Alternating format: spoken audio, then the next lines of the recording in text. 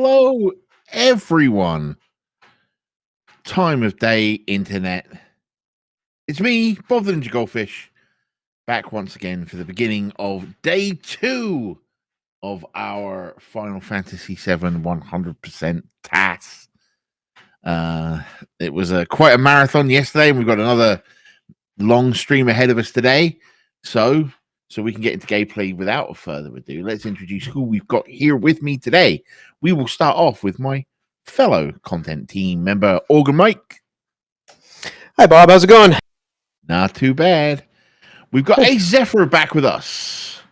Hello again. And new to the stream today, Dash Retro. Yeah, that's me. I'm here this time.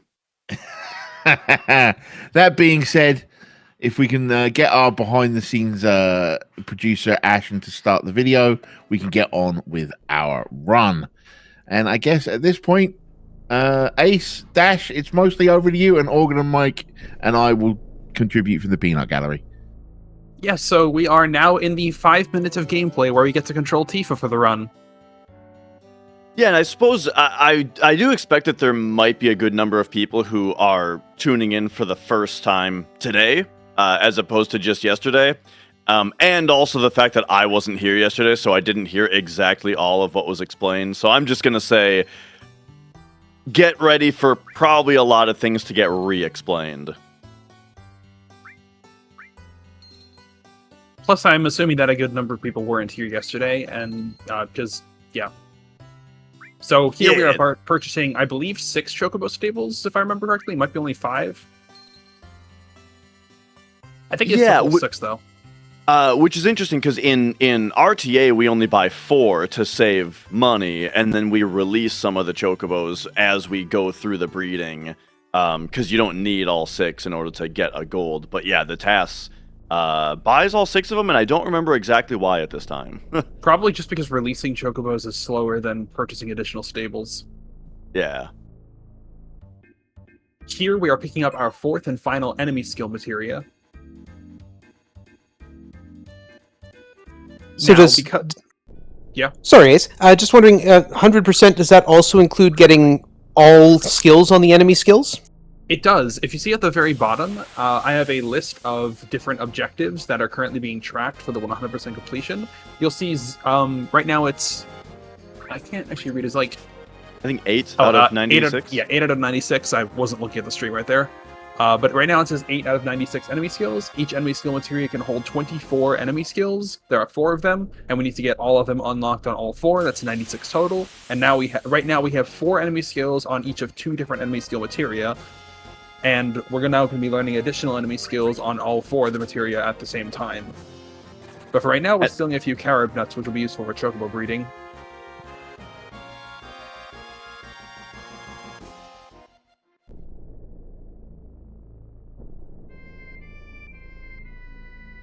So the task will actually take a bit of a detour into the City of the Ancients here to go to one particular screen to the northeast. This is very new to me. Oh, okay, yep. Yeah, hang on, so I'm catching up. the encounter table on the right shows that we are about to run into an encounter, and that's going to be quite a special encounter that'll be very useful for 100%.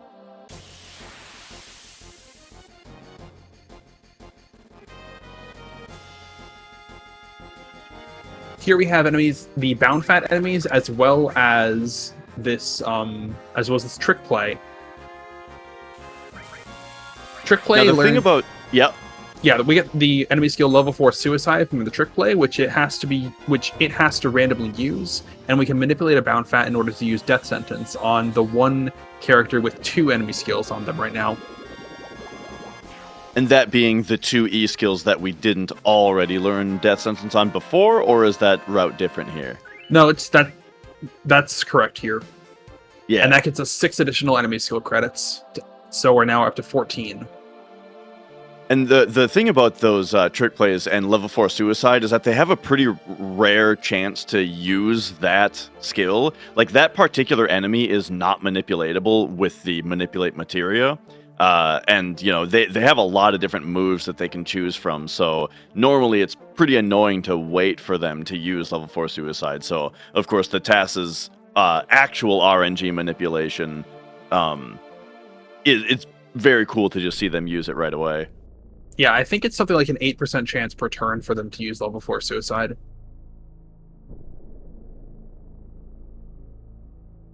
Over here, we've got a patch of chocobo tracks that can spawn wonderful chocobos. We know it's a wonderful chocobo because it doesn't have any bandersnatches in the encounter. Yeah, something that's in general kind of a godsend for people who are hunting for a certain type of chocobo is the fact that it's tied to the formation of the fight. So you can know what it is just by the enemies. Beat Rush has completely random targets, so it was just task manipulated to not hit the chocobo and to hit the jumping instead. I think we got an Antarctic win? No, we didn't. We did not get an Antarctic win from that. Normally in RTA we get an Antarctic win from that, but I believe we're going to be getting that later.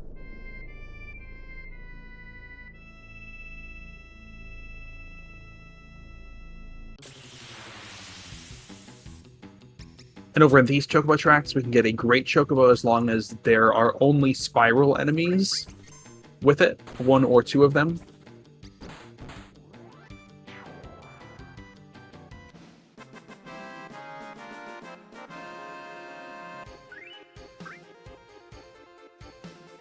Now, I missed the first part of this, so I'm assuming the strange airship movement has to do with just being generally faster than not, right?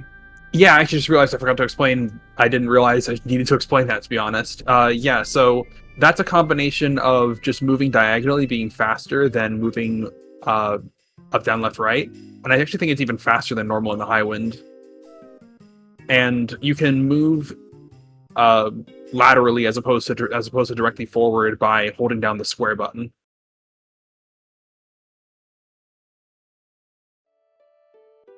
And then the other thing about some of the world map movement is that world map RNG, firstly, it gets seeded every time that the world map loads. The RNG table gets seeded based on the current in-game time.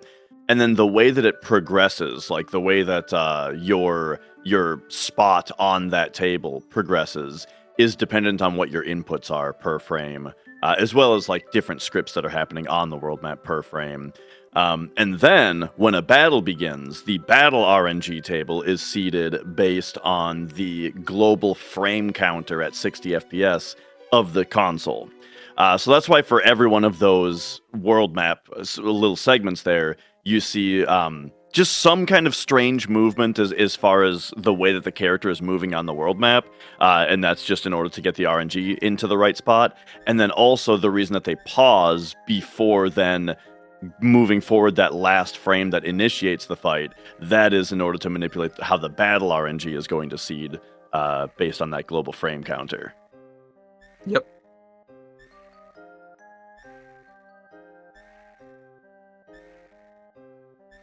So not stuff you could do without the task, then. Yeah, there is some limited uses of these things that we can do RTA, but yeah, battle RNG manipulation is something that we don't do RTA.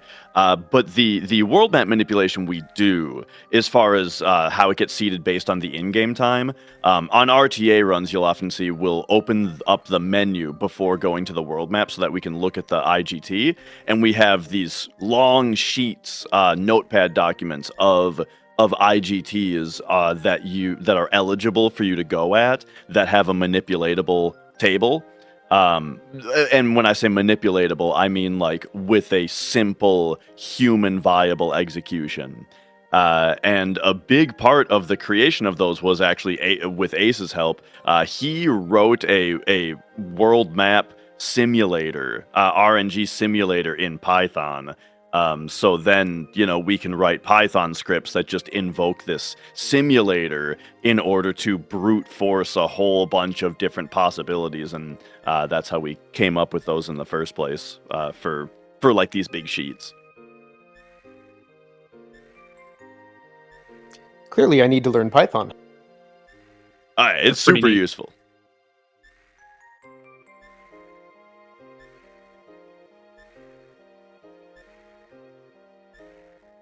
so funny watching stuff like this. Again, I talked about this a little bit yesterday about playing this a lot when I was much younger, and the closest I ever got to doing an exploit in this game was equipping Tifa with a power soul and a berserk ring. You know what I mean? Like, Oh yeah. Or like the W item glitch felt like just the coolest thing ever. You know? yeah. Yeah.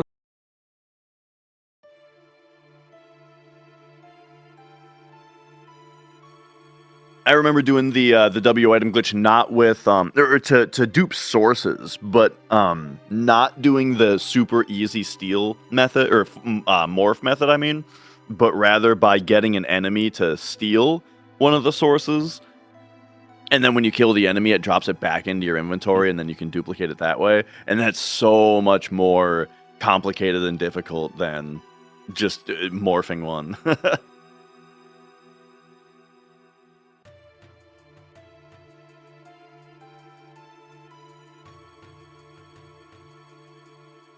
But I'm sure that source duping that I'm talking about will certainly see later in the run here. Yeah, that will happen later. Because, yeah, actually, you know what? And this is probably for the benefit of others who didn't watch part 1 also, and for me. Can you very generally catch us up on like, what we've done and what we haven't in the run so far?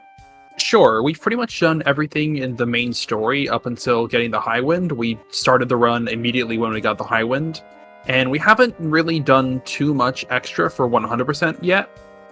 We did all the requirements to have Aerith learn all of her limit breaks, which was necessary to get done at that point for obvious reasons. She's no longer with us. Wait, she leaves? Hold yeah, on, what? Anyway, I think there's a couple of other things that we've done, but not much. Not much in terms of additional things that, like, most of the mini games and such are relegated to this section of the run. Yeah, and that kind of makes sense because it's like, in general, what we're seeing is like all of the prep work in order to ramp up the ability to do everything as fast as possible, rather than doing everything as early as possible. Yeah, even if we can do things early, it's just generally not efficient before we have the high wind, for example. And I imagine anything that requires combat would be faster when you come back stronger, rather than doing it right away. Yeah, for the most part. Yep. And so basically what you're telling me is that this is where the run starts. Pretty much. All right, so yeah, here Tifa has left the party. We've got all those chocobo stables that we purchased. We've also got the great and wonderful chocobos that were caught. And so now is where we begin the manipulation of getting a gold chocobo as quickly as possible. First, popping into the shop there just to buy each of the items in order to fill out our inventory a little bit. And then yeah, here we go. Comes the extreme chocobo breeding. So one thing that's interesting about when you breed a chocobo is the new chocobo cannot be bred right away.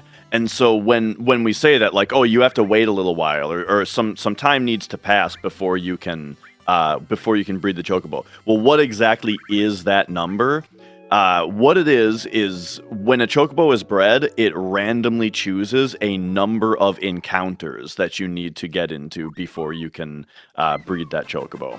So that's part of the manipulation here, is not only did we get a blue chocobo, but we also got one that doesn't require more than the minimum number of encounters that we want to go and get into. I'm not sure if it's specifically the minimum number, as that might not be possible or easy to hit while also getting, well, like, with the RNG manipulation options that we have, while also actually getting the breeding. But in general, we want to get a low number. Yeah. And sometimes we just have enough battles to do where it's not necessarily required to get the minimum number, I assume. So here we get a Morph Speed Drink. So yeah, having the chocobo grow up here is a really good opportunity to do some of these random odds and ends. And so, speaking back to the world map RNG talk, is another like facet of these encounters happening is you'll notice he gets back into the high wind and then back out before farming the encounter. And the reason for that is when you come out of an encounter, you get about a 5-second grace period before the game will check for encounters and increase your danger and such. And when you get but when you exit a vehicle, you get like a 1-second grace period before that happens. And that overwrites the 5-second if you do that. So if your goal is to get battles in as rapid succession as possible, then it is good to enter and exit a vehicle right after coming out of a battle. Yeah, I can't believe I forgot to explain that during the Aerith limit grind. Yeah, we'll see a lot more of it.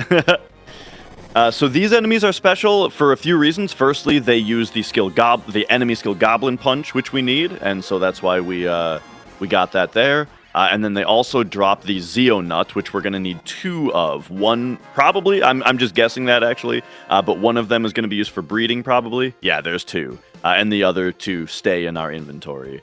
You can also steal them, but their steal chance is pretty low. Yeah, and that's done RTA just so you can continuously try and steal without having to start a new battle each time. But here we just manipulate a drop. So yeah, it looks like we manipulated a 3-battle stretch before being able to breed with the blue chocobo. Man, I actually didn't know it could be as low as 3. I do believe 3 is the minimum.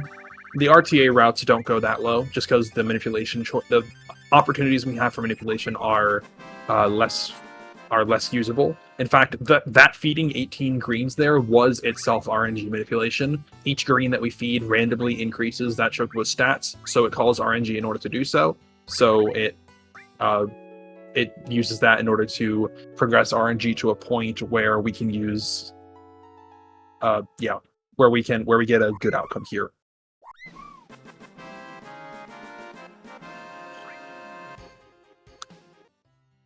And then also naming all the chocobos a single character. The reason for that, the chocobos you wouldn't think show up in text boxes very often. However, when we do chocobo racing later, it's going to have to type out all of the chocobos' names for us to select which chocobo we want to race with, assuming that they don't get released. That right there was, I believe, the Quadra Magic glitch. Normally, I think you need a black chocobo in order to obtain Quadra Magic, if I remember correctly. You'd have to land your chocobo and then cross a little bit of mountain terrain. But like I'm pretty sure, yeah, you would require a black chocobo in order to get Quadra Magic, if I'm remembering correctly. Yeah. Am I right? Am I remembering right? I mean, let's look at the high wind positioning here. Oh yeah, yeah. No, can the green... you know what? I actually don't know. I think the green can make that little cliff. There's a glitch that you can do that doesn't require whatever chocobo is normally required to get that, but my casual knowledge is so fragmented that I don't actually know which chocobo is required to get that one anymore. Anyway, here's Ancient Forest, and this place is broken. Starting with this little paralysis dodge in order to avoid having to use the frogs here, or the bugs in order to get through this section. Yeah, normally that plant will always spit you off to the left, but if you get eaten at the same time that you grab that item, you can get it to spit you off to the right. And then this room is also pretty wacky, where normally there's a whole bunch of... Watch the controller display as we jump off, as we get ejected off by the plant spitting out the bug. Yeah, this is one of the easiest glitches to do. Simply by pressing the right button or a direction left or right in midair while you are being pushed off, all the plants just become disabled immediately. It's the weirdest thing. Yeah, it does something with Sid's ability to interact with like everything. When that happens, you can't even jump onto these little pods after you activate that. But once you leave the screen, then the glitch is cleared. Just quickly, since we're in a new day, you mentioned paralysis dodging. Do you want to define that for us again for anyone that missed the stream yesterday? Sure, yes. It's a okay. Do you want to do that, Dash? Sure. So, there is when we talk to about paralysis, we're just referring to whether or not the player has control of the character. Because if you think about it, like in game terms, anytime that you enter a cutscene or you're talking to an NPC or something, anytime where the game takes away control from the player, that is a defined thing that the game has to do specifically. It activates paralysis, right? Which means you cannot move your character, and then once the event is over, it deactivates paralysis, and then you can move again. Well, the thing is, paralysis is a binary either on or off thing.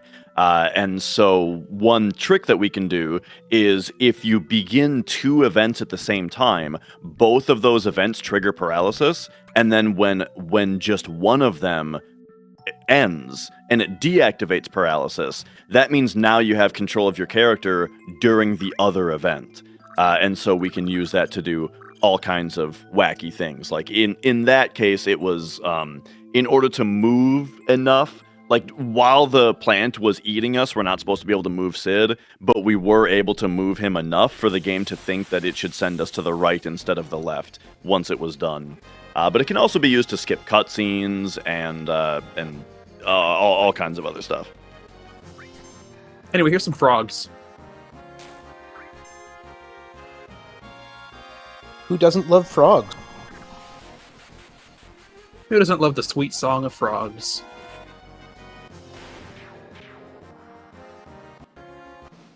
But yes, Ooh, frog there's song that- isn't. Yeah, that frog new song slash is an enemy all skill that we material don't that really we use just much in got. runs. Sorry about that. Yeah, frog song is an enemy skill that we just learned. It's not really used much in runs, but it's an enemy skill.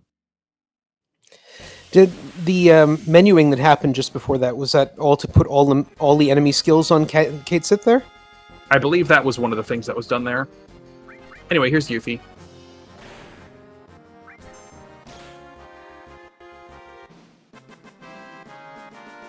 And then the quick flash of the pause there that you saw was the fact that the game is about to do a lot of RNG.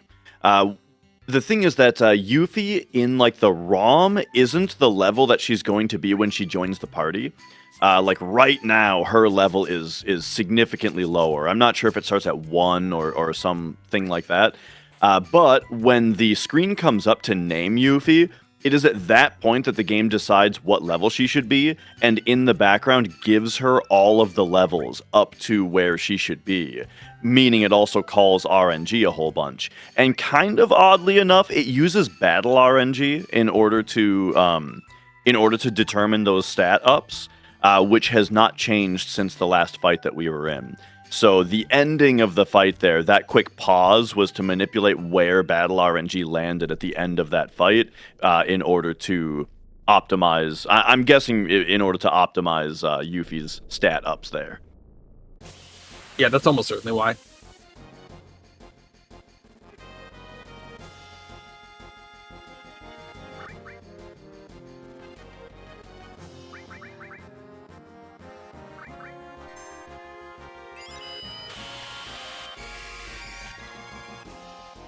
Big Guard is another enemy skill. It's quite useful in RTA runs, though TAS usually doesn't need to use it. That was one of my favorites when I played casually. Yeah, Big Guard is like it's probably the best E skill. You're talking about how you play casually. My casual thing was make Sifa suplex it. Yeah, I love all of the, like, she can suplex the icicles, which is one of the best animations in the game. I think seeing her suplex diamond weapon might have been my favorite. She and Sabin should have a suplex off. Or maybe.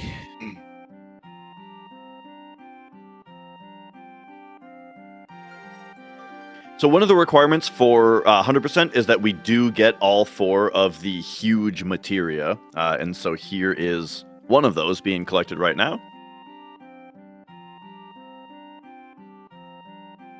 And that's going to need us to do the little Fort Condor mini game here that we get up to. And I'm actually curious what the strategy is going to be here, because there's a few different ways to tackle this that have different speeds but also different outcomes, and so one or the other might be preferable.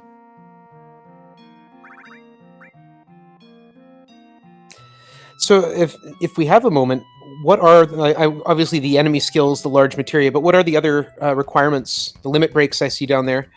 We don't quite have a moment right now, as the way to clear this minigame is to defeat all the soldiers that are currently on the field. There is currently one soldier on the field, so we just have to defeat the one soldier. Now there will be more soldiers later, but if we defeat this one soldier before the other ones spawn, then we have defeated all the soldiers on the field and we win. You couldn't hear my laugh because I've pushed to talk on, but that's very funny. I love that. Yeah, you kind of very quickly build a ladder of dudes downward in order to push the line down of how far down you can spawn a dude. And that way you can spawn 2 attackers, which are good against that particular enemy, and defeat them very quickly. And then, yeah, as far as 100% requirements, the biggest thing is beating the game with every item in our inventory. So all items, all weapons, armors, accessories, all materia, and then the 4 E-skill materia need to all be fully loaded with every E-skill. We need to learn every limit break, defeat every boss, and do... It's fast to say every side quest, but I think the definition of a side quest is kind of nebulous, so there's 9 particular side quests that need to be done. Yeah, we'll go into more detail when we get to any of them, but now is when we actually will be doing the side quests in this half of the run, rather. Banana still in chat is asking how this TAS works. A tool-assisted speedrun, at least in the manner that's performed here, and usually what's referred to as a tool-assisted speedrun, is effectively a series of inputs, a big list of all the inputs that are to be performed on every frame of the run, from the beginning of the run all the way until the end, ran on an emulator that will be able to consistently replicate the game and receive those inputs. And so effectively the task can be fully described by that input sheet. So you put a game into an emulator, you put that input sheet in, and those inputs result in the game performing, ideally as quickly as possible, some goal. So those inputs are represented by the controller display that's on the bottom right corner of the movie. And so then, as far as like a speedrun is concerned, it kind of it's a big change in sort of the mentality of what the run is about. Because a speedrun in general, you know, it is about routing in a way that is human viable, and then trying to in real time perform that route, you know, despite RNG, despite your own abilities in that. While a TAS is more about like constructing, you know, with execution being out. You know, you don't have to worry about whether you can execute. Instead, it's about like how cleverly can you route and utilize all of these systems. So about 4 hours ago, we removed the Zolom cutscene trigger without actually entering the Mythril Mines. This is why, because we're entering it now in order to grab the long-range materia now, because we're back over this section in order to grab the beta enemy skill from the Zolom, I believe. No, that's not yet, actually. No, that's later, and I know why it's later. We have done enough battles to satisfy the green chocobo here now. Yeah, no, actually, no, we got Flamethrower in there. That's why we did that. We got Flamethrower from... I'm pretty sure we got Flamethrower. I actually don't know if we got Flamethrower or not. Hold on, let me check. I need to actually start paying attention to this. I saw Kate Sith spin around and said gained enemy skill flamethrower, so I think you got it. Okay. Also, I thought that spinning animation that Kate Sith does when gaining an enemy skill is really cute. Yeah, no, we definitely get beta later, and I know why we get beta later. Oh, yeah. Yeah. Yeah, no, we did all that now. As opposed to before, because we can now get Flamethrower, and we are currently going from Fort Condor. We were going from Fort Condor to the Chocobo Ranch, and this is right on the way. So now we loop across the east side of the world to the west side over Wutai, and I believe we're going to grab Mime. Yeah.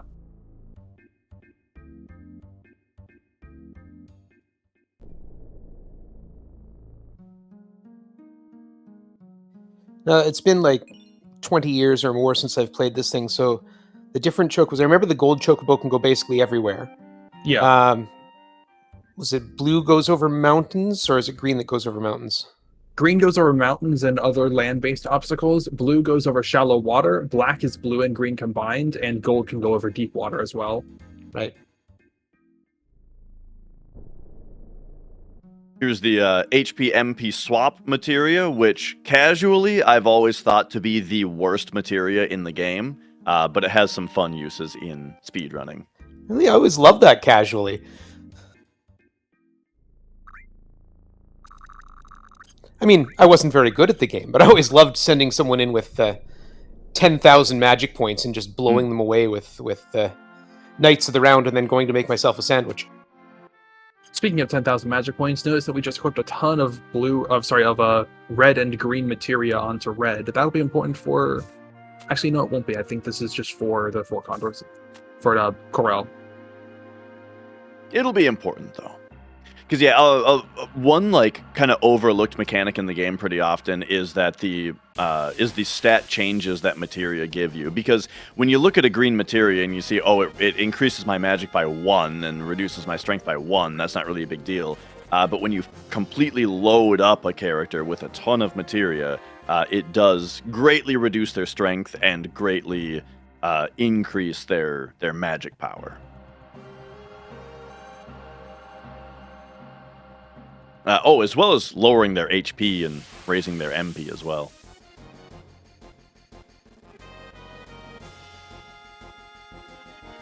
So here we've got the series of train fights. This is in order to get another one of the huge materia, and one of the just required plot points before we can get Cloud back into the party.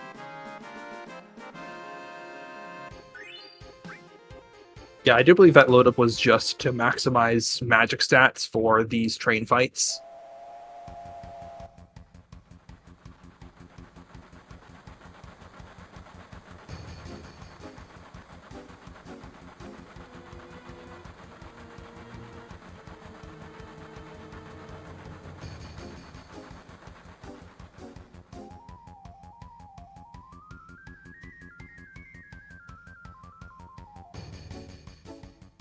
I'm appreciating the tunes here. Oh yeah, this soundtrack is just so good. Yeah, that's honestly one of the things that got me into speedrunning this game was that I would often have speedruns of the game on, basically just so I could have the soundtrack on, and then one thing led to another. And here we are. Yeah, because the thing is, just putting the soundtrack on doesn't quite do it, you know? Like, just hearing one song after the other, linearly, 3 minutes each, you know? It's not quite the same as, like, you get a little bit of world map, and then battle swirl, and then you get the battle song for a little bit with some sound effects, right? And then you go back into the world map. That's what you need. That's the experience of the soundtrack. And really how it was meant to be heard.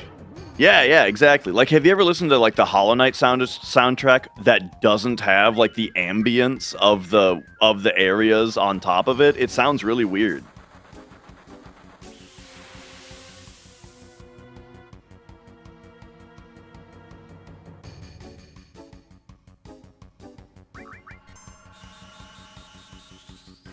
So here is part of the benefit of having, we mentioned Red being super loaded up on magic power. He's able to one-shot these enemies quite handily with Magic Breath there. The next enemy that we're fighting, Wolfmeister, is weak to water. And so we'll see if that gets utilized here.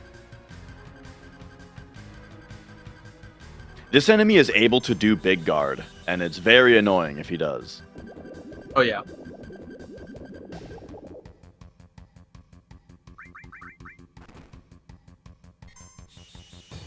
Yes, raising Aqua Lung on this guy, but he is still quite beefy. We do have a bit of a question in the chat from Gary Hoon saying, does the TAS know the rocket huge materia 4 button combination? Or does it brute force it? We'll see. Oh, okay. Stay tuned, I guess, Gary. Well, I don't know if it's that interesting of an answer. This dude is weak to electric, and Magic Breath is fire, ice, and electric elements all at the same time. And He's also got a Warrior Bangle, which we need to steal. oh yeah.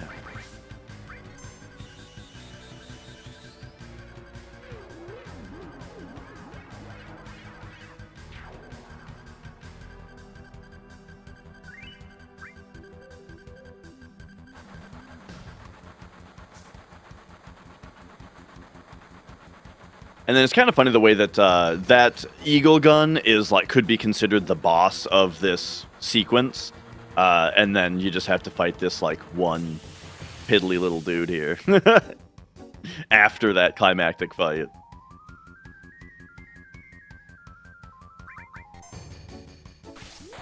Oh, there's a Sled Fang.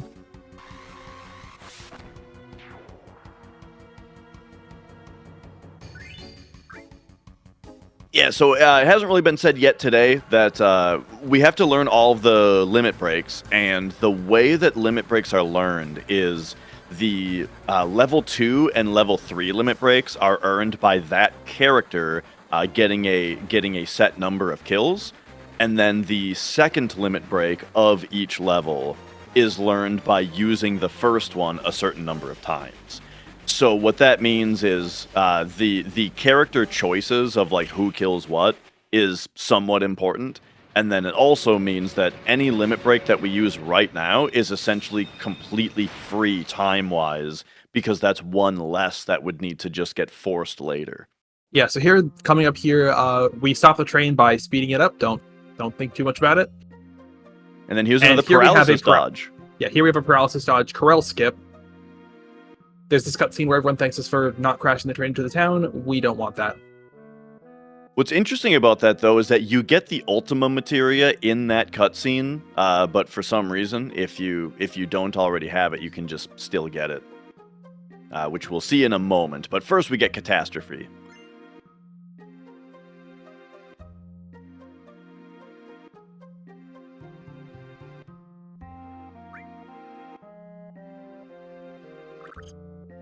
But yeah, we mentioned that the paralysis dodges by activating two... oh, here's Ultima, by the way. This kid just gives it to you if you skipped the cutscene. And then, yeah, we mentioned that it's two events at the same time that causes it. And so what it was there is there's the... running into that area triggers the cutscene, and then there's the woman standing right next to the cutscene trigger. So talking to the woman and entering the cutscene trigger on the same frame is what is the two events.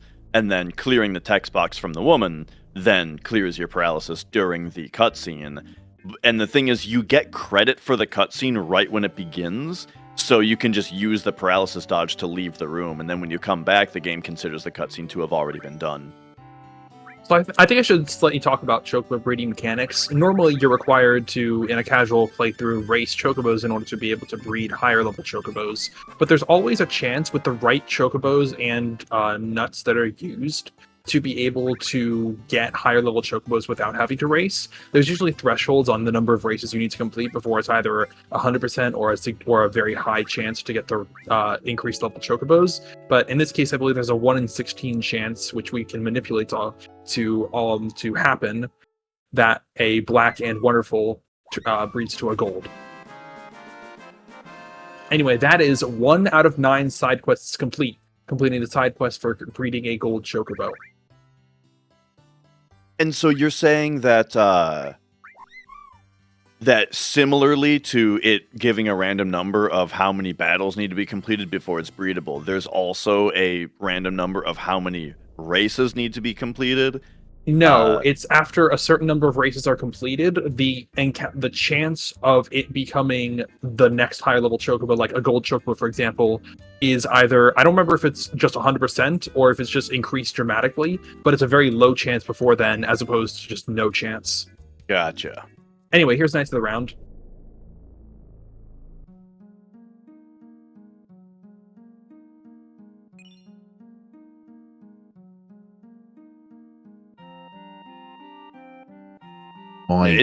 It's funny how much self is killing me at how easy that was to find it, or to get the gold chocobo.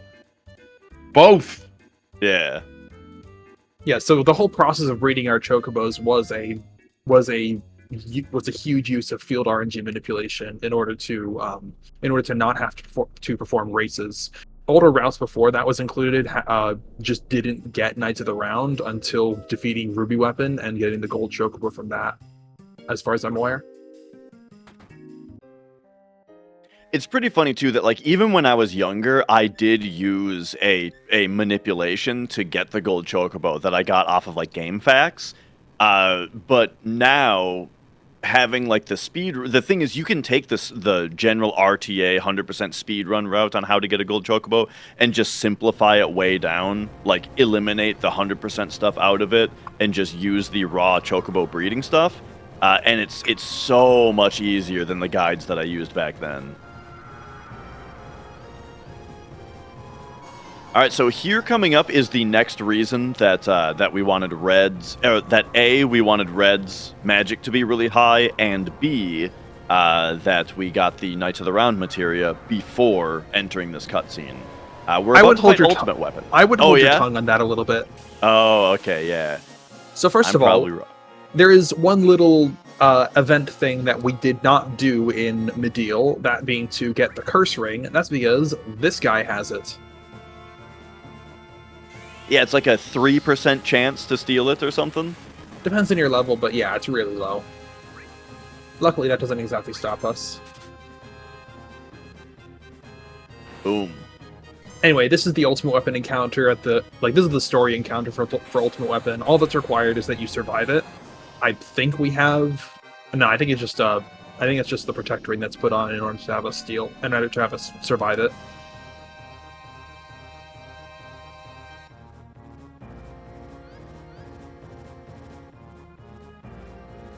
So yeah, there is another mechanic going on there where he has Ultimate Weapon, as you know, you usually have to fight multiple times, and he's like flying around and stuff, which is a pretty unique thing in this game, where like you have to fight the same enemy throughout multiple battles. And the way that they accomplish it is he's got 100,000 HP total, which is saved elsewhere in the game. Like it's on it exists on your save file how much HP he has.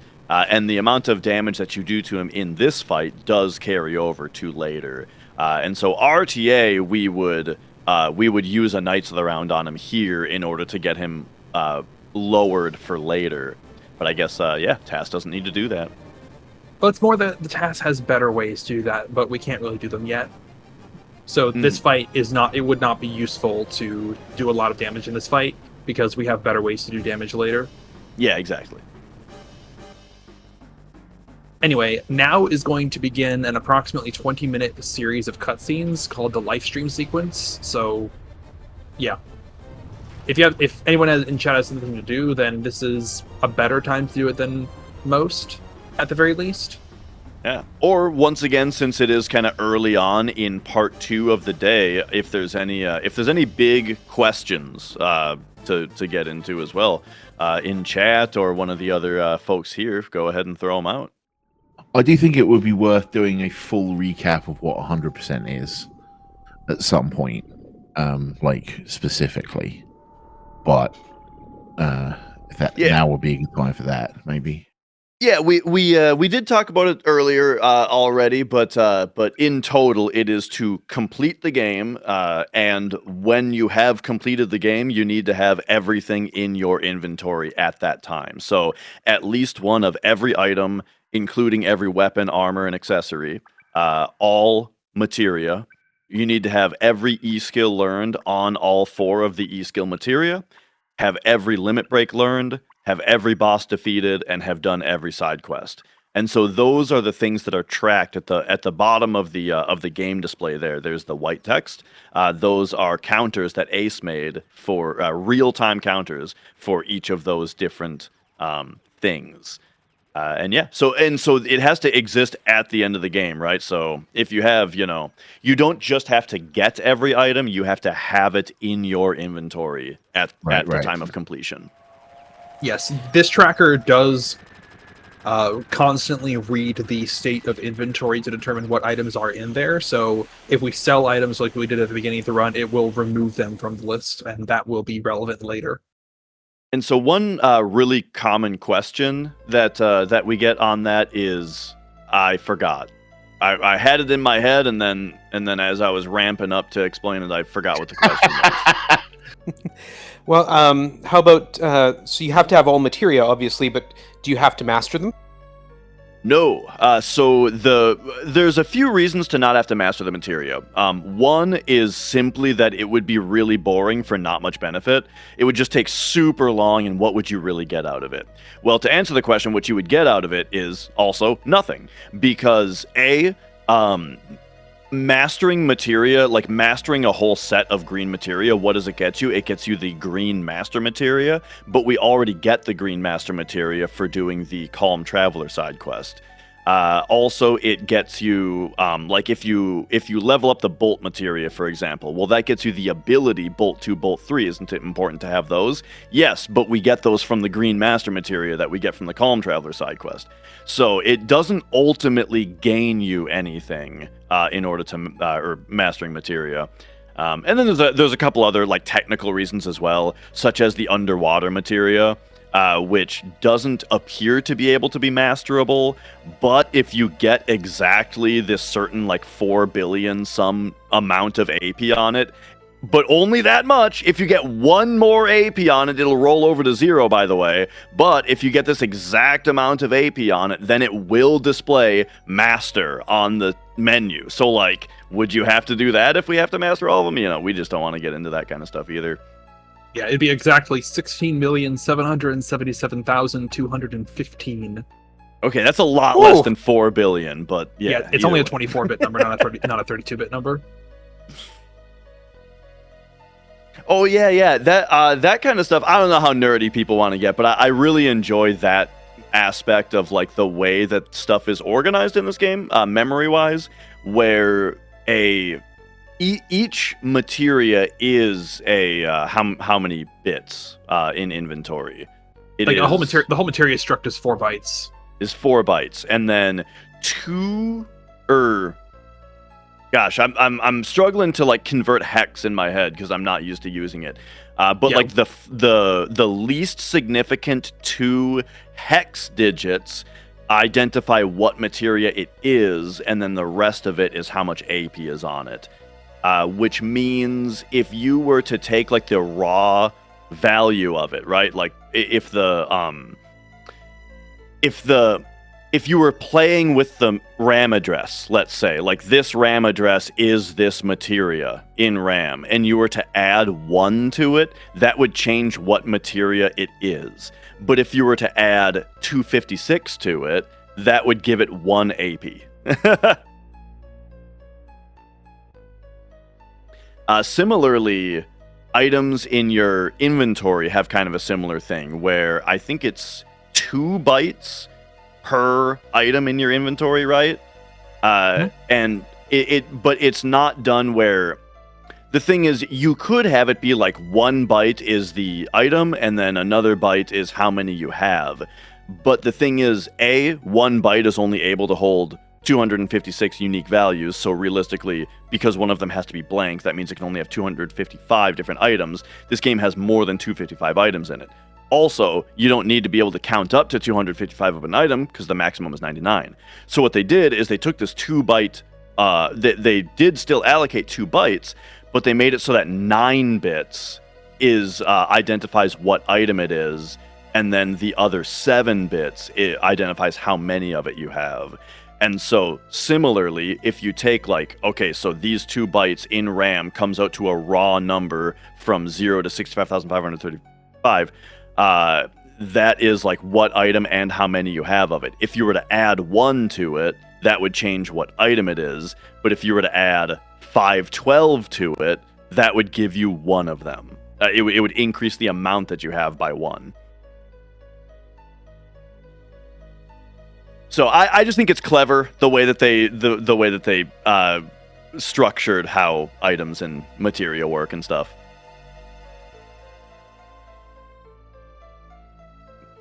And I like poking at RAM values in the emulator and seeing what stuff does. That's like what a lot of this is. It's really nice with BizHawk that you can just bring up RAM Watch and just poke RAM addresses and see what it does, And if you do it enough, you kind of deconstruct a lot of this stuff. Yeah, the I'm real currently reason working. for doing these. Yeah, go. Let's say the real reason for doing these sorts of things, just figuring out how the game works itself. Like that's always fascinated me. Like how do these things work? How does computer take a bunch of zeros and ones and turn it into this? Mm-hmm. Yeah, I'm currently working on a decompilation project for the game that's under work right now. Yeah, if you have more to say about that, I would love to hear it. I mean, yeah, in general, there's a decompilation project that's currently being spearheaded by a guy named Zinamo, I think. I'm not sure if that's how you pronounce it, but I'm currently working on that with a bunch of other people. And so, like the ultimate state of it, right? If everything were to be completed on it, that would mean that we would be able to use it to create a source port of the game, right? Yes, the goal is to provide a decompilation that can be compiled into a one-to-one recreation of the PlayStation version of the game's bytecode. Yeah, that would be incredible.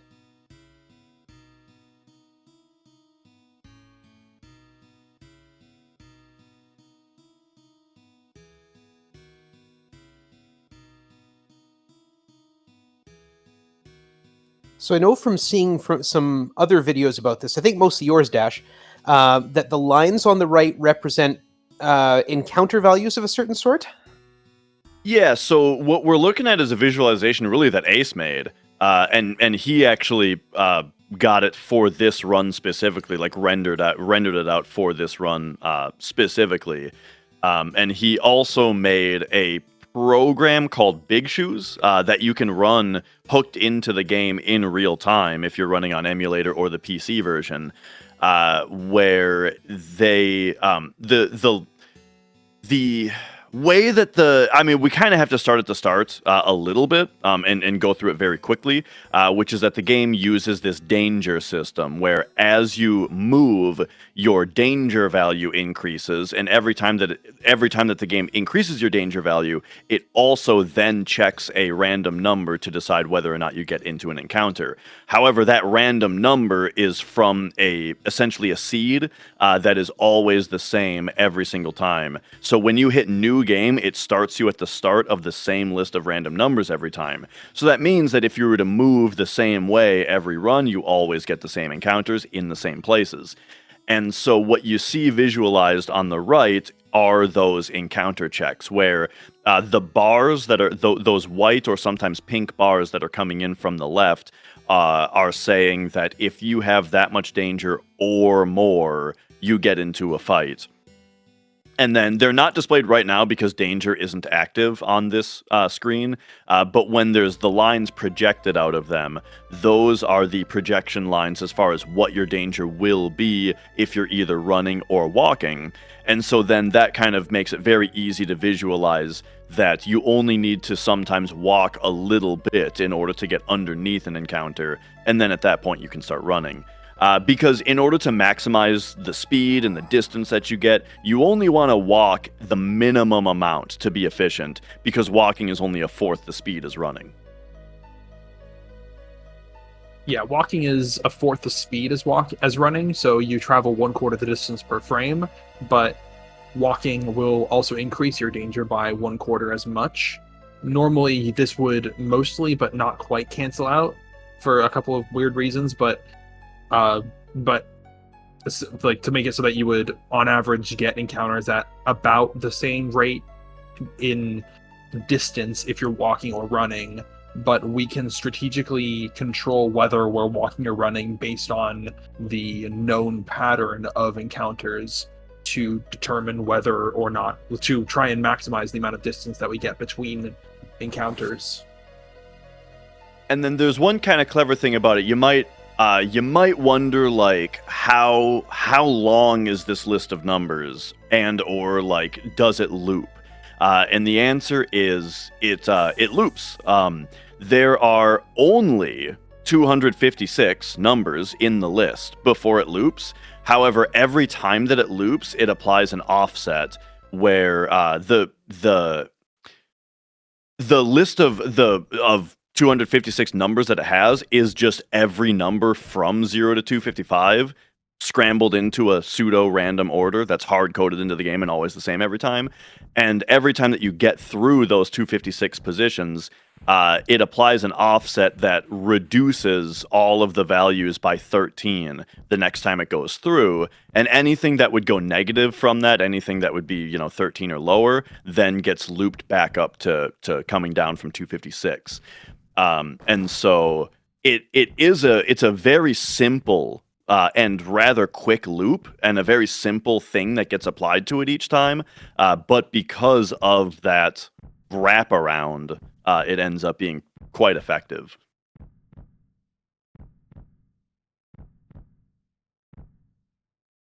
So you said there's field RNG and battle RNG. Are they two different sets of numbers?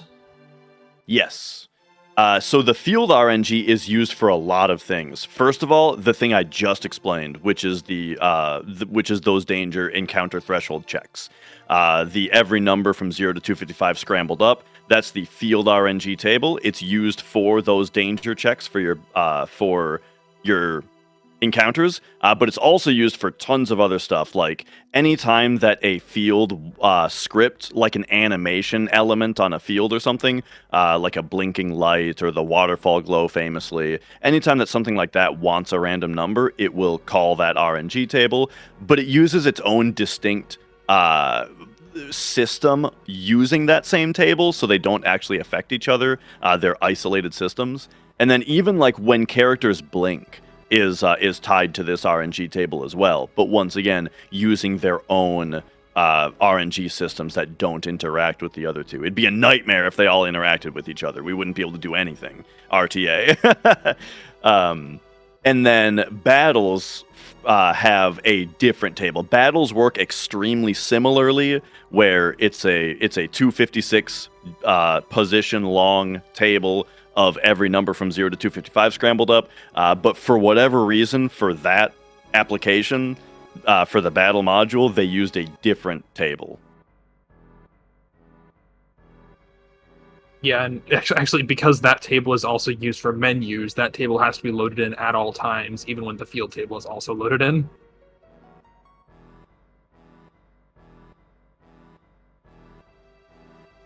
And so, speaking of that table being used for menus, one of that reasons for that is what I was talking about with the level ups with Yuffie earlier. Yeah.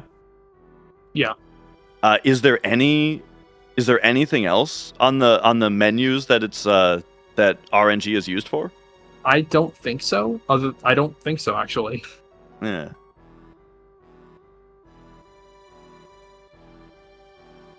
Because generally menus are something that you don't want random things to be happening. I was wondering, like healing spells or anything like that? That's possible, but I don't actually know. Oh, yeah, that's actually a really good point. Right, if you cast Cure in the menu, is there a random element to it? I've never tested that. Because in battle, the damage, the random roll modifier, that applies to healing, right? Yeah. Yeah. I'm pretty sure.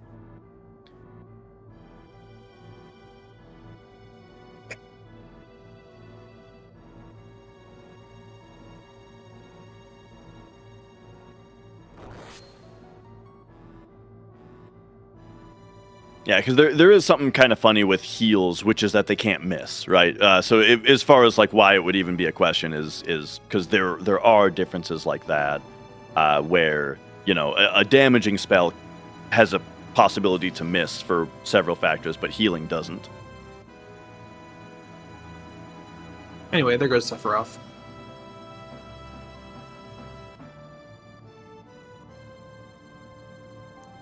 Following the footsteps of the Emperor in Star Wars, I guess.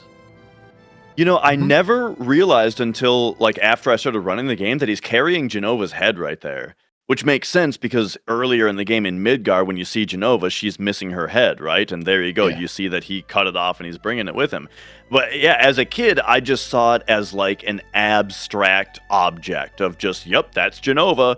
Whatever that, he's got her, I guess, or something. I don't really know what it is that he's holding, but that's what it represents.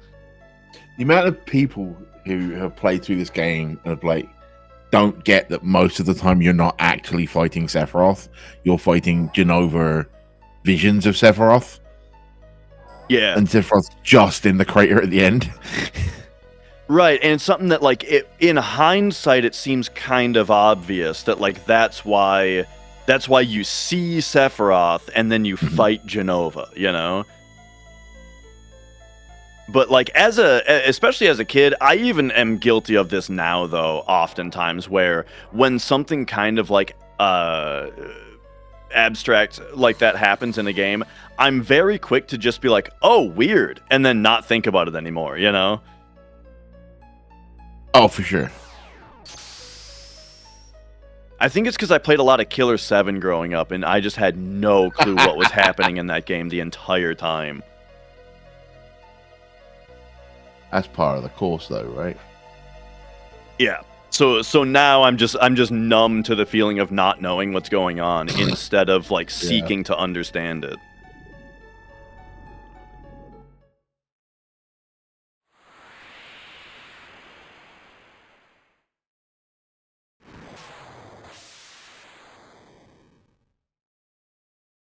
What made Cloud so special that he was able to pick up Sephiroth and throw him? Hojo didn't experiment on Cloud until later.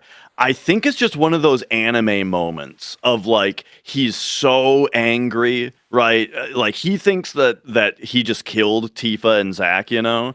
And so I think Cloud is just having like an anime moment of like Yeah, it's a pure adrenaline moment. Yeah. Yeah, there's stories of like mothers stopping trucks before they hit their stopping trucks rolling downhill before they hit their children, and you know, it's one of those things where you just do a thing and then think about it after. So like why can Wile E. Coyote run on air sometimes? well, Just that's cartoon can. logic, yeah. Exactly. All right, so now that the live stream is ending, we're definitely going to get into some really cool and fascinating gameplay, right? Are we?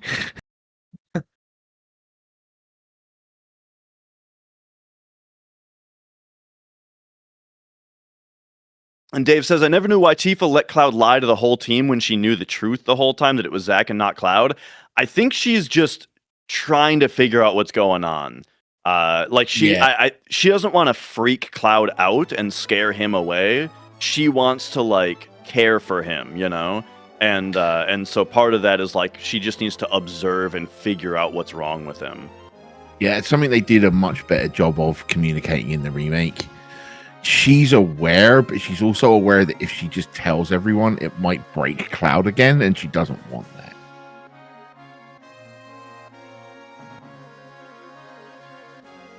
Also, I mean, isn't he doing good work for their freedom fighter cells? So And there's that too.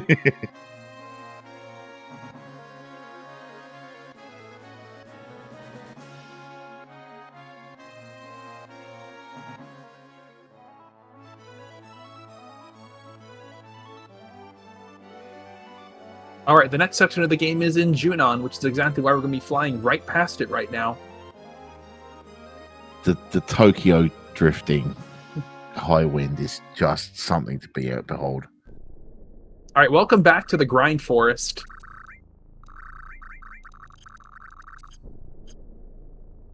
That menuing. Hey, if So- we're getting into the Grind Forest, I have a button here that can make the video go a little bit faster, but on the downside, it will also sound like it's enveloped in helium. What do we think? I'm just going to let you know that this grind is about 25 minutes long. And this right now is the Cloud Kill grind. We should probably talk about all of the mechanics that's going on before we speed it up too much, though.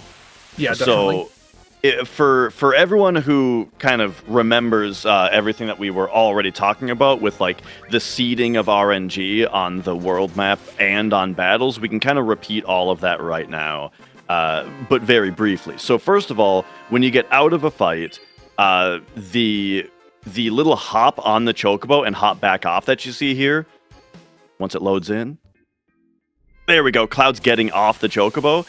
That was in order to reset the amount of time before a battle check occurs. Once again, normally you have like 5 seconds of movement before the game will even consider a battle. But if you get off of a vehicle, it updates to 1 second. So the little hop on and off the chocobo every time is to save like 4 seconds every single fight.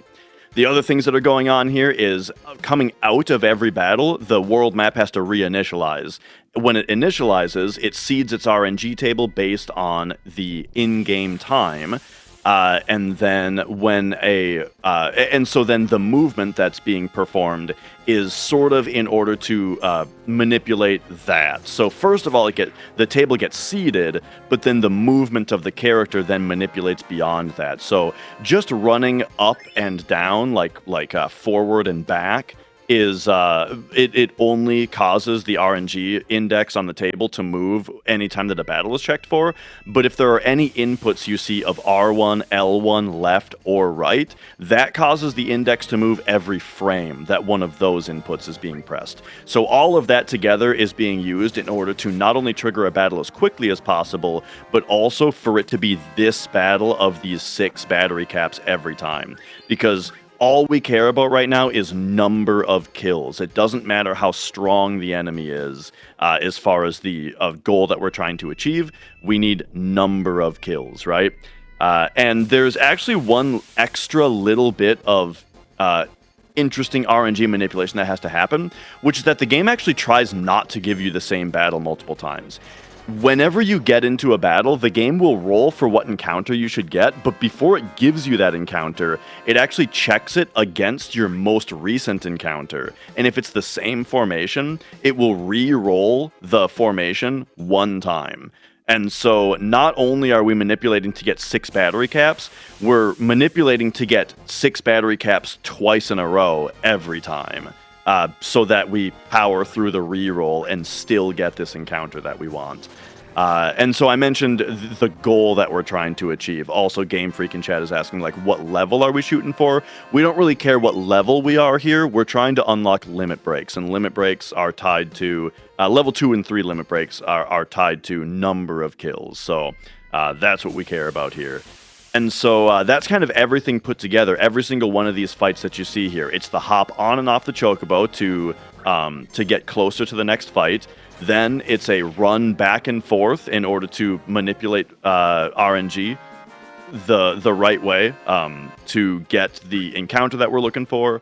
And then you even see a little stop and then go before the fight occurs. If we can watch it this time, you see Cloud will run back, and then he stops, and then he gets into the fight. There's just a few frames there where Cloud was standing instead of just running. The reason was because when you actually get into a fight, it uses the global frame counter of the console in order to seed the battle RNG, and so he's waiting for the optimal frame in order to start the fight. What is the optimal frame going to be? It's going to be when Cloud's ATB is maximum. So once again, now we can see it on this repetition, the stop and the start. And now as this battle loads in, we can see Cloud, the top ATB bar. He's going to have like priority ATB every time. That way, every fight he gets this first attack. We don't have to wait for any of the enemy animations. And then one more thing, you noticed on one of the last fights, it looked like he was rapidly hitting start in order to pause and unpause. That has a really unique effect. First of all, if you rapidly pause and unpause in a battle like as fast as you can, it actually doesn't slow the battle down. The battle action keeps happening at the same speed. However, when you pause in battle, it actually freezes your in-game time. And so if you see any of those rapid pauses, what is happening is we're getting the battle to still play out at the same speed, but those pauses are slowing down the passage of in-game time, which is probably being used to hit a a more optimal in-game time for the world map RNG to seed on the next encounter. So yeah, that's kind of everything all at once that's happening. Everything everywhere all at once that's happening right now. Yeah, so if I remember correctly, I think we need to get up to, I don't know if it's 320 or 360 kills on Cloud. I'm gonna look at the, actually. Oh yeah, that's another great, Wayfaring Fox says Steel is getting a lot of AP right here. That's another great point. Cloud is using the Apocalypse, which is a sword that has triple AP growth. And so that's a great reason to do the kill grind this way. So, yeah, doing the grind on these battery caps is really nice because 6 enemies per fight is as optimal as it gets. You actually can't have more than this. The game supports up to 6 enemies per battle. That's how much like space is allocated in RAM for enemies. And so, but then also on top of that, they're worth just a decent amount of AP as well. Comparatively to other things that we can get, particularly things that we can one shot. You know, like sorry, I lost myself there, but it was 6 enemies per fight. Also, we can one shot them, so the battles go very quickly. And then, given that criteria, these guys also give the most AP. So how many options does the game have for combat in a given area, so that you're getting 2 successful rolls to hit this particular fight out of how many? In this particular case, it's about a 1 in 3 chance to get this particular formation. So it'd be a 1 in 9 to get that twice. That's not too bad then. But Yeah, I'm sure in other spots it's more like 1 in 8, 1 in 16. Yeah, so it just depends on the encounter table. I don't really... There's a couple instances where it gets very low chances, but for the most part, it's usually fairly evenly spread. With a couple exceptions like movers or special encounters, which are like side attacks or back attacks or pincers. Okay, I'm going to go ahead and engage warp speed to take the last like 15 minutes of this grind down to just a 7-minute. Yeah. Okay, it ends at around 7:05, I believe. Okay, we'll keep an eye on that. Everybody can hear the chipmunk version of the game. Turning that down. I've always wanted to do this. Make it so. Engage. All right. Or as and then I had a quick my daughter question. and I said, oh sorry, as my ahead. daughter and I were saying at Limit Break a couple years ago, hyper jump, light speed. Yes. And then I had a quick question and was wondering about the author of this task. Would you be willing to talk about lilgecko there a little bit for us? First of all, we just got Blade Beam. But yeah, lilgecko, honestly, we don't know a lot about him, I don't think. You know, he makes the TASs, they're really good, and, you know, pops up in, like, I've chatted with him in Discord. He has an incredible wealth of knowledge about the game, but I think Ace has actually talked to him significantly more than I have. I don't think I've actually talked to lilgecko. I talked to lilgecko a good amount for the first one of these 100% TASs, but not too much outside that, I think.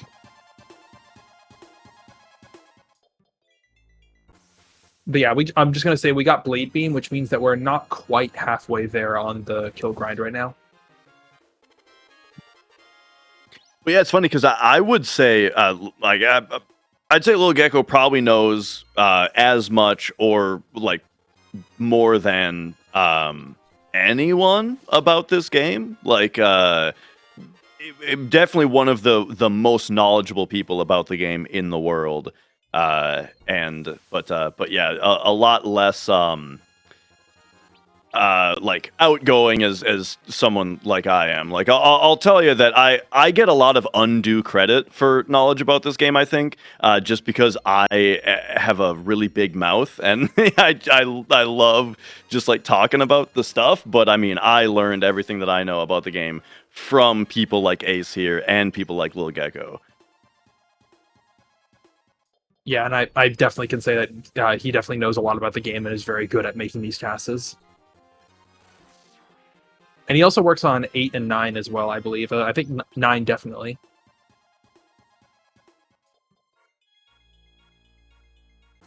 I think that's one thing that's in general really interesting in bigger speedrun communities is how you do have people who are kind of specialized into different things. Like people who research the game a lot, know a ton about the game, but don't necessarily run it themselves, right? Like Brutal Speed is a great example of that, as someone who has come up with some of the major skips that we use in runs, like Cosmo Canyon skip, as well as like developed a ton of different strats and manipulations and theories and stuff, including like being one of the progenitors of step route and step counting and stuff. But he doesn't run the game, which I think that's really interesting. Yeah, and they were one of the OGs with all this.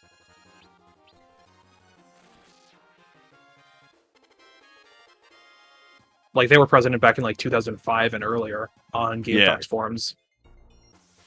And then you've got like Kuma, who developed Calm Skip, as well as well, I should say most famously Calm Skip, and then also just a ton of other stuff as well.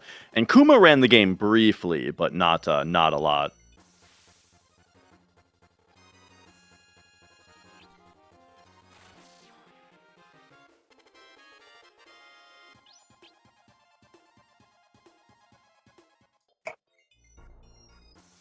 Well, as someone who does a lot of RPG speedrunning, I can totally get the appeal of doing that. I mean, I love digging into this stuff, like I said, and finding out how everything works. And a lot of the time, I feel like I'm doing this run because no one else will. But I'd be quite happy to dig into, especially routing. I love routing. And I'd be really happy to dig into it and pass knowledge on to someone else, or do commentary for them or whatnot. But yeah, so I can get the appeal of just solving these puzzles and digging into the meat of the game and figuring out how everything works. Yeah, like I can say there's a big difference between like I executed really well and got a 15-second PB, or like I found an optimization that everyone can use and now everyone's run is 15 seconds faster. Like that's really cool. I love that stuff.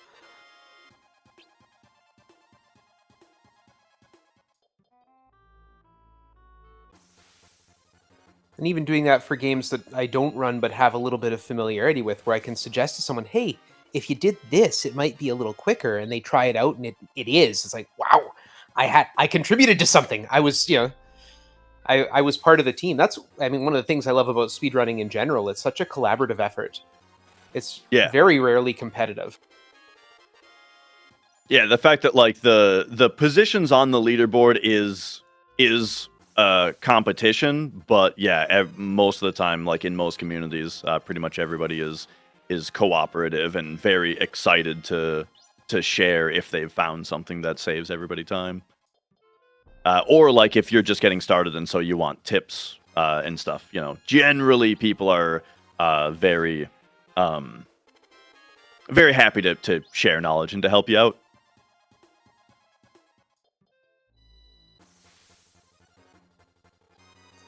Well, if you're going to sit down and play a game for hours and hours and hours and hours and hours on end, it's going to be something that I would assume is something that you really, really enjoy, and something when we find stuff that we like, we want to share it with people.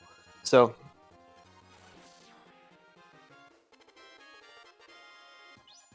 especially when you're looking at something like this, because I'm sure from what I've seen of a lot of TASs, it probably takes like, how long would you figure it took to make a 12-hour TAS of this game? Probably months, I would think. Oh yeah, definitely. Yeah.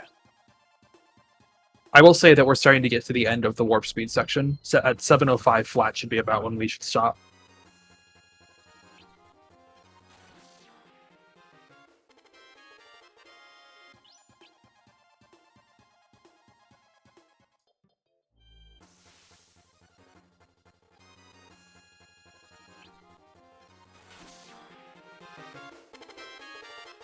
And so yeah, this particular kill grind is for Cloud because once again, like as usual, this is one of those things that is kind of best done as late as possible. The kill grinds are, with like enemy lure materials and that type of thing.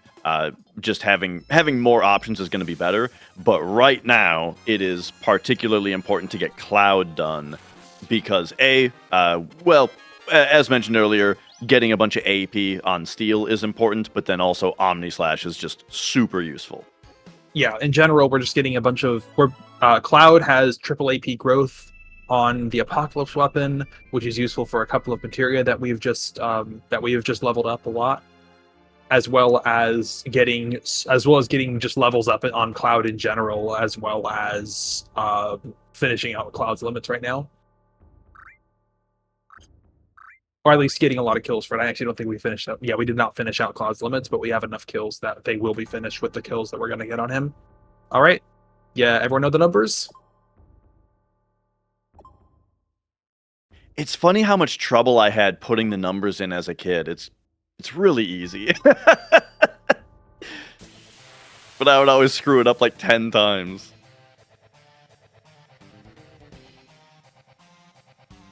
All right, here's lost number.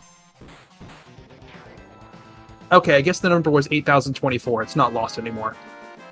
We found it. We found it! Good thing it wasn't missing. It was only lost.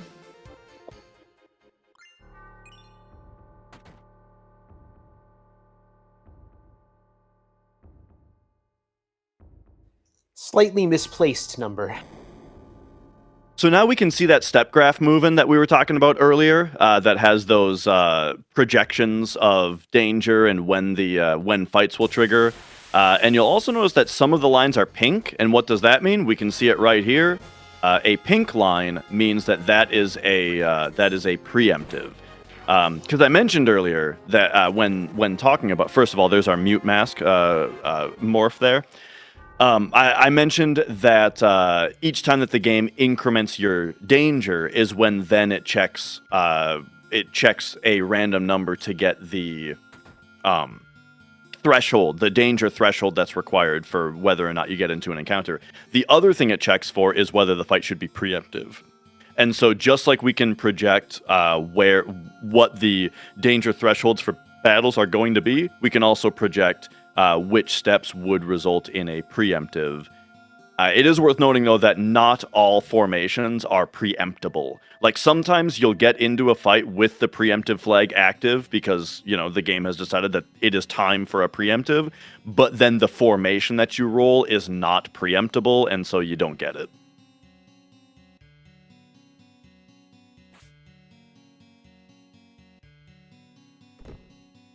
All right, here's Vincent. If you know some things about this game, you might see that a combination of leveling up the steel materia and having Vincent right here is going to be quite useful for the rest of the run. But yeah, this is now Vincent, so now we've actually recruited both of the optional characters. We actually have Yuffie with us right now. And if you don't know about the very important thing about the steel materia and Vincent, buckle up! You may or may not see what's going to happen.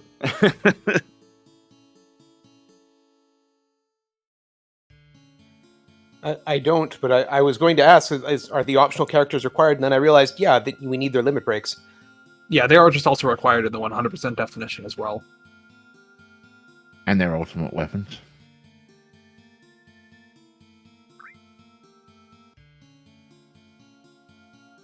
All right, so Vincent has been placed into the party, and off we go. I don't think we've gotten a mirror yet. One of the things that's needed for 100% inventory completion is a mirror, and that gets dropped by the Mirage enemies here.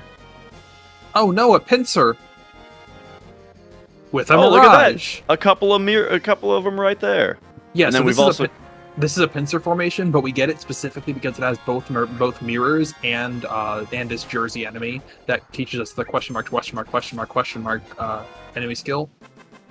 And so later in the game, if you're ever looking at the e-skills at the end of somebody's run and you see 4 question marks on their list of e-skills, it doesn't mean that they missed one. It's that e-skill. Now, how would you pronounce that? I'd go with huh? Yeah, I've always said question mark, question mark, question mark, question mark, which takes a long time to say. Luckily, you don't usually have to say it very many times. I always went with the old home improvement, like the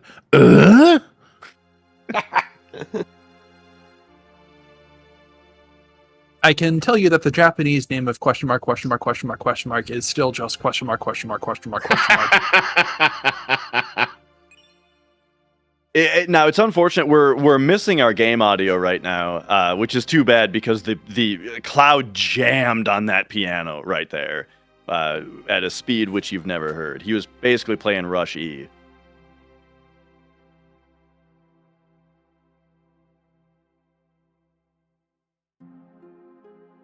But there we have acquired, so a lot got done on that trip to Nibelheim. We defeated the boss Lost Number. We got the Odin Materia. We recruited Vincent. We got the Mirror. We learned question mark, question mark, question mark, question mark.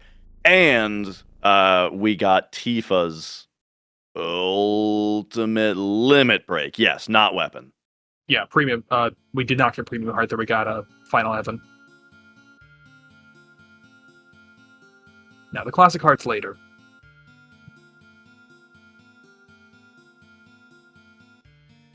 And now that we've got Vincent in our party, we can initialize this little side quest. And then, so the thing about this side quest, this is another just one of those, I like details, right? So we have to see this cutscene, and then we have to come back later in order to get the death penalty and chaos. Do you get them both at the same time for him? Yeah, you just get them both at the same time. Yeah. So right, you have to see this cutscene, and then you have to come back later. Well, what does later mean? I think it just means 10 battles, right? It just means 10 battles. Yeah.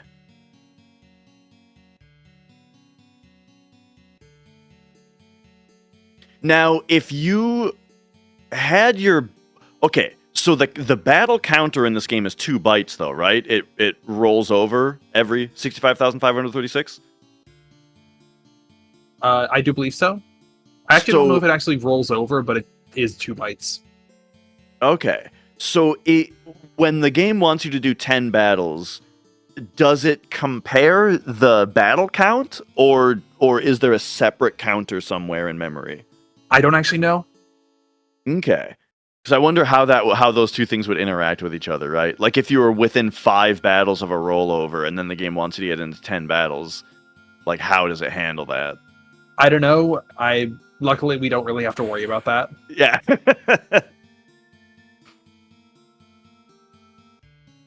So the game counts every individual battle you're in? Like the game knows how many fights you've been in?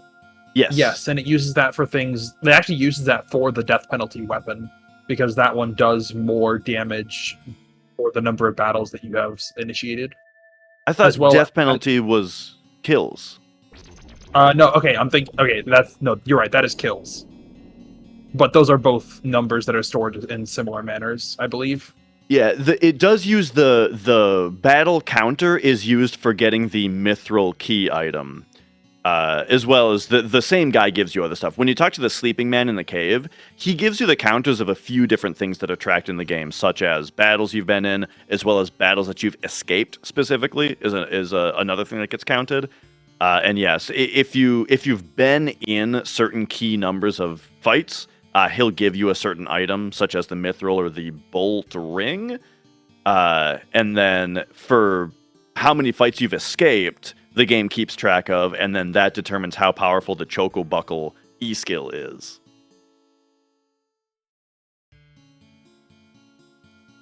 And wasn't it everyone's grudge in this one that is determined by how many kills you've had?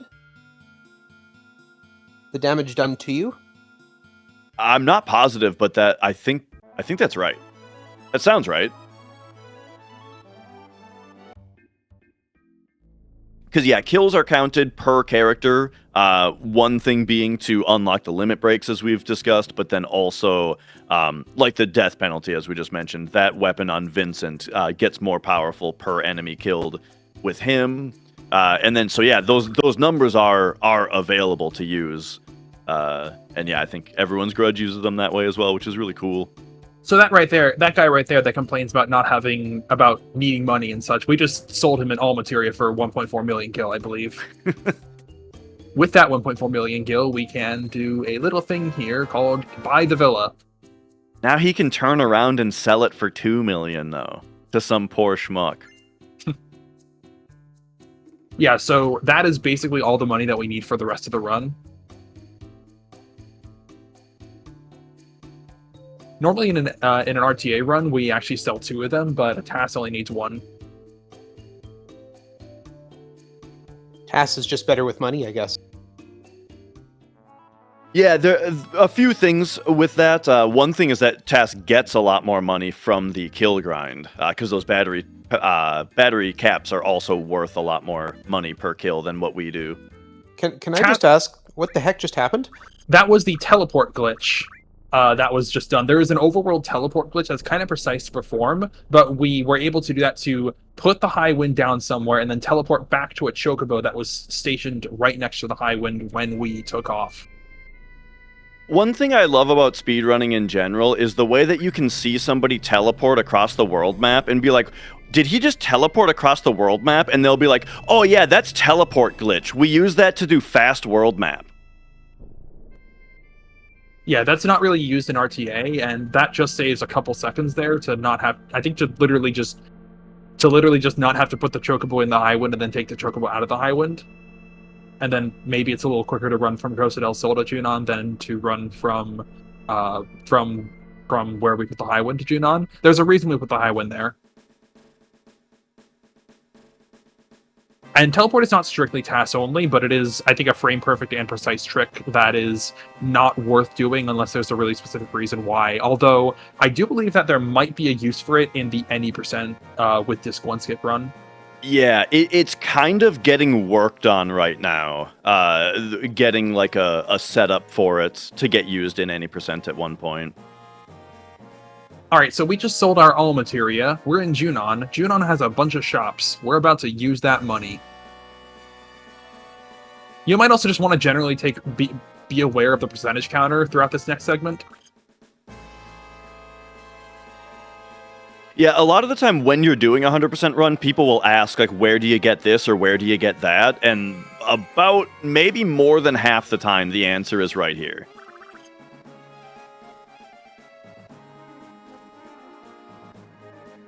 One of the other things I love about speedruns is about routing is, like what you said, we're basically going to need the high wind somewhere else. So we're going to put it there now and go somewhere completely different. So at some point, someone figured out that it was better to move the airship now rather than move it later. And, and it could be, I don't know when you're going to need it again, but it could be that you don't need it again for another 4 hours, but we want it there in that spot. I will take credit for that. I was the one that figured that out. A big place that you see that all throughout this run is in menuing too. Like, we don't want to have to open the menu every time we want. That's a funny little trick there. We don't want to have to open the menu every time that something should be in a certain spot, right? And so generally, like, menuing is often done where we do as much at once as possible, even if it's for something that isn't going to get used for a long time.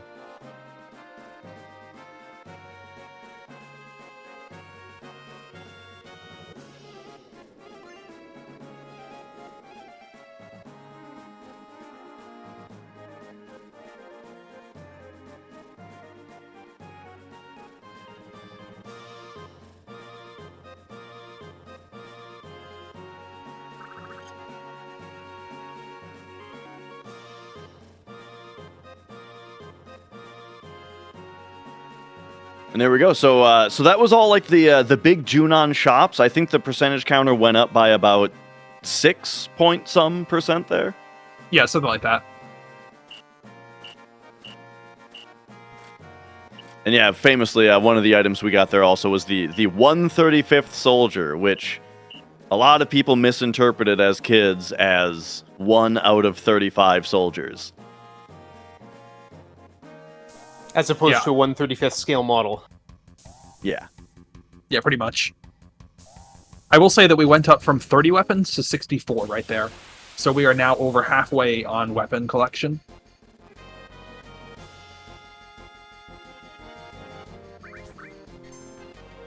Alright, you see these enemies? And now you don't. So yeah, we get to talk about the Vincent Mug glitch now. So I guess to kind of prime the explanation, an important thing to know about the way that this game does its turns is that all of the calculation of what happens in a turn and how much damage is going to be done all happens the frame that the turn begins. You can see that in the battle log on the right once things happen. Yeah, so like that doing 907 damage, that wasn't decided on the frame that the 907 appears or the frame that the explosion happens. It was determined at the very beginning of that turn. And so what that enables, or I mean, just what that makes make more sense, is the fact that there is this thing called the Vincent Mug glitch, where if Vincent uses Mug with certain weapons equipped, there is a problem with that animation. They kind of made like a mistake with that animation where it leaves something in the battle engine busy when his turn is over. Normally it shouldn't be busy anymore and the next turn should be free to happen. But that specific animation leaves this thing busy. So what does that mean? It means that when the next turn begins, it still does the calculation of everything that happened in the turn. How much damage was dealt? Who died? Did you steal something? Was an AE skill learned? Yada yada. It calculates all of that, but it cannot play the animation, so it just doesn't. And then the next turn starts instead. And so you can use this glitch to skip any animation in the game, and you can probably imagine a very particular animation that we're going to be skipping a lot of times. Yeah, so we just learned Matcha Magic. You might be confused because we didn't see Matcha Magic. That's because we skipped the animation.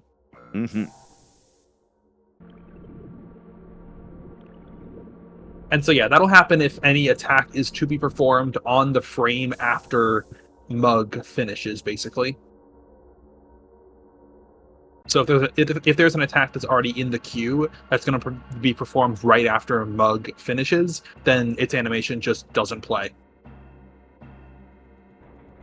And since Mug itself is a very fast animation, we can just use that to skip not even long animations, but just a lot of animations for attacks that aren't even like long or anything. Just speed up everything. And because Mug itself is a stealing move, we also just get to steal items for free in a lot of instances, using a move that we would still have used otherwise. So I think we stole the 8-inch cannon from the first of one of those guards that we fought against. It can cause some pretty funny looking things to happen as well. Like a lot of the time enemies will die, but their death animation will get skipped. Just because of the way like the animation system in the game works. Sometimes an enemy won't die until after the turn is over, and in that case you'll still see the death animation, I think. But like if the death animation was supposed to happen during an animation that got skipped, then the enemies will still be there. Like for example, on that fight that we just saw, the two dudes on the other side of us were still standing there during the victory pose, and it's because they're dead, but the animation of them dying was skipped. Yeah, if you see their HP in the top right corner with all the battle displays, you'll see that they have 0 HP. This guy right here, for example, as well. Also, from that previous battle we did before this one, we also got a Shinra beta drop, which is important for 100%, as that's a missable item that can only be gotten from a couple of sources, the last one being as a drop from those guys.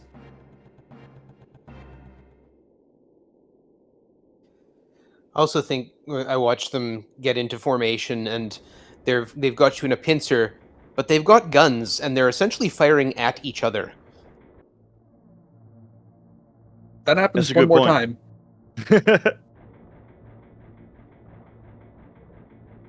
The old joke about the circular firing squad.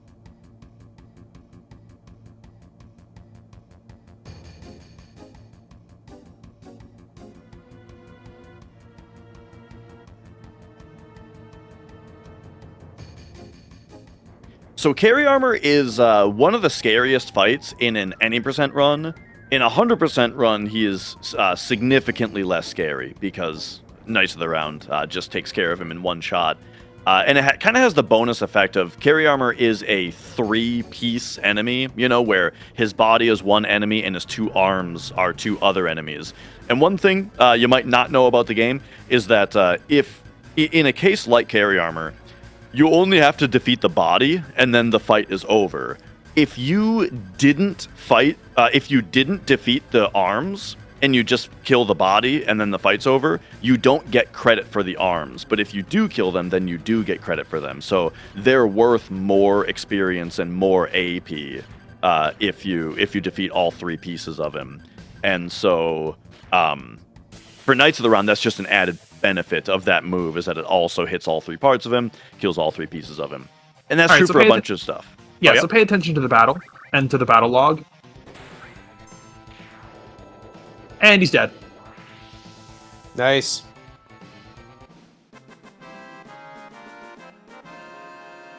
So yeah, that was just that's what we're going to see a lot of times here.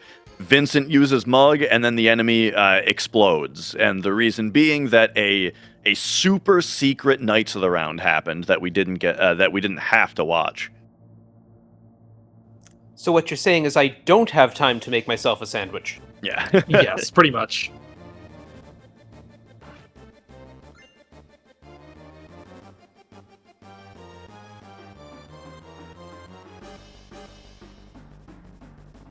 So here we've got a few important items in these chests. The Battle Trumpet is just a weapon for Kate Sith that we need to get here. The Scimitar is a weapon for Sid that we need to get here. And then the Leviathan scales over here get used in Wu Tai in order to access a couple treasures there.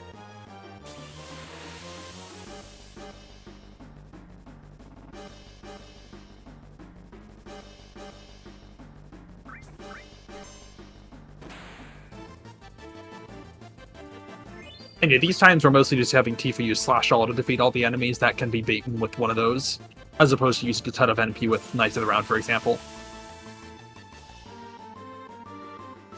Yeah, that's kind of what Ace was saying before, where Mug is just a very fast animation, so you don't have to skip Knights of the Round with it. It's even faster than a Tifa Slash All. Knights of the Round costs 250 points, didn't it? Correct. Yep.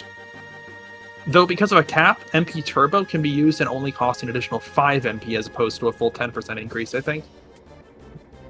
Oh, neat.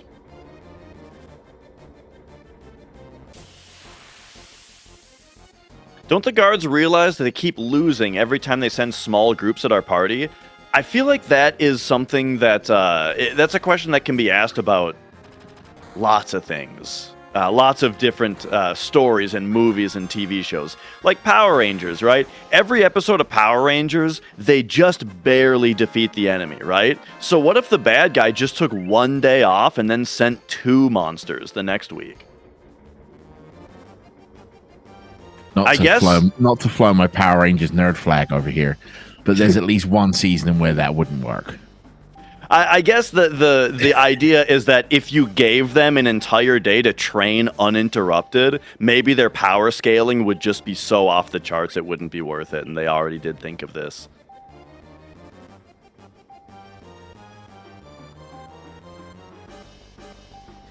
There was one time I saw it was some sort of video debunking that, like, why don't they just all rush the hero sort of thing.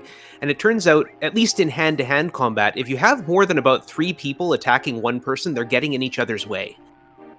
Oh, yeah. Too many cooks in the kitchen.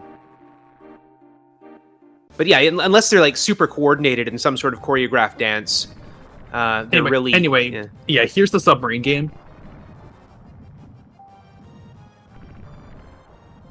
That was the submarine game. Well done. Sorry to interrupt you. Okay, so what just happened there? So the game spawns you, for some reason, they have the game spawn you in like the most tactically advantageous position possible. So you really just have to get behind the enemy, which you already are, and then hold square for a few seconds. Huh. Yeah, as long as you actually know what all the controls will do before you get into the game, then it's pretty easy.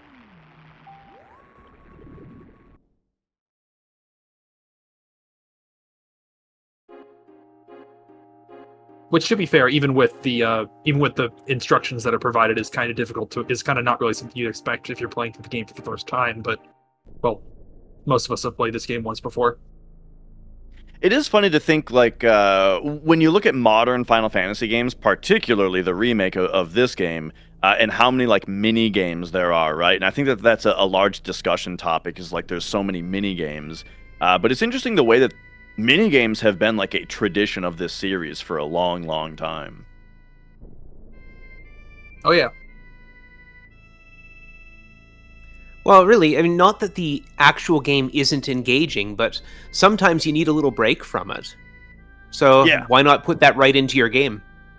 Yeah, I think it's super important for pacing in games to kind of break up what you're doing a lot. And I mean that's just one thing I like about JRPGs in general is having like your brain having to juggle between right now I'm exploring the dungeon, then I'm doing a fight, then I'm exploring the dungeon, then I'm looking at menus and kind of looking at numbers and stats for a minute and that kind of thing, and kind of bouncing between those things. Because yeah, there are some games where like Fire Emblem, for example, the old Fire Emblem games. I understand that they're not like this anymore, but like those games, I feel like it's just one battle after another, where you finish like a 45-minute encounter, and then what happens? You get like 1 or 2 sentences of story, and then you're in another 45-minute battle, and it's like, I don't want to do this yet. Yeah. That's when you take a breather, put the game down. Yeah, that's the Go thing. outside. It's like, yeah, some games are more intended to be like a do 1 battle a day or 1 run a day. You don't have to grind 8 hours of it. Well, that's the thing about RPG speedrunning too, is like these are games that were meant to be played over weeks and dozens of hours, and we're here doing them in the course of an afternoon or whatever. Yeah, and actually. Yeah, I was just going to interrupt with this is the Golnika. There's some things to grab here, and I don't know if we do the Turks bosses right now. Yeah, really important stuff to grab. We got the Conformer, which is Yuffie's ultimate weapon that has the special property of it doing full morph damage, which is super important. And then also we got the double cut materia, which is also super important. Yeah, the special property of the Conformer is supposed to be that it does more damage the more powerful the enemies are, but the implementation of that has a bug where Morph just doesn't do less damage than it's supposed to.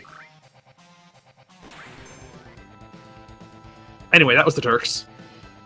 So as Ace mentioned also, that mug gave us the double benefit of also stealing us the tough ring at the same time that it then skipped the Knights of the Round animation and defeated them instantly. And yeah, one thing I was kind of getting at was that the question comes up a lot during an RTA 100% run that's more like 15, 16 hours.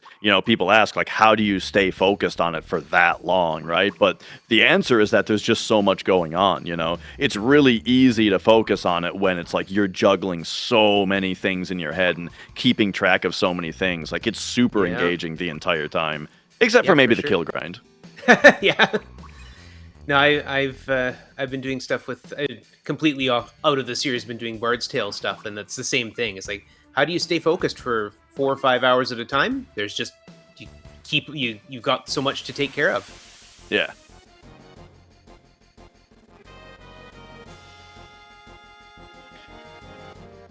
So this enemy can teach us Aqua Lung on our other couple E skills that we don't already have it on. Oh, never mind. Oh, no, it will. Yeah, it needs to be at a certain HP range to use Aqua Lung.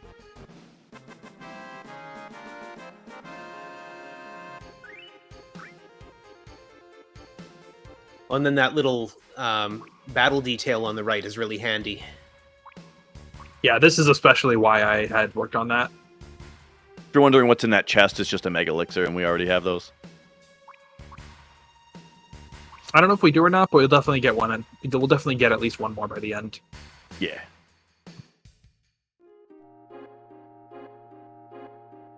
Okay, so the reason why we did that whole teleport thing, or why we placed the Highwind here in the first place, is because we want to park the submarine on the west side and not on the east side. That'll be useful for later. And also, just because to get back to the Highwind or the Chocobo or whatever, we only have to go from the Gilnika to the west side right now instead of from the Gilnika to the east side, which is much closer to the west side.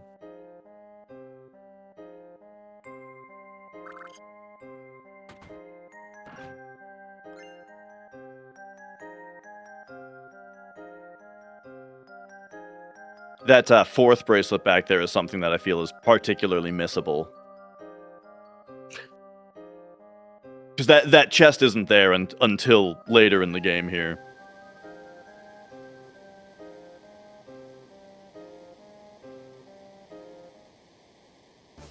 All right, so here is we're advancing the plot again. Here's another one of the huge materias. Oh, and someone asked in chat a while ago about the huge materia password. So I guess we're getting closer to that part. And then there was another pause manip done there. That was probably because I'm guessing a character just leveled up, or maybe yeah. Oh, I was gonna say also the guy the Viper that we learned Aqualung from also dropped a Stardust, which is important. Oh yeah, that's nice.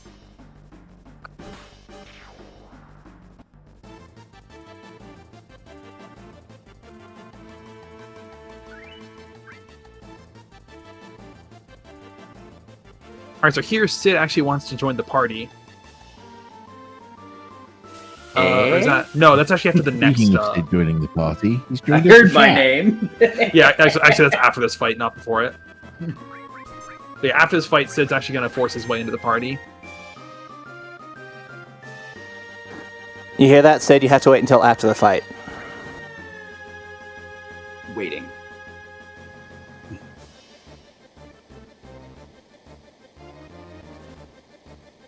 Hey, there he is.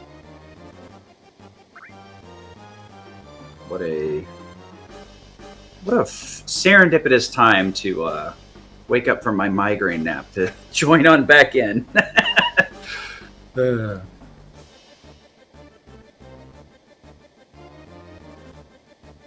here we get the Rude encounter. This is another example of an enemy that has other parts, right? If you defeat the other two soldiers, you get more experience and AP in the fight than if you just crack Rude himself. Which is a lot more obvious, right? If I had just said it here, you'd be like, yeah, duh. But, like, you know, carry armor is kind of a special case, I feel like, because his arms are attached to him. We just ignore them, though.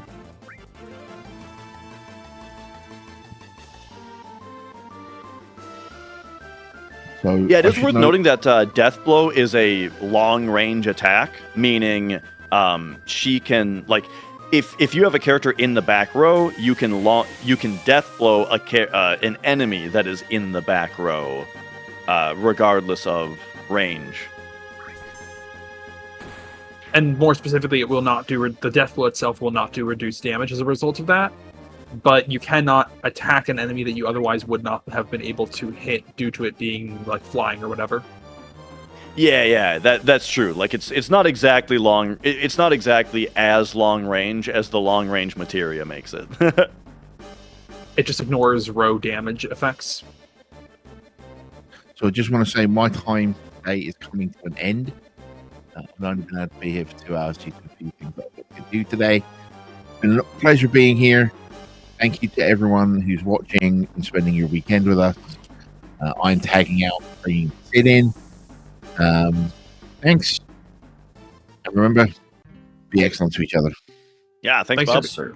Thank you for being here, Bob. It's been great having you.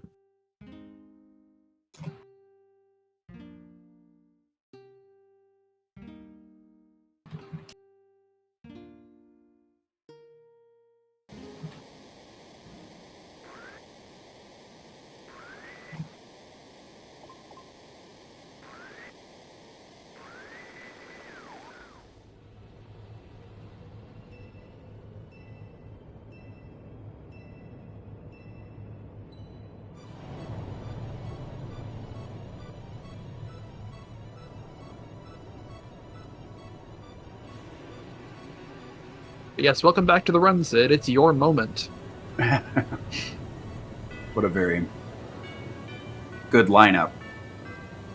Yeah. Luckily, our team members were more than happy to cover for me. I had a lot of stuff going on. Then I woke up this morning and it was like, oh boy, that's a migraine. I'm not enjoying this. Ooh. Hey, Sid. Hey, Mike. It's good to see you. And You've been enjoying your first show? I have, yes. It's been fun. Yeah, we got to do this more often. Anytime. Yep. Well, I mean, and any time's a bit of a broad statement. My weekends are usually very busy, so which is why I don't generally get on these. Yeah. Anytime, air quotes. I got the feeling though, and I appreciate the gesture.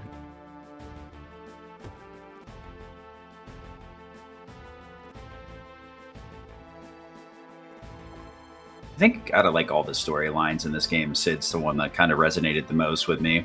You don't say. Yeah. The irony is actually like the Sid actually comes from my brother's screen names, and I kind of co-opt it. But turns out I actually like a lot of the Sid characters too, so it just kind of works.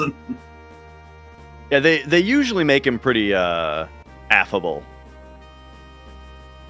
Now, in this game, he's kind of supposed to be like old, grumpy, crotchety, mean. But you know, he's kind of got the heart of gold under all of it, right? Maybe, Yeah. Maybe a little. All right, so How here's old the is huge old in- materia password. How old is old? Oh, right, yeah, he is like 31 or something. Oh, jeez. In anime years, that makes him 90. So there we go. To answer the question from earlier about the huge materia password, it is always the same. There's no RNG to it or any manipulation or anything. The password is always circle circle square X. Yeah, we obviously cheated, otherwise it would have been impossible.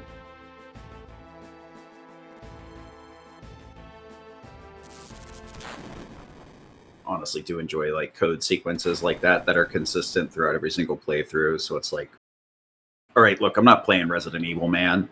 Just let me through. Yeah.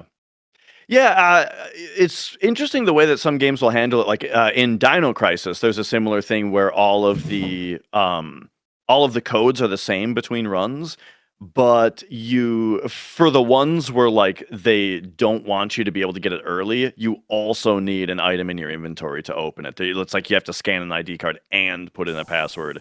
But then other things they let you just open with the password, and I thought that was an interesting balance.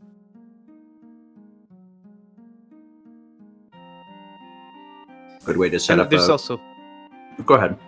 I was going to say, there's also something wildly appealing about having 7.5 hours into the run, having to put in a random code that you don't know, and having it possibly ending the run, because you get it wrong. Oh yeah, that would be terrible. Especially because, like, famously, some of Sid's hints about the code are very confusingly written. Like, if you interpret all of them correctly, then it does narrow it down to only 2 possibilities that you can easily try, but some of them are difficult to interpret correctly. How Like, many chances do you have to get it right? I think is there a timer or is 3? it a certain it's number just a of timer. attempts? It's Is just it a a timer? timer, yeah. And every time that you get one wrong, he gives you like 1 hint. And like most famously, one of the things he says is, "You didn't try triangle, did you?" Right? And so there's 2 very different ways to read that sentence, which is Yeah. "You didn't try triangle, did you?" Right? Or you can read it as, "You didn't try triangle, did you?" You know? And those mean opposite things, those 2 readings of it.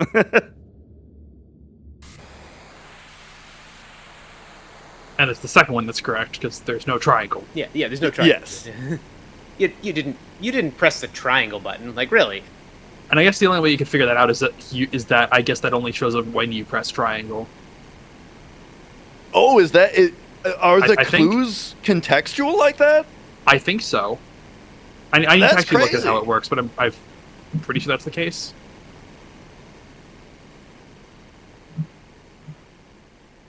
Oh yeah, we're maniping everything we possibly can. Tool assisted runs. There's no reason to not manip. It's more Oh, that man. it's not. It's more that it's. If you think about it, it feels like more. It's like it's not possible to not manip anything because, like, Yeah. fundamentally, you can either manipulate it in a good manner or manipulate it poorly, but you're still manipulating it. Just because any kind of randomness or any kind of RNG is something that you necessarily have control over, or is deterministic. Yeah. Honestly, things like that is part of the reason why I chose to go with 100% TAS versus like 100% run. Even with old route, new route, that run is extremely volatile in length and difficulty. While with the TAS, we can guaranteed get through all this stuff in a reasonable manner without being like, all right, this is the 506th Chocobo race. Hope we get sneak attack. Well, Chocobo racing on PlayStation is actually manipulated RTA nowadays. You guys are wizards. I can't imagine the situations that you guys create at this point. You've gone past my logic level. Yeah, we can talk about that a bit more once we get to it. That's going to be in a little bit. And that's it. I think RTA 100% runs have been on RPG Limit Break before. I want to say I've done one. Or no, I'm thinking of Really, Really Long-a-thon. I did Yeah. a that RTA sounds like a one really, for it. really long-a-thon. I mean, honestly, there is a side of me that could be convinced, but that would be like a multi-day endeavor, I'm sure. Yeah, And and maybe nowadays it using wouldn't be safety me saves. doing it. Yeah. Zeal's the only one, and Zeal's got his streams to focus on too, so it's a hard ask. Because that would be at least 2 days worth of streams, minimum. Oof. Could maybe get away with it with a team. Yeah. Actually, since you weren't around yesterday, Dash, I did speak to Little Gecko, and he mentioned that he was in the hospital. The other important part, because I do want chat to know that the TASer is works themselves to the bone on these, but they're actually working on a 400% TAS that is going to utilize a lot of glitches and interesting stuff like that. It may end up being slower, but they wanted to see what it would shake out like. So I'm sure you're interested in that. Oh yeah, just one that uses like tech that isn't in this run, for better or for worse. Yeah, like maybe even Oceanfly, things like that. And then figuring out how to make it 100% after.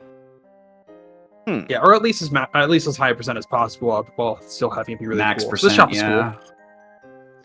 That's All glitches. I'm very Alright, so- manipulated.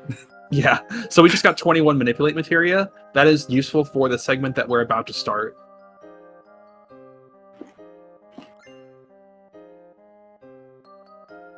I'm going to pop in here really quickly just as we're about to start a new segment to point out that we've been going for 2 hours, so now would be an appropriate time if you're watching at home to take a little bit of a personal care break. Make sure you got water, make sure you've cycled your fluids, and have stood up and stretched in the recent last few minutes. The run will still be going. You can watch it on your phone if you need to, but make sure you take care of yourselves at home. Mm-hmm. And there we morph a dream powder and then run away. And one thing just in general to point out is that running is a lot faster than finishing a fight. Even when we have access to like Slash All or Knights of the Round Mug and stuff, just watching the victory fanfare and then going through the screens of the folks getting their experience and drops and stuff is slower than just running away and warping straight back to the world map. So when we only need to morph something or steal something, it's generally still faster to run away. However, when we learn an E skill, like right here, you do have to complete a battle in order for the E skill to save onto the materia and for you to keep it. Yeah, man, it's been so long. No, go ahead, Ash. Yeah, Go speaking ahead, of E Ash. skills, here's Death Force. And also we're going to get the Adamantine Bangle from this fight as well. Or Adamant Bangle, that's what it's called. The Interesting. enemies in Adamantine. Anyway, actually, sorry to interrupt, but here is the beginning. Actually, no, there's one more fight.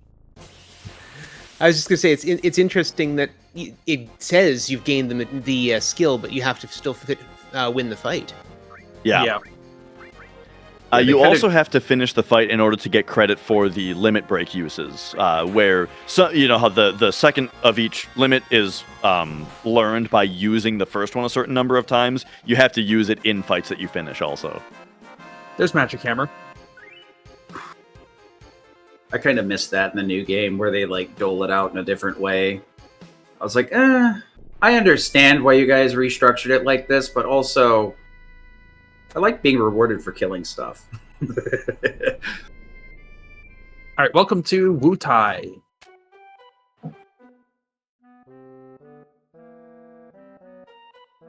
Did we So, already yeah. recruit Yuffie, or does she auto recruit here? Okay, never mind. So look at I'm, our like, inventory real tripping. quick here. Look at our inventory progress here.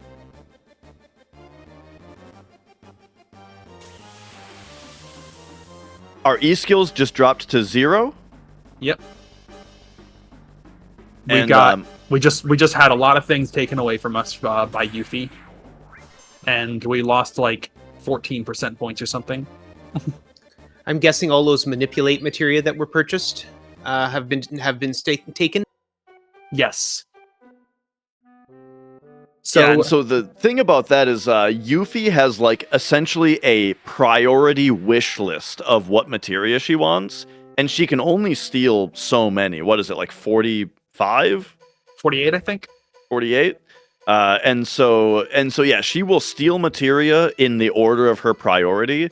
And then, so the reason that all those manipulates were bought is basically once she gets to manipulate on her priority list, well, now we have a bunch of those, and she ends up filling the rest of her inventory with those, allowing us to keep all of the materia that are lower in priority than that, which is useful. They're useful to have for this segment. Ace, do you know like what materia specifically are the ones we want to keep? I mean, for the most part, I think we just want to keep everything below manipulate, either to just not have to worry about re-equipping it, or to be able to use it here. But yeah, it's a lot of good material that's taken away from us, but manipulate is just the highest on the list that is able to be purchased. I'd imagine if it lets us death blow wraps, it's worth doing. Oh yeah, I actually don't know. I think Deathblows. I don't think we still have Deathblow. I know, because the structuring of the yellow materia is kind of weird, which one she takes first. Because it's like, it usually... I have like a vague understanding of the priority, and I know like it kind of goes in color order. Also, I mentioned it last time, but I guess it's a little bit more pertinent now that there's some sort of weird glitch interaction with this that can end up to use smuggling materia, I think, to another save file from this area. But it's a super convoluted thing that's not technically pertinent with this. But if you're interested, 4-8 Productions has a video on it. There's a lot of... Go ahead. Yeah, Ace, there's also like the method of duplicating materia uses the Wu Tai quest. Yeah, if you love this game, just spelunk around on YouTube, look for glitches or other stuff like that. You'll find hours of content aside from what we're putting on that unfortunately doesn't really like fall under the umbrella outside of like a major glitch exhibition, which could be cool, but there's a lot of cool stuff out there about this game if you're interested.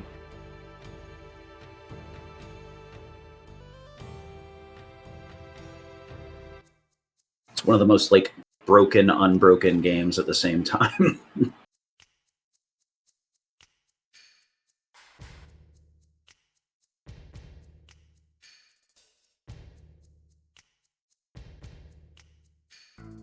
Yeah, that is kind of a funny thing about like old games versus new games, is that like this game, there's many ways to break it in crazy ways, and lots of like things we can say about like the way it was programmed where we can exploit it. But there is only one way that we've found, as far as I know, to reliably make the game crash. Other than that, it all still works. Yeah, that's the amazing part, is its resiliency. Cool. What is the crash trick, by the way, Ace? Do you remember like how to activate it? I mean, I would think you could do so with a duplicating boss glitch. Oh, yeah, I guess I guess that is another way that I wasn't really thinking of, because that way it's Or- kind of more. It feels more random whether that happens. Yeah, you can either do it with the duplicating boss glitch, or you can do it with very quick encounters in field maps. So, like in the Northern Crater, for example. I was thinking Like- more the Vincent Mug glitch thing that you can do Oh, yeah. on Vincent Ultimate Mug Weapon. glitch, Vincent Mug glitch, Ultimate Weapon. If you Vincent Mug glitch, the death of Ultimate Weapon with a reflect ring on Vincent, Ultimate Weapon will try and death cast Shadow Flare. That'll get reflected, and the reflect will crash the game. Yeah, and so there you go. And that's like, boom. That is a 100% replicatable crash. I mean, what I'm hearing for the most part is you have to set out to crash this game. Yes. Soft locking, though, that can happen a lot easier. Yeah. Sometimes you'll be running and Cloud will just get stuck on a corner and will never unstick. It's rare, but it happens. So we did grab another Turtle Paradise there. Ace was doing a great job keeping track in the first one, while me and Yeah, Blink were trying to distract everybody. Yeah, I forgot about that one, but yeah, there's the 6th of 6 Turtles Paradise posters, and we're going to turn them in and get the rewards in a little bit.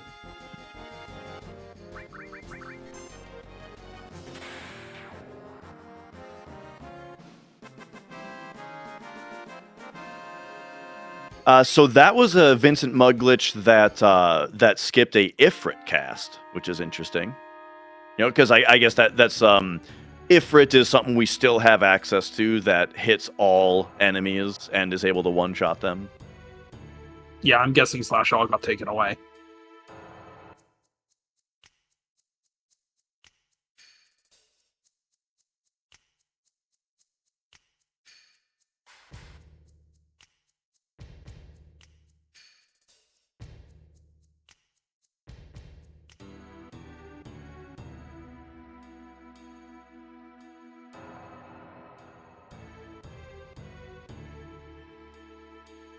All right, so now that we've done all that, we have access to the Chow back here, and they'll be back here. Man, I remember one of the times I played this game when I was younger. I remember running to these statues like 8 times throughout the quest, checking if stuff was happening here yet.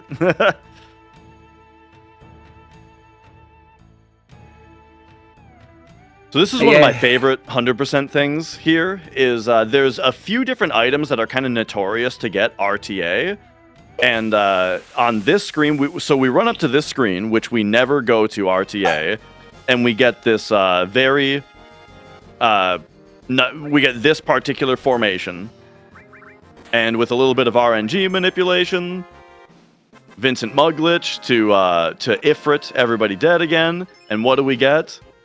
Boom, Light Curtain, Bolt Plume, and Lunar Curtain all in a single fight. Just like perfect drops there. That's such a cool strat right there. Back of the envelope math or in my brain, quick little number running, that's 1 in 500 or so? Let me actually get a calculator. Sure. And then here's what the Leviathan scales are for. You get the Uritsuru weapon. I think that's a weapon for Yuffie. And then we get the Steel as Well materia over here. Oh, and Meteor Rain got learned there as well. So, yeah, there you go. We were talking earlier about how when we did the Cloud Kill grind, we didn't learn both Blade Beam and Meteor Rain. We got just enough kills to... so that we learn it basically now. Yes. So that we'd have enough kills so that when we get here, we learn it.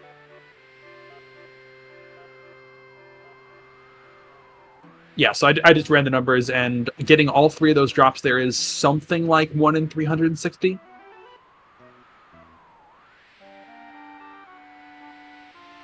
Beats out the Gutsy Bat, that's for sure. 1 in 256. And that's on top of also doing like the step route manipulation in order to get that formation at that time. Yeah, I think that's the other part. I brought up the other day with Blank, since he'd done like RTA routing, but like the 100% step route feels like complete voodoo. It's already interesting enough with like any percent where you're just trying to sneak in underneath minimum encounters, but then 100% you're trying to take and counter all these factors, branching paths and stuff is so interesting. Yeah, and you really run into problems with stuff like Big Shoes, where it's like, it's a chance for the thing to drop, and if it doesn't, then you would have to kill steps in order to farm more of that encounter.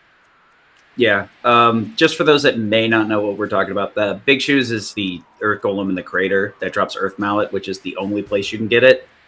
The only reason I say that is because people kept talking about Earth Mallet before I really knew about 100%. I'm like, what? Why is Earth Mallet a problem?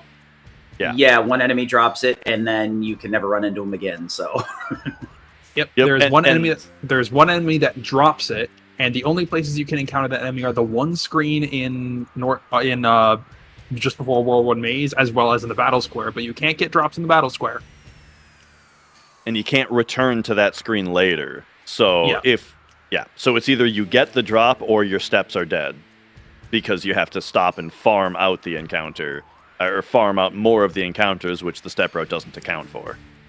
Yeah, it at least could be reasonable if you had the ability to return to that section later in the game.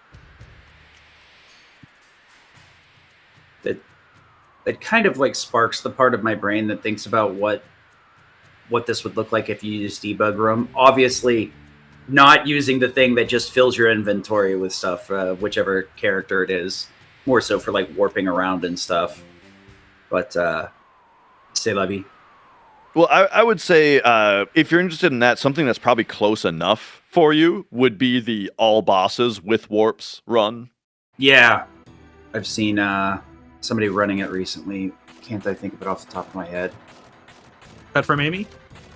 Yeah, there's another one too. But yeah, all bosses with the warps in PC category is pretty cool. Or super bosses only. That's another neat one. Oh yeah, we just got all our items back, by the way.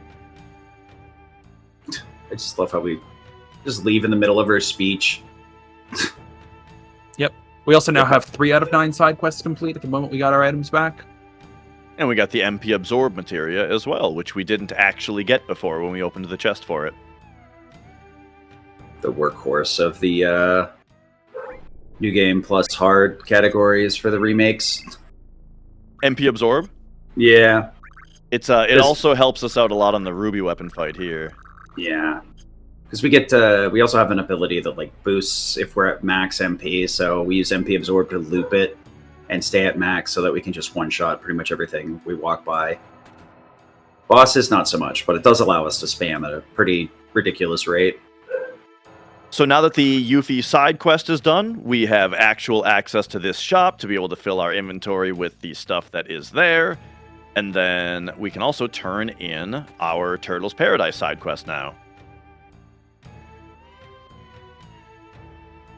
You just gotta wait for this guy to walk over to the counter.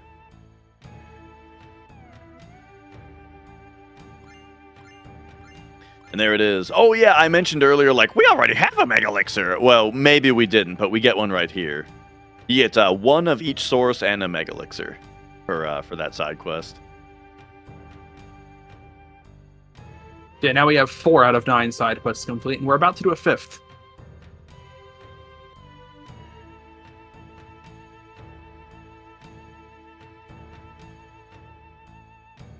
Yes, the last elixir, excuse me. Hey, And Teamer then- Doc, there are only 2 last elixirs in the game. This is not one of them. Wait, what's the one besides the one after the icicles? I'm pretty sure it's the one that Vincent gives you in North Crater. Really? I think it's Vincent that gives you one. Somebody gives you one. That's funny. So if he gives you one that says last elixir, yeah. Also on the Northern Crater items that you're given, when you get the Mistile from Tifa, it calls it the Mithril.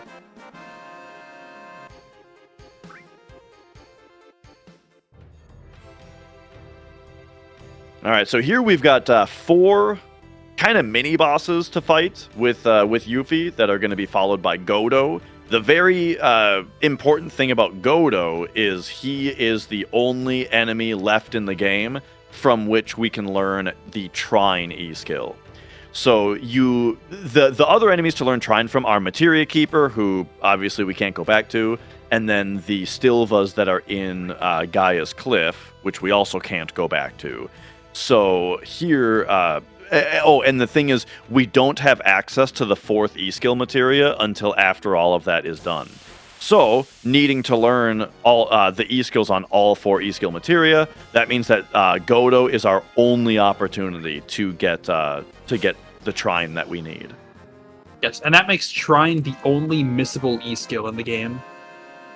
As far as I'm aware, I'm pretty... No, Pandora's Box, of course. The one of 2 missable E-skills in the game.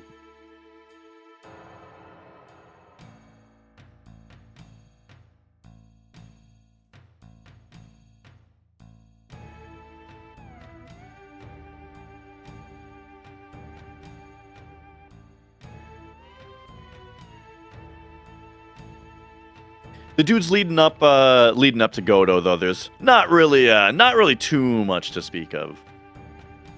Other than that, I do believe they're all named after poets or playwrights.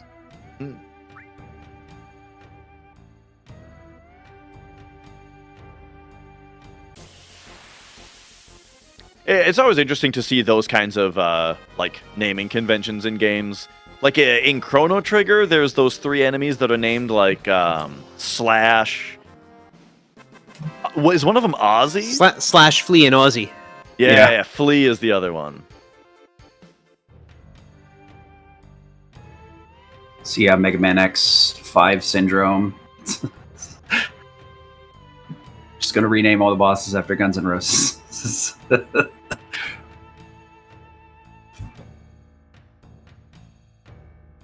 Yeah, these bosses are like somewhat challenging if you do what I do and always come here as soon as you can on disc 1. Yeah, even afterward- Raps is a little dangerous. I'm not gonna say that I haven't wiped to him before. Yeah.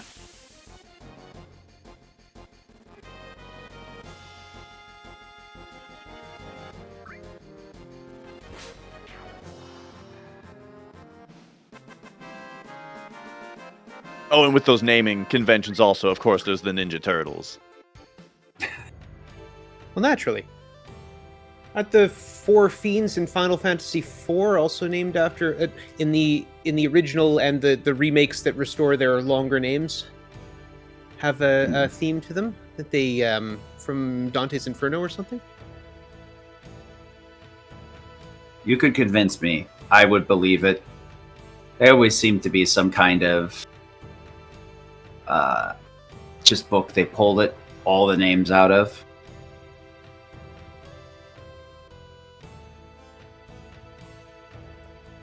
I know the principles in Ultima 4 of Truth, Love, and Courage are based on the Dorothy's companions in The Wizard of Oz. Oh, yeah, that's neat. Now the real boss. Oof. Yeah, so Godo's scripting basically has him enter one of 8 different states, and Trine is used on only one of those states, and each of those states has random transitions to other states. If anyone knows how Markov chains work, those might actually be useful in trying to analyze how this guy works. But we just get the Trine state immediately, and we win. It's kind of like... He functions basically very similar to Ashura's of past. Different head equal different attack. The heads actually really don't have much to do. Like, the heads ultimately determine what attack it will do, but it just changes to a specific head and does the attack. It's not like being on a specific head changes what it will do next. It's more of an indicator of what you're getting rather than an indicator of the script. Got it. Yeah, it's kind of weird in that regard. Okay. It feels like they should have more to. It feels like the heads should have more to do with what attacks it will do, but they really don't. I mean, it'll only do certain attacks on certain heads, but it will change to that head and then do the attack. But that won't change what attacks it will do afterwards. Good. It's not more likely to. It's not less likely to do attacks on a different head or anything like that. I am glad I am here so I can make the casual normie assessment and be told why that is wrong. Yeah, that is a reasonable thing to think, but it just, as far as I can tell, is not true. And then as far as like how to optimize RTA if you're not, manipulating battle RNG like the TAS is if you have the reflect status on you, which you can easily get with the reflect ring, that will like greatly reduce the variety of his attacks and kind of make them safer. Where instead of a lot of longer animations that also do more damage to you, there's a lot of attacks that he will replace with Beast Sword if you have reflect on. So that speeds it up a little bit. And then you also want to keep him at higher HP. I think if he's at lower HP, he starts having some more behaviors that are also not trying.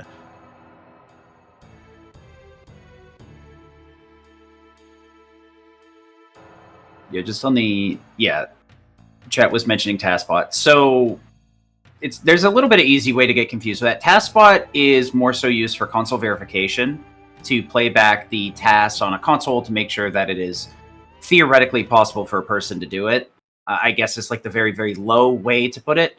What we're doing is we're just playing back the task, which is a script of inputs for the game to play, because the way that the emulators play and the way that you would play it on a console end up being different due to certain factors of hardware, gameplay limitations, things like that. Like one of the things you can do in emulators, depending on whether they remove the feature or not, is you can push down all 4 face buttons on, like, say, a Super Nintendo controller when there's a pivot in the middle. That makes that physically impossible to do without modifying hardware, things like that. So that's why TASBot is not necessarily equal to a TAS itself.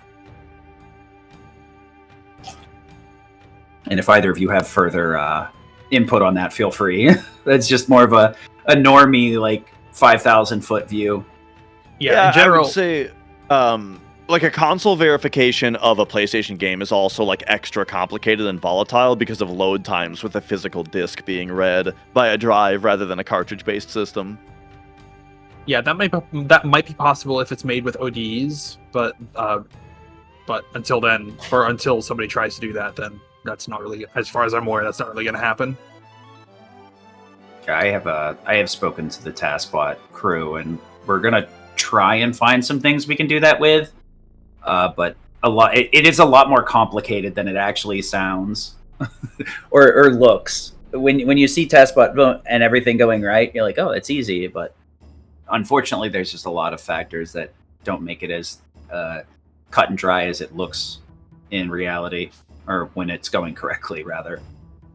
And when we're talking about optical media on a disc, too, there's so many environmental factors that can affect everything. So you can get like a speck of dust on the laser, a slight scratch on the disc itself. All these things can mess with anything to do with playback. Yeah, you're making me recall all the times I've gotten a disc read error and my heart's just fallen, and I'm like, please don't tell me my disc is broken. And it's just a piece of dust. Another thing also that we've figured out about this game is that different printings of the disc also have slightly different loading times to them. This is something that I found a few years back where luckily there isn't like a big spectrum. It's just you either have a fast disc or a normal disc. And I'm not sure what the technical reason it is exactly, but upon researching it, it seems like some of the machines that they used to stamp the discs had a different offset configured on them. And that different offset results in the fields in the game loading like anywhere between like 1 or 2 or sometimes like 8 frames faster, depending on what field it is and what it's loading. Yeah, and it is really weird because this game, at least on the North American release, is bit for bit identical on every release, including Black Label and Greatest Hits and all these different printings. But there are still differences in exactly how the data, which is the same between all the discs, is placed on the disc that determines if it loads more quickly or not. Yeah, so like if you rip a normal disk and a fast disk, if you rip both of those to your PC and compare the hashes, they're identical. 8 frames per load. That's brutal in a run this long. Yeah, in like the 6.5 hour no slots category, I think after like measuring a ton of the loads individually and then kind of mathing out, okay, about what is this, I think it came out to it's about 2 minutes faster, but that's a rough estimate. And I guess we're talking. Go ahead, I Mike. was going to say for a TAS where it's going frame by frame, that change is devastating. Yes. We got Bahamut Zero. Hey, my favorite summon. Something just about a space dragon that makes me feel all warm and tingly inside.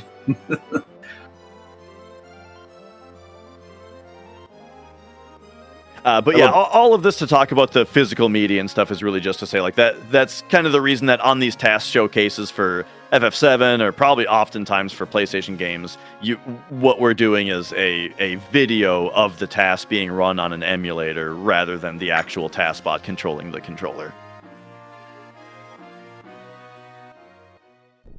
And even on an emulator, this has mostly happened when I've been messing around with things, but I have gotten at least a couple of desyncs. Yeah, most games in general, I think, end up having desync issues too. They just have to go back and fix it.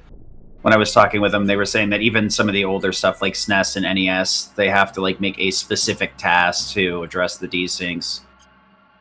So it ends up getting it's just really complicated no matter what you're doing. Anyway, here's Titan. Hey, I was asking about that about I believe if 30 hours ago. I believe if we'd come here, Scarlet would be here and would have a cutscene that we don't have to watch if we come here now. Yeah. There's kind of a weird thing where we could actually visually see the red Titan materia back there just now, but if you come back earlier in the game, for some reason it's not visible, but you can still grab it. And I'm not sure like what exactly the developer intention was in that decision. So there was a... Wait a second. How come there was a steel and a morph there? Steel as well? Steel as well, morph? Steel as well, yeah. Yeah! Steel as well. Thank you for letting me think about that for a second and finding it. Yeah, and that's really nice to get that on the 2-bug fight, so we don't have to inevitably kill the only enemy if we got that on the 1-bug fight, and therefore have to witness the battle of the victory screen.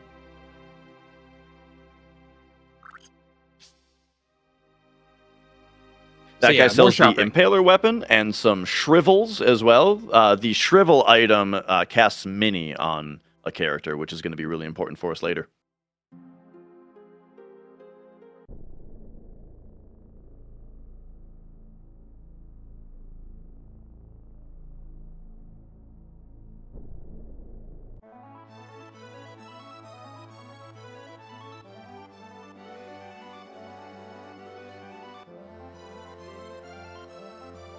All right, and it's fun, like, being someone who has run 100% quite a bit, it's very fun to see the task, because the route is so different that it's like, I don't know what's coming next, you know?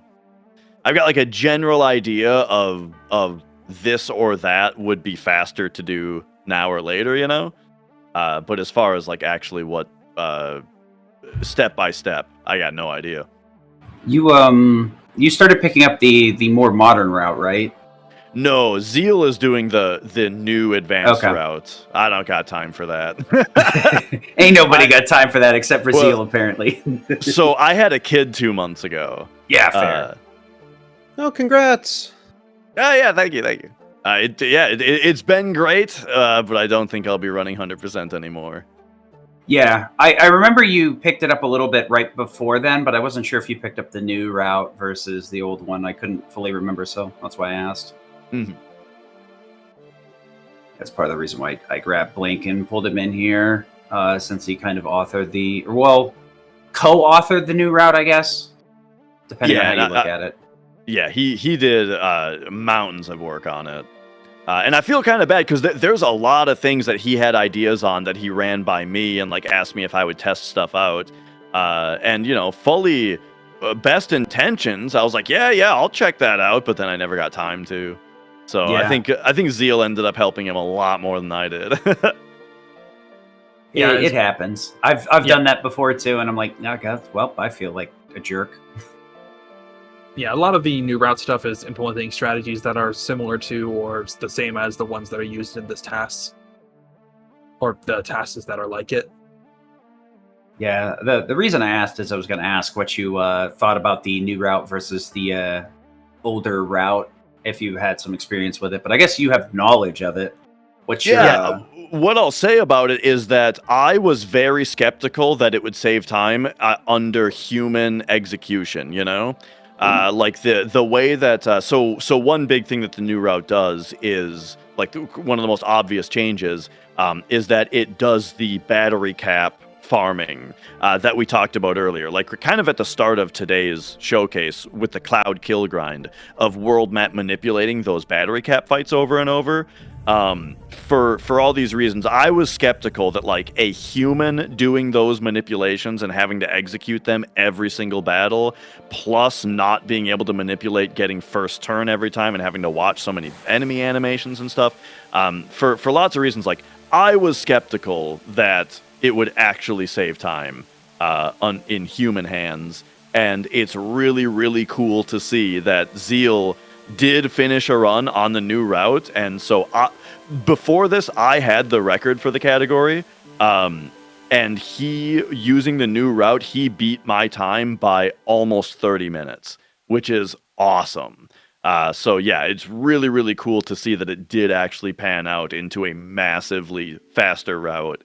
And I think he's still going to take it lower also, like the run wasn't perfect. So yeah, I've seen him still grinding it out. I was going to send the raid over there yesterday, but he died to big shoes. And I was like, oh, yeah.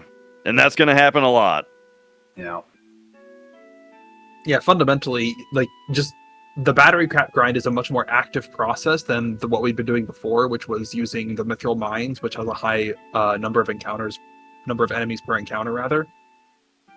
But it's a much more active process than simply just getting into fights and winning the fights, which is what we did in the mithril mines. And it's because of that it even if it would be a lot faster, even if it would be apparent to be even if it were apparently a lot faster, it would still be difficult to see if it would be human viable, because you'd be doing that for literally over an hour constantly for full limit grinding. Like the TAS is going to be doing that for, like, I'm just going to say now that the final kill grind at the end is going to be over an hour. And it will be even longer in an RTA setting. Yeah. I mean, as much as people like to toot horns, Zeal, I think, is one of those runners that is just incredibly talented. That the fact that he can bounce between as many different games and Breath of Fire and stuff like that speaks to it. So yeah, like I'll say this, I will be very curious to see if anybody else does the new route, or if it's going to be just him. Yeah, I get the feeling one day Blink might pick it up if I hold the gun to his head, metaphorically. He's too busy wasting his time getting bullied by Breath of Fire 2, which is just as random. And maybe once my kid is a couple years old and is able to, just play with whoever. Self-sufficient. Yeah, a little bit more self-sufficient. Just get them to come co-pilot for you. Yeah. That's been Mike's secret. Yeah, you brought your kid with us to the event. You're like, there we go. Problem solved. She's doing her own runs now. I don't know. At that age, you know how kids are when they first start being able to talk, and they're just like, "My dad's name is this, and we live on this street." Just speedrun the talk to the police. Yeah. There you are. How'd you get lost? Where's your daddy, honey? That was one reason I came out, because my we were sitting around one day and my daughter says, "I'm a girl." I said, "Yes, you are. And the cat is a boy." Yes, that's right. You're not a boy. Okay, I'm going to have some talks with people then. If she's going to be that aware of it. This is going to be a long one, yeah. Just the other day, I had to talk to my neighbors about something. I just had to walk over to my neighbor's house and talk to him about something. And their kid was out there. And as I was saying goodbye and walking away, she stops me and says, "I have a comment for you."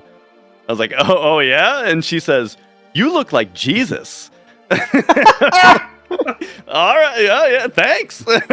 Kids, I'm telling you.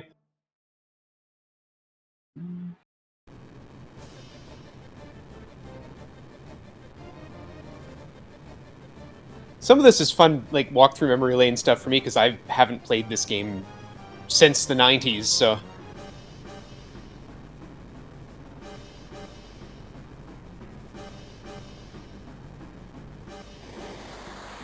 I barely remember what this is. Oh, it's one of the weapons, okay. Oh no, it's Diamond Weapon!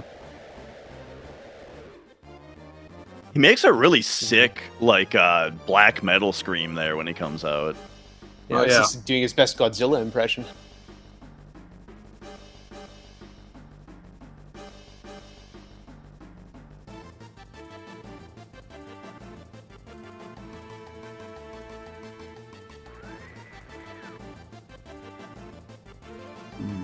Oh, I just realized, I wonder if we're gonna see a cloud surf over to the weapon, or if it's gonna be faster to do something else until he gets to the shore.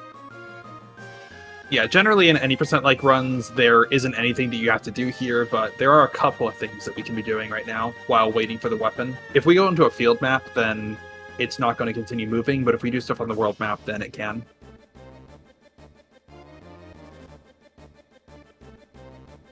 So how long do you have to stop the weapon or to get into place for it? Oh, It forever. doesn't. Yeah, it'll just wait for you. Oh, okay. What's the funny thing you can do with him? Can't you soft lock him somehow? Oh, and I don't mean going back into City of the Ancients in the cutscene. You can also open the menu at the same time as you hit him, and that'll also delete the fight and soft lock the file. Yeah. That's like a Lavos scream. It's pretty similar. All right, so part of the reason why we put the high wind on the west side here is just to be able to access it more easily from here. Actually, this is actually a disadvantage, but it doesn't matter right now because we're still waiting for Diamond Weapon regardless. It actually takes longer to get to the underwater materia the huge materia in the ship that we destroyed earlier. Words are hard. That's where we're going right now. It actually takes longer to get there from the west side, but it doesn't really matter because we have to wait for Diamond Weapon regardless. The underwater materia, not to be confused with the underwater materia. The materia that are underwater as opposed to materia that are named underwater. Yeah, so we just got the fourth and final huge materia, and that completes side quest number 6 out of 9.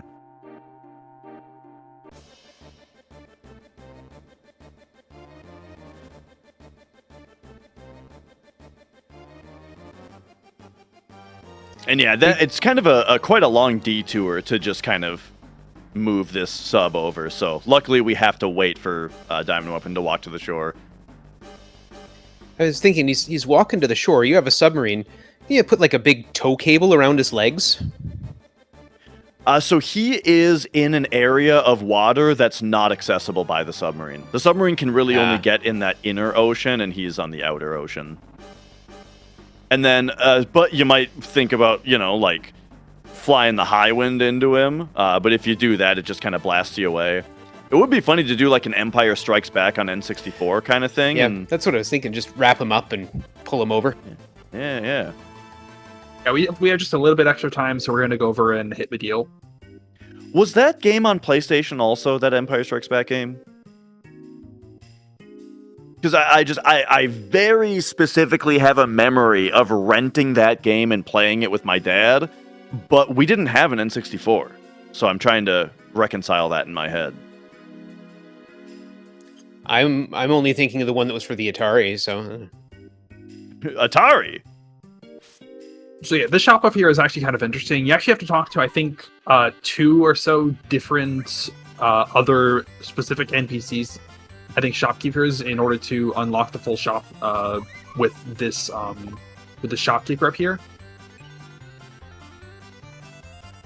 But first, we got the contain materia from the little chocobo there by feeding it a whatever green starts with S and then tickling it behind the ears.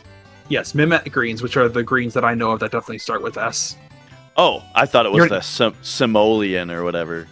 It says Samolin greens. It means Mimet greens. Samolin greens it's are not one a of thing. those. Yeah. Yeah, there's a really interesting thing that happens in translations of games like this, where when they are translating the name of the object that is able to go into your inventory, they might give it a certain name. But then when they translate the text box that refers to the item somewhere else, they translate it a different way. And so you end up with items that are referred to by different names. The thing is, Mimet greens in Japanese are just Mimetto no Yasai, which is just Mimet greens. It's not like the name has anything to do with Samolin or whatever. Hmm.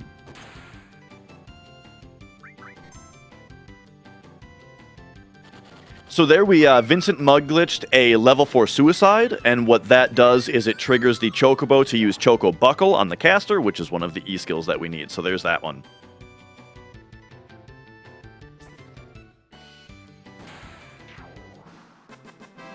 Yep, and there's our Chocobuckle skill.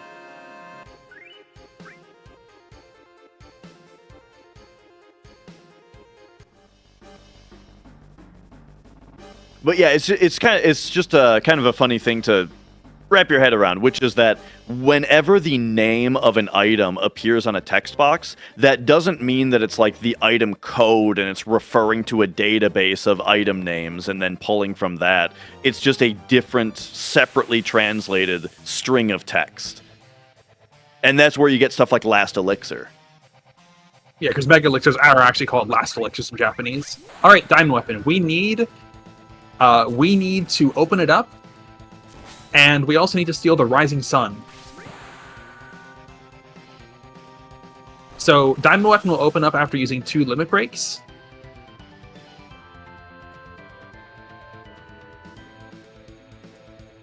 And those limit breaks, by the way, are good to use because that puts us toward unlocking the next limit breaks for each of those characters that used one. Yep. And we mug, steal the Rising Sun, and it's dead. And the only reason we have to open it up is because otherwise, Vincent Mugglitch does not actually skip the next animation on this guy for... I don't actually know exactly why, but I think it has an extra animation for recoil before it opens up that interrupts that animation skip. Yeah, and that's one thing to be aware of with the mug glitch in general, is that it just skips whatever the next animation is, which may or may not be what you intend it to be in cases like that. I want to say it can even skip like a poison tick instead of the next thing, or instead of the next turn. So you do kind of got to be careful with it in situations like that.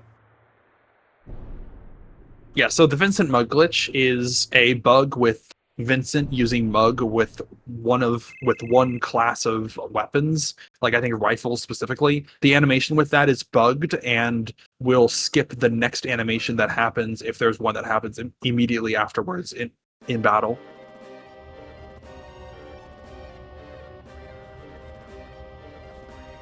And so what happened there is we literally just used Knights of the Round on Diamond Weapon, and you did not see it. And that's a huge difference between, that was a huge difference between TAS and the old RTA route, is that we get access to Vincent Mugglitch much, much sooner in the TAS. And then that is one of the main things that was implemented in the now advanced RTA route. The new 100% route is getting this earlier access to Mug and being able to do many more Vincent Mugglitches. Yeah, there are a couple of reasons why it wasn't really worth it in the intermediate route, I guess it's sometimes called, to get Vincent Mugglitch until much later. But with some changes, it was able to be implemented earlier and be used for more parts of the run in advanced route.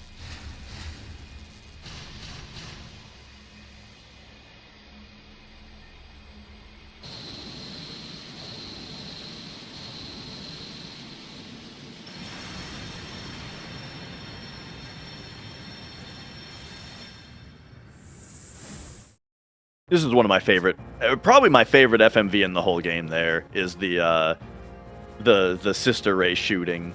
The way it sucks all the power out of the whole city and everything goes dark is so cool.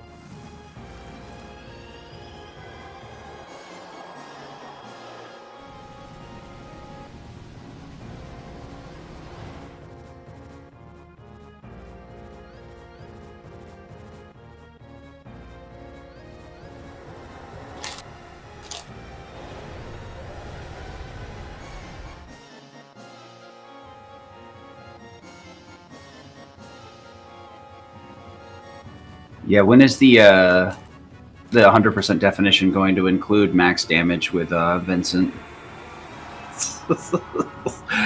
Oh No. Absolutely deserved. Get him out of here. Ban him. Remove him from the chat. What is that? Like 6,500 kills or 65,000 kills or something? Yeah, it would be. Yeah.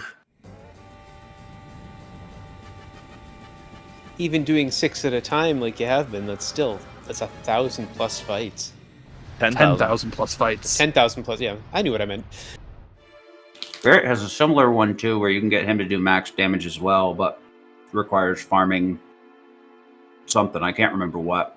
That's AP on materia equipped. Yeah. That's not too bad by the... Well, mercifully, this category doesn't require you to master any materia. You just need the master materia, so that also would be an additional grind. Desolate is asking, what are the weapons supposed to be, actually? So, like, abstractly, they are, like, the planet's built-in defense mechanism to protect itself against Shinra. Well, against whatever's attacking it, right? But I guess I've never really thought about it more literally, though. Yeah, like, what are they actually made out of?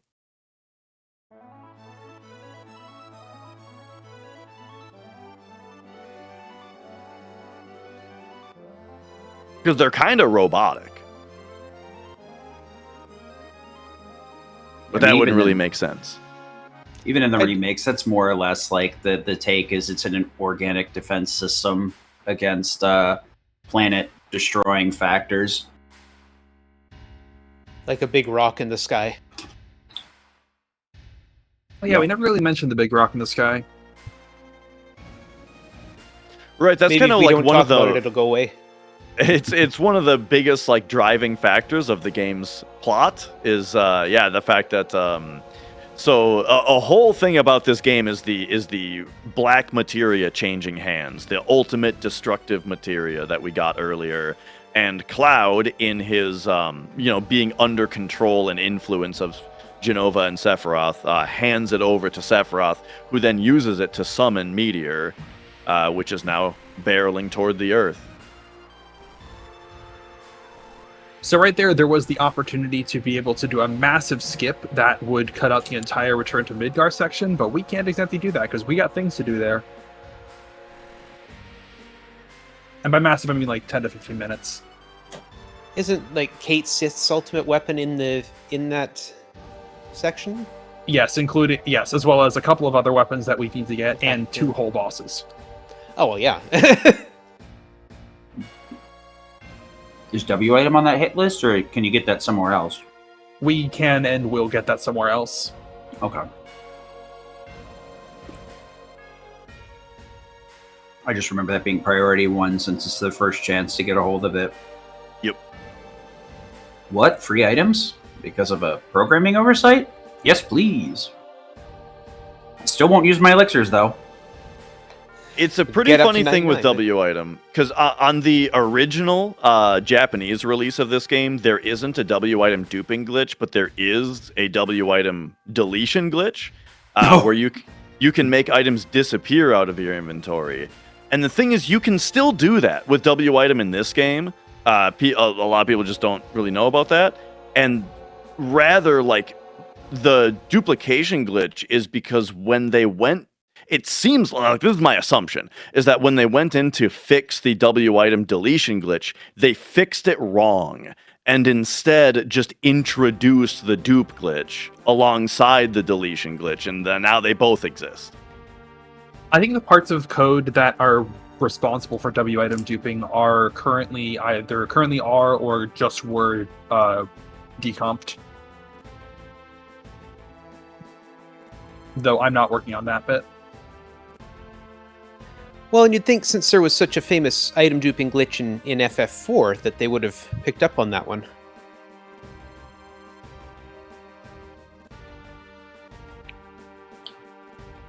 It is kind of funny that they tried to fix a deletion glitch, introduced a duplication glitch.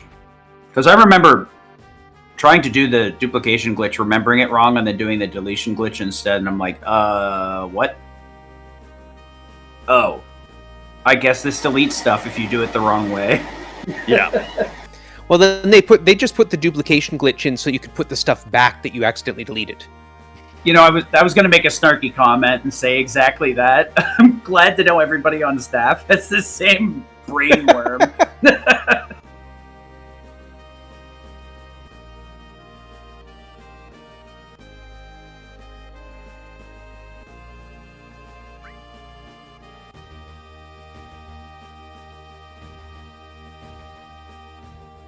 One duplication glitch that I would love to know the technicals of how it works is the one from Demon Souls, because that one has such a weird way to execute it that, as these glitches often are, you know, like just the most bizarre, seemingly nonsensical sequence of things you need to do. All right, speaking of glitches, there is a small thing here where we can do something called parachute skip to interrupt this cutscene and leave the screen shortly after the parachute is deployed right here. You see how we're running right on the input display? We just ran to a loading zone. Immediately afterwards, I'm pretty sure we'll be able to do another clip to get past Kate Sith and not have to talk to him here. And we're just going down the ladder. I'm seeing a lot of suggested interactions right now.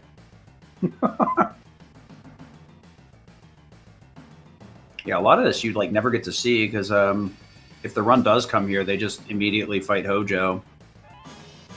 Honestly, kind of miss the parachuting cutscene since you like would only ever see it if you play casually and opt not to murder Hojo at your first convenience.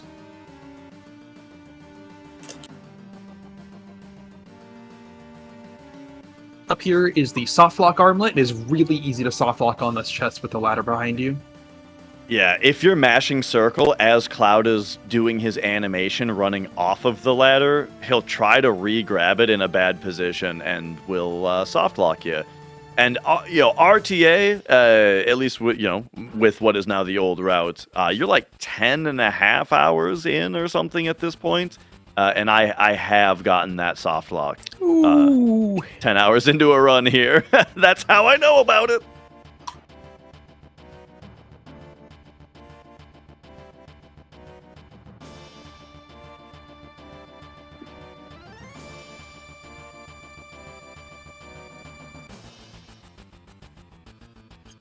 But yeah, the sequence here is pretty cut and dry. There's just, some of these chests have things we need in them, so we gotta grab them. What more is there to say? I was questioning the blue chests in the Icicle Inn area, vaguely recalling all of the chests being like yellow except for them, and now I'm noticing there's green ones here, and I'm just like, my memory has failed me that all the chests have unique colors, don't they? There's a couple different models. Yeah, there's like the kind of like the more square ones at the start are like yellow, goldy. And then these green ones have like the rounded top on them. I think the blue ones are square like the yellow ones are, aren't they? Mm-hmm. Definitely, yeah, they were.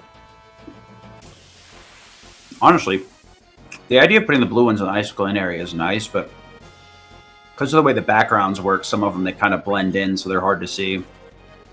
Like the blue one behind the icicles, I think I missed it the first time I played through the game, so I just didn't notice it. My weird ideas. Oh, sorry. Oh, I was going to talk about the battle skips. One thing that we haven't really talked about today on part 2 are these menus that keep getting opened for the for the battle skips, but we probably won't see another one for a while. Because as you can see, if you look at the danger projection right now, you can see that we're going to get into a fight pretty soon if we were running, but we've got a long way to go if we were walking. And so we see this stutter stepping action happening where every 8th frame, which is where the game is actually checking whether you're walking or running, the TAS walks for just that frame and then runs all the rest to get mostly running speed while getting walking danger and getting underneath this encounter that we're just about to sneak under. Yeah, that's a TAS only method of getting a lot more distance for your walking. Now, if I turn your attention to the item counts, you'll see 69 items, 6 out of 9 side quests, 69%. Nice. Yeah, thankfully we're doing 69 today, because 67 was the number yesterday, and it was kind of making me hurt in ways that I didn't know I could hurt. Ooh, yeah. Isn't that right, Ace? I make no apologies. So it's possible to walk around this boss fight trigger right here using some of the pillars in the middle, but it's a boss fight and we need to do it. It's just interesting to know that it's possible. It's possible, but there's actually no category right now where that's beneficial, because either you either need to do this fight for a requirement, or you're not allowed to skip it because that would be a major skip, or you can do the Hojo skip earlier. And now, I guess I remember wrong, but I remember this being a fight that you could just make a dialogue choice to say no, and then that is also correct. But that is also correct, but that I don't think would count as defeating the bosses. But why can't you do that on no major skips? Because that requires having completed the Yuffie quest, the Wutai quests. Oh yeah, because you have to have the friendship from doing the Wutai quest because they owe you a favor. Got it. Yeah, that's the only reason you're able to say no in the first place. Anyway, they're dead. But I was busy stealing things. I love that steal. Yeah, so we have Steel as well, equipped on Knights of the Round. So what just happened was we Vincent mug glitched to skip the Knights of the Round animation. So not only did we Knights of the Round them, defeating all 3 of them at once, but also every one of those 13 hits on Knights of the Round also did a steal attempt on all 3 characters. One of them has the Tough Ring to steal, one of them has the Minerva Band, and the other has the Cydric. So we stole all 3 of those items also on them. We already had the Tough Ring, I know. I'm not sure about the other 2. But the Tough Ring might have gotten sold, but probably not. Yeah, I guess that's the other curse of 100% is making sure you don't accidentally sell something and ruin your run. Yeah. So my brain has gone to a weird place and wondering if you do the Vincent mug glitch and then run away, what happens? Like you queue up and escape during Vincent's mug animation? You know, I don't think I've tried that. I think you just run away like normal. Yeah, that's assuming the mug glitch doesn't instantly give everything, because like the interaction is usually using it on KOTOR, which I think like straight up kills like 95% of the game. There's very few things that can survive a KOTOR. Yeah. Knights of the Round Knights of the Round kind of trivializes a lot of the game. It's an interesting question though. It wouldn't be the first time a question like that has led to some other weird skip being found. Breath of Fire 3, there was a recent discovery with a similar thing. If you queue up an not 3, 4, excuse me.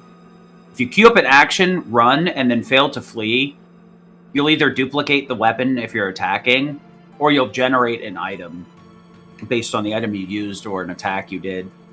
It's a really, really weird glitch. That we proceeded to name item refund steal. It's IRS. Yeah, now we're going down to the Behemoth Horn, which is present on this staircase. And this would be, we mentioned all the way back in the beginning, in our decision to use stairs versus elevator, all the way back in the first trip through the Shinra Tower, that it's possible to set up a glitch that lets you climb up the stairs more quickly than the method that we used to get here. but that only works or saves time if you took the stairs the first time through. Yeah, it turns out the elevator is still faster. Yeah, it saves less time than it would in... Yeah, it saves less time in this run, but it does still save time. It's always interesting, those kind of things, because they do have to be explored. Because you would think, oh, if I walk down less stairs, then it's obviously quicker, but you got to sit down and actually test the things out, time them. Yeah, and in general, that was part of the reason why elevator took longer. It took a lot longer to be implemented into 100% routes compared to any percent-like routes. Just because we always knew it would be less worth it, and there were also a couple other routing reasons that would make it a lot harder to implement and make the step route worse, for example. Yeah, that's got to be a heck of a bugbear routing-wise, having the step routing in the back, lingering in the back the whole time, where kind of every decision branches and splits things into an alternate universe, more or less.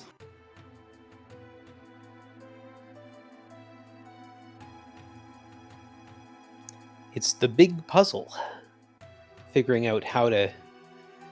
What is faster here, but slower there? Or slower here, but faster there? And is it different enough to make a difference?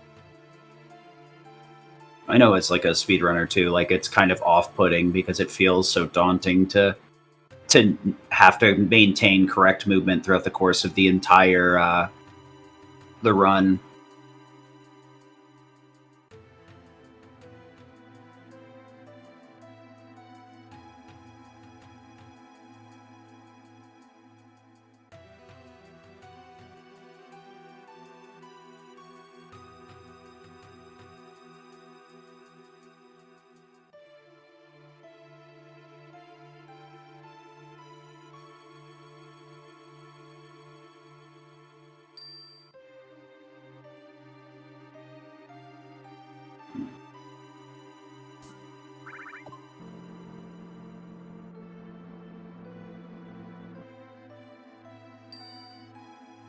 So it was better to go halfway down the stairs, come back up, and then use the elevator. Yep. Yeah, because the initial trip up on the elevator, we only get one fight and then a couple of door openings versus walking all the way from the top to the bottom.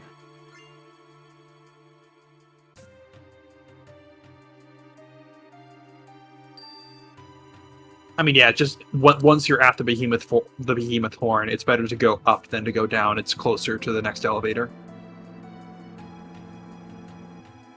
It's almost annoying how many things are missable in here, so if you don't take your time and explore, you just miss so much stuff. Yeah, so we got a bunch of things. We got Kate Sith's ultimate weapon, we got the glow lance, we got the pile bunker, the Master Fist is another Tifa weapon that's kind of like the Power Soul, but less useful, less powerful, but works with more status effects. Speaking of Kate Sith, I'm assuming there's no like actual restriction on using slots, but it's just not worth using because you have faster methods to kill stuff. No, the category does explicitly prohibit slots. Oh, does it? Okay. Yeah. Slots would still trivialize a good number of things in this run. Fair. It's like, I guess you do get it very early on versus like being able to set up the Power Soul Death Blow nonsense and would make it not worth doing a mug that glitch, right there did not look like much, but that was but that fight in general, especially in RTA runs, those guys that you steal the grab ball from have huge, like very long attack animations.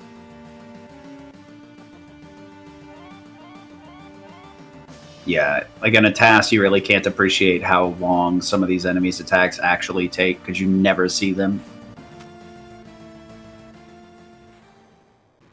Can you mug glitch the slots? I thought it was a separate action. I guess I don't really have a deep understanding of the mug glitch outside of it do limit damage. I think you could. I think you technically could, and while it would be better for a TAS if a TAS were doing something like that, it would not be that worth it. RTA. Gotcha.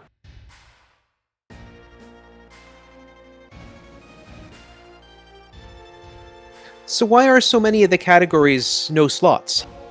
Because, okay, I can talk about this later, but slots effectively trivializes battle. Slots can be used to effectively trivialize combat in this game.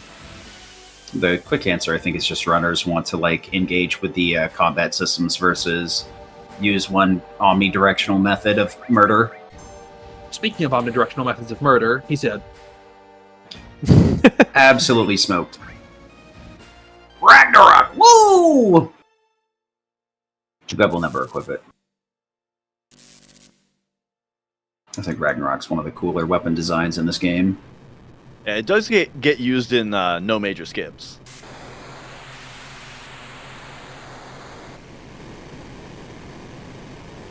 Yeah, I think it's like a lot of other categories. It's just, or with other games, people just want to engage with more of the systems. And the problem is when there's one like warping combat system that can kill everything, it gets a bit boring. little PHS swap to bring in Barrett. Oh, original Mecycle was asking how come the run starts at the end of Disc 1 today. That is because we already did 6 hours yesterday. So, yep, start at yesterday's stream to see the full thing. Yeah, we played around 6 hours of the TAS yesterday, and we're doing the other half of it today. There's the VOD on our YouTube channel if you want to go back and watch the first half. Yeah, so if you're not familiar, that chest we just grabbed is only present if Barrett is in the party. So we just got that. We just put Barrett in the party to make sure that that's there. That's Barrett's ultimate weapon, the missing score. I kind of hate... I don't believe we use it, really. And then here is the spot that if you do Hojo skip, this is the spot that you skip to. So that's, as we talked about earlier, that's everything that it skips. Yeah, because they make you like invisible, but they forgot to put paralysis on so you can walk up and start the boss fight during the cutscene. Yeah, and the paralysis does exist. It just doesn't happen until 1 frame into the cutscene, and they happened to also place you 1 frame away from the boss leader. I didn't know that. Hilarious. Just Final Fantasy VII things, I guess. I guess they figured we'd all be so dazzled by the fancy cutscenes that they didn't need to... To be honest, the reason why that works there is a bit technical and just revolves exactly how they did the paralysis in the script. So it's not like that. It's not like they did so deliberately or anything. It's not as simple. Yeah, because you mentioned this yesterday, where like if there's enough, script triggers, if it goes over 8, it pushes to the next frame. That's why there's a frame delay, right? That doesn't actually have to do why with this particular instance, but okay. Yeah, that is still the case. It's weird. Yeah, this game is just TLDR. It's weird. If something works in this game, it's because it's weird. So yeah, we're not using Knights of the Round here, both because we don't have Vincent, and just because it would only kill one of these guys and not all 3 in succession. So Hojo is a 3-part boss fight where one just transitions to the next, and we're just going to have Yuffie beat up everything with the Conformer and the Curse Ring to give her more stats. Since these are very powerful enemies, the power of the Curse Ring, which is a stat that's used in damage calculation, is very high. Because that's the Conformer's special ability. There's another big shot usage, even though it did barely any damage. That big shot did enough damage to reduce the amount of hits you need to do by 1, because that Hojo has 30,000 HP, so 3 attacks of quad 9s will only do 29,997.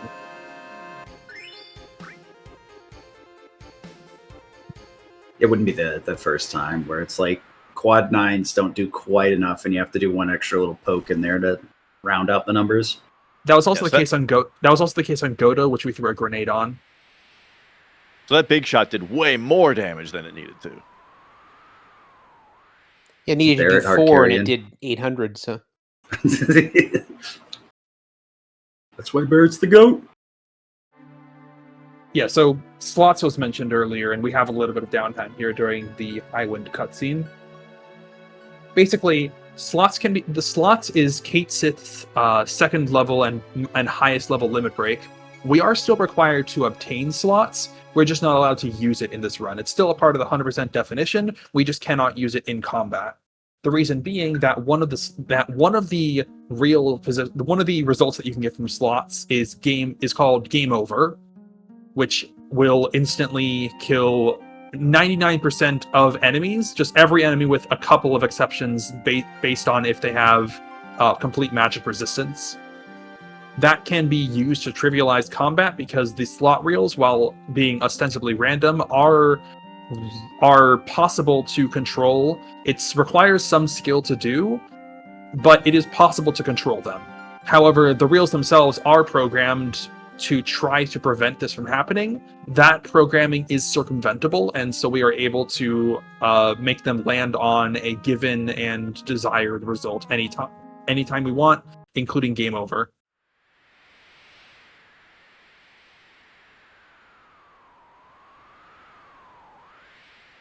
Which, I mean, it isn't even the first time that this has happened too, because the same thing happens in 6 as well, where it's you can abuse the slots action. Yeah, and in 6, I believe the functionality of the results of Joker death and game over are flipped compared to 7, and I'm pretty sure that we think that was a mistake. I would think that's probably a mistake. Yeah, game over wins you the fight, and then what's the other one called? Death Joker. That one's the one that kills you. Makes you game over. Then you got to do all the. I mean, at least you have to do a little bit of the shenanigans with like muddling a character to flip their targeting, do some other goofy nonsense like that. I'm just going to throw a Phoenix down to get this at the right bit value. At least as far as I'm aware, that was not a result of the translators, because that's also the case in the Japanese version. It's called all over in Japanese FF7. Sounds about right, yeah, because I remember, from what I understand, the setups are the exact same between JP and English for slots abuse. Do you know, Ace, off the top of your head, which fights you can't use slots on? The anything with complete magic resistance, I think. So Ruby Weapon before he opens up, before you kill the tentacle, or before the tentacles are put out, I think, or no, before Ruby Weapon before it takes out 2 of your party members, and the Jersey enemies in their magic defense form. Okay. It's funny how this game has a lot of enemies that do some kind of like little transform into another form. That a lot of the time does something like that, like it maxes out some kind of stat of theirs or something, and consequently there are some interesting things like that. And then also you can miss certain enemies with limit breaks if they have done these types of transformations as well. Yeah, actually, like in slots runs, you see Bizarro Sephiroth when slots is used on it. That also misses for the same reason. It misses one of the parts of Bizarro Sephiroth, but not the part that you actually need to kill.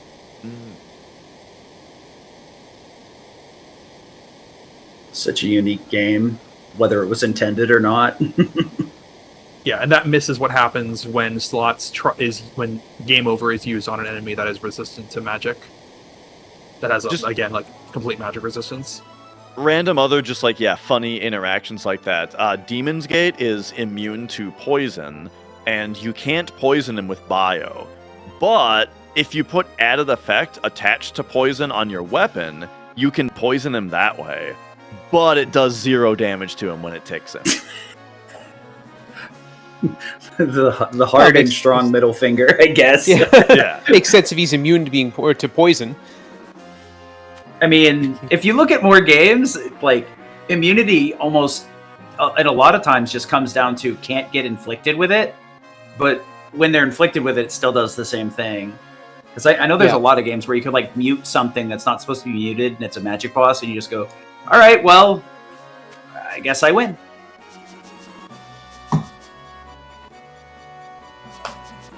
I guess it more so speaks to like the Final Fantasy VII devs that they're pretty thorough in some places, at least.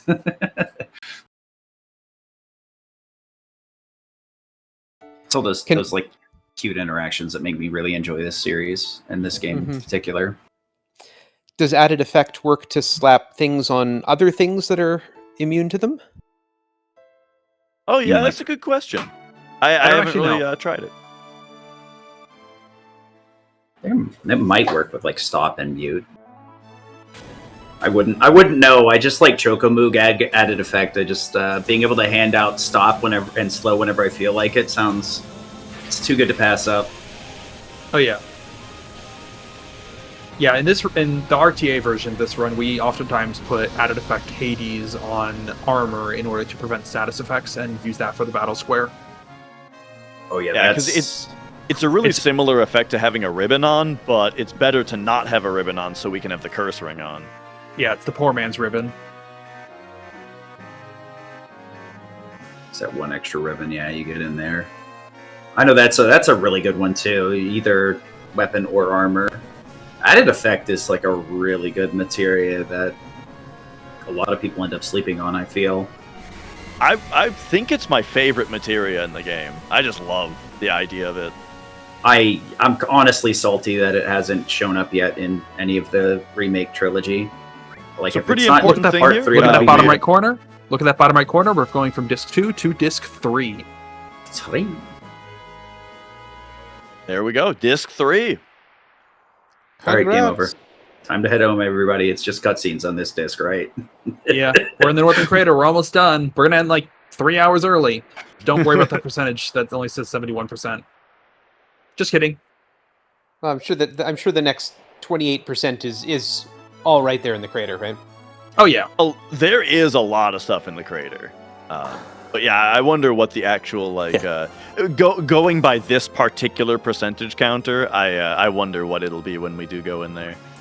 Yeah. Now, I'm not going to say that I made sure to check the estimate was accurate, but the estimate might be accurate. I'm just let's point that one out. But don't forget, I have the power to engage warp speed whenever we need it. We can even go plaid. There's only so much murdering we can take. I mean, I actually can. This thing can go all the way up to 400%, which seems a bit extreme, but it's Sounds possible. plaid, yeah. That is definitely plaid speed. Take it to ludicrous. Yeah, a little bit of shopping in Isaac Glen. Just got a couple of things to buy here now that we have money. Because we're coming from Northern Crater, now it's just a good time to go here.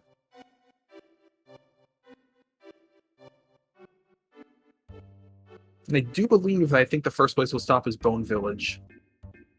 So, I know some of the side quests are kind of included in 100%. I mean, obviously we get a gold chocobo from doing one of the weapons. Is it required to get the lower levels, black, blue, green? It is not required for the 100% definition to get the lower levels. It is just better to do so. Because of the stats on the gold chocobo? Not really. It's required to breed a gold chocobo. That's Oh, the gotcha. wording of it. Okay. Yeah, we must breed a gold chocobo. You can either do so from a black chocobo, which is obtained from green and blue, which is obtained from regular chocobos, or you can breed one off of the gold chocobo that you get from Ruby Weapon. Okay. Gotcha. And you would want to do so for chocobo racing regardless, because that chocobo is not good. Yeah. Speaking It'll of get you to the that KOTOR, and that's chocobo, about it. speaking of that chocobo stats, we did just buy 26 Silkus screens, which we are about to force feed our gold chocobo anytime now. But the So bulk is Chocobo Racing one of the side quests that needs to be done? It is not actually a side quest, but it will be done for unique required items. Okay. Yeah, it's a really weird one. It's got a lot of nice items you can get, but the results from the Chocobo Racing depends on both your placing and the other Chocobo's placing. So it could be a pretty miserable place to go to get those specific items. Oh yeah. So got a here mop. there's just a tiny little thing called lid skip, where when this screen loads in, if you interact with the chest, I think it's if you interact with the chest before the model loads in, but I'm not positive if that's technically the reason, you can get the item out of the chest without having to watch the animation of the chest open. So we'll see it right here. Check it out. It's lid skip. I was Eh? wondering what was going on with that last one. Yeah, there it is. Hey, there's a W item I was asking about. Oh, that's right. A lot of the missable items are able to be gotten here, aren't they? Yeah, I think you can get Bahamut Zero here as well, but we've already gotten it in a faster way. I forgot that there is a alternate method for a significant portion. Not everything, but a large amount. Yeah, this isn't actually used for very much in this run, actually, but it is a way to get a bunch of things. That'd be really interesting to just have a place where all the missable items could be found. Yeah, this is kind of that. It doesn't get everything, but there is a large number of items you can dig up there. I think that the devs realize that some of the things were missable, but they're like, all right, well, you're just out of luck if you miss an ultimate weapon or something like that. So I don't think you can get them there.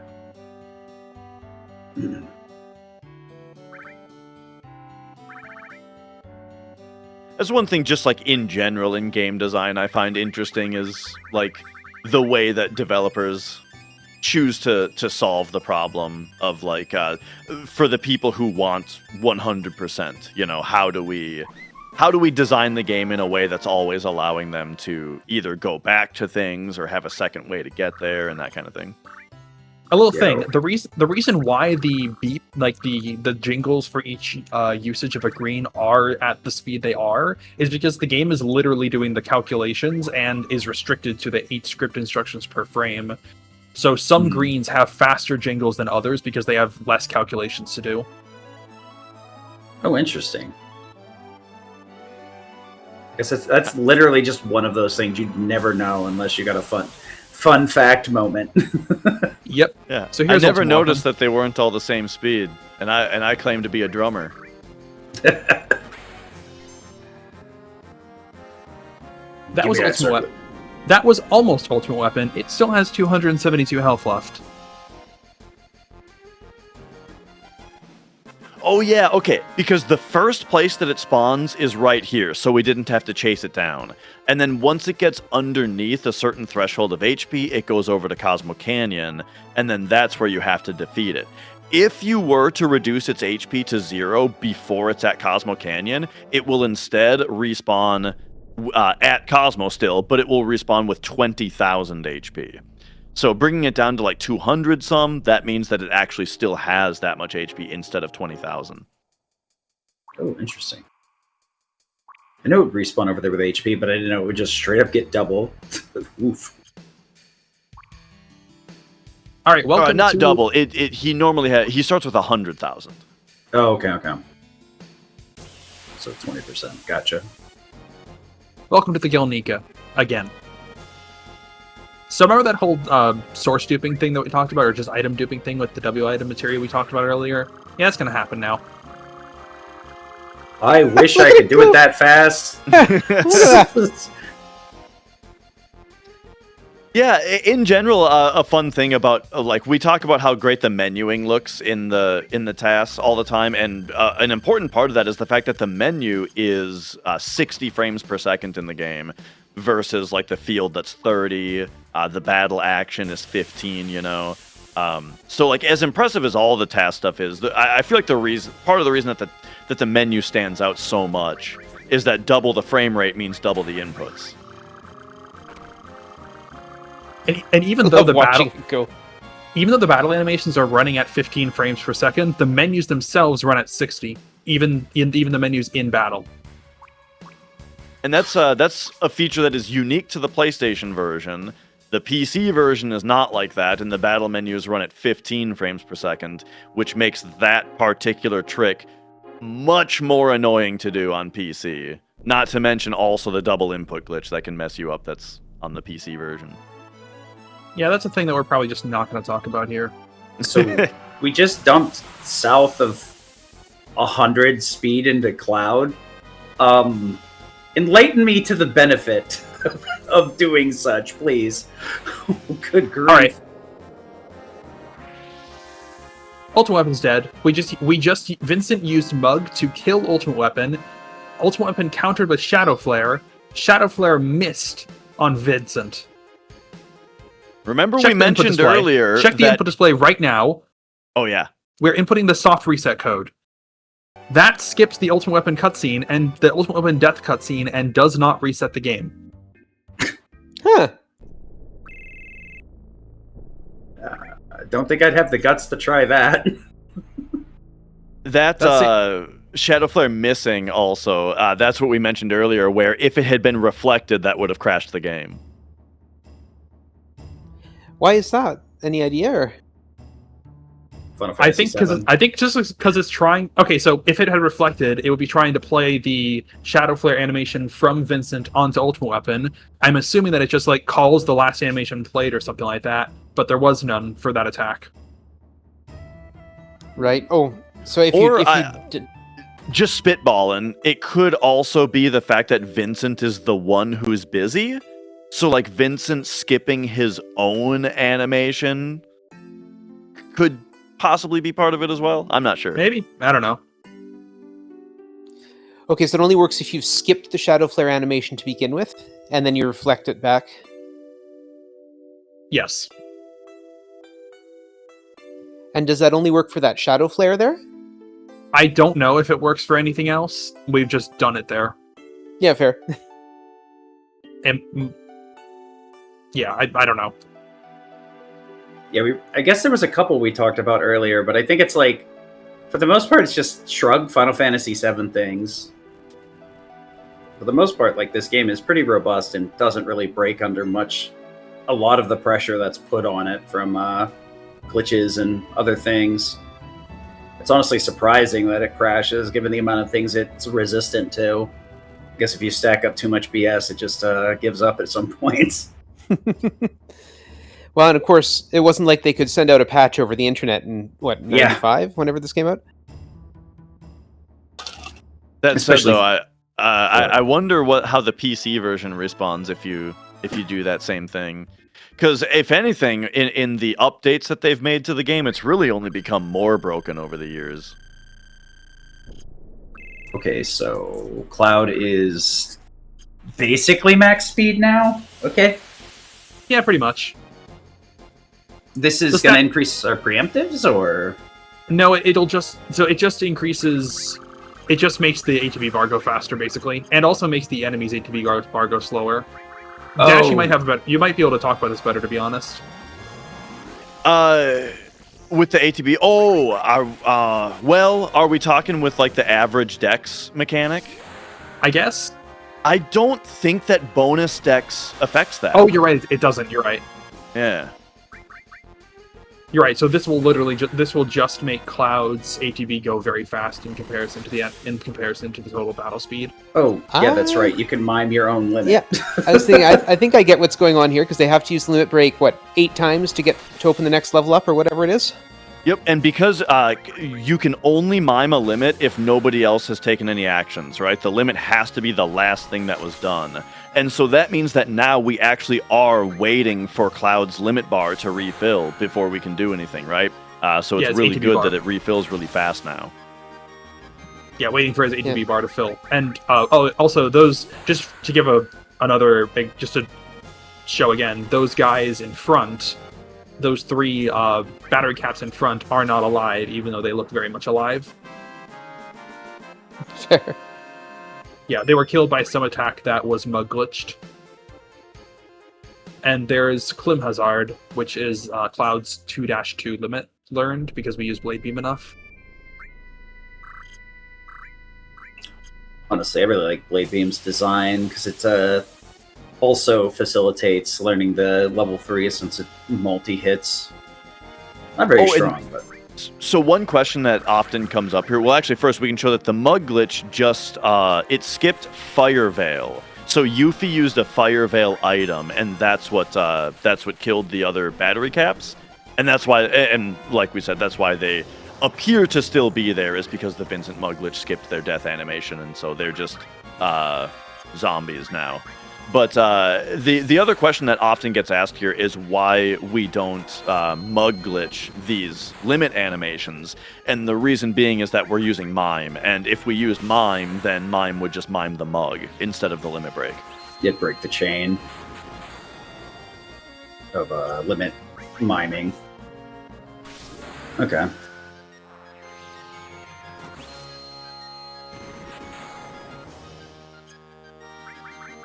At least I get to see Meteor Rain. Haven't seen it in years. A tiny little It's meteor rain. Kind of funny coming off of Tiny Cloud there too. I assume Yeah. he's tiny just so that he doesn't do a ton of damage, so you can repeat it in this fight. Yep, exactly. Really sneaky use of small, or I guess size, I think is what it's called. And then the mini is the name of the Mini, okay. status ailment, I think. And then to finish the fight there, a Vincent Mugglitch skipped a Greased Lightning from Yuffie, which then gives her Greased Lightning progress towards her next limit learn. And then we've done enough battles now to satisfy this side quest, so now we can finish this up, getting the death penalty and Chouse. Yep, Yeah, there's Go ahead. 7 out of 9 side quests done now. I was thinking about it the other day. I was like, it must be nice with Vincent because all you have to do is farm kills since he has no level 2 for any of his tiers. That would just be miserable trying to farm kills with his berserk state. Ugh. All right, so we got a little bit to our next encounter.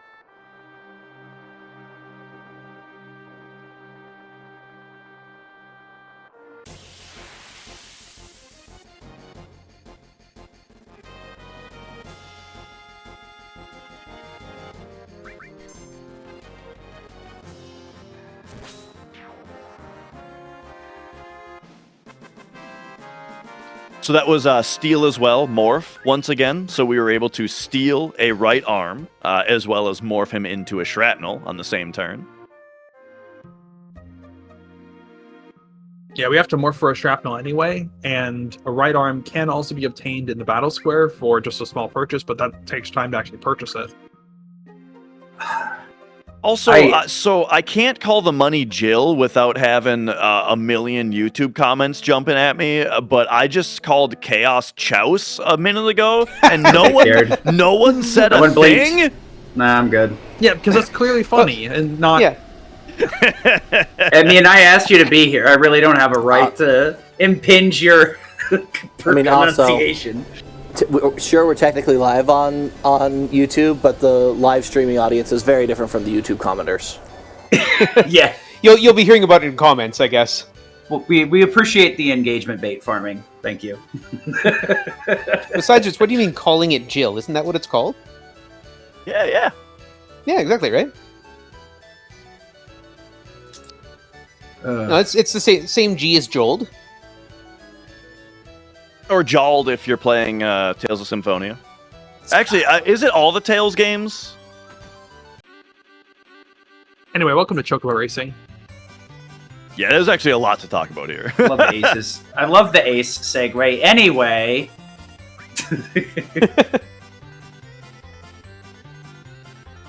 All right, so earlier we went to the Chocobo Ranch and pumped our Chocobo full of 25 Silka screens, which makes it a speedy boy. Wait, if gold And we're actually chocobos going to use always that to- flash like this? Yeah, that gold Chocobos always have. Huh. All right. To distinguish So- from the yellow ones, I guess. So at the end of a Chocobo race, the race will not be able to be concluded until the second place Chocobo crosses the finish line as well as the first place. That's because the prize can't be determined until is determined by both the first and second place Chocobos to win. So really, the time that matters for finishing a Chocobo race is how long it takes for the second place Chocobo to cross the line. So we're just gonna push this guy.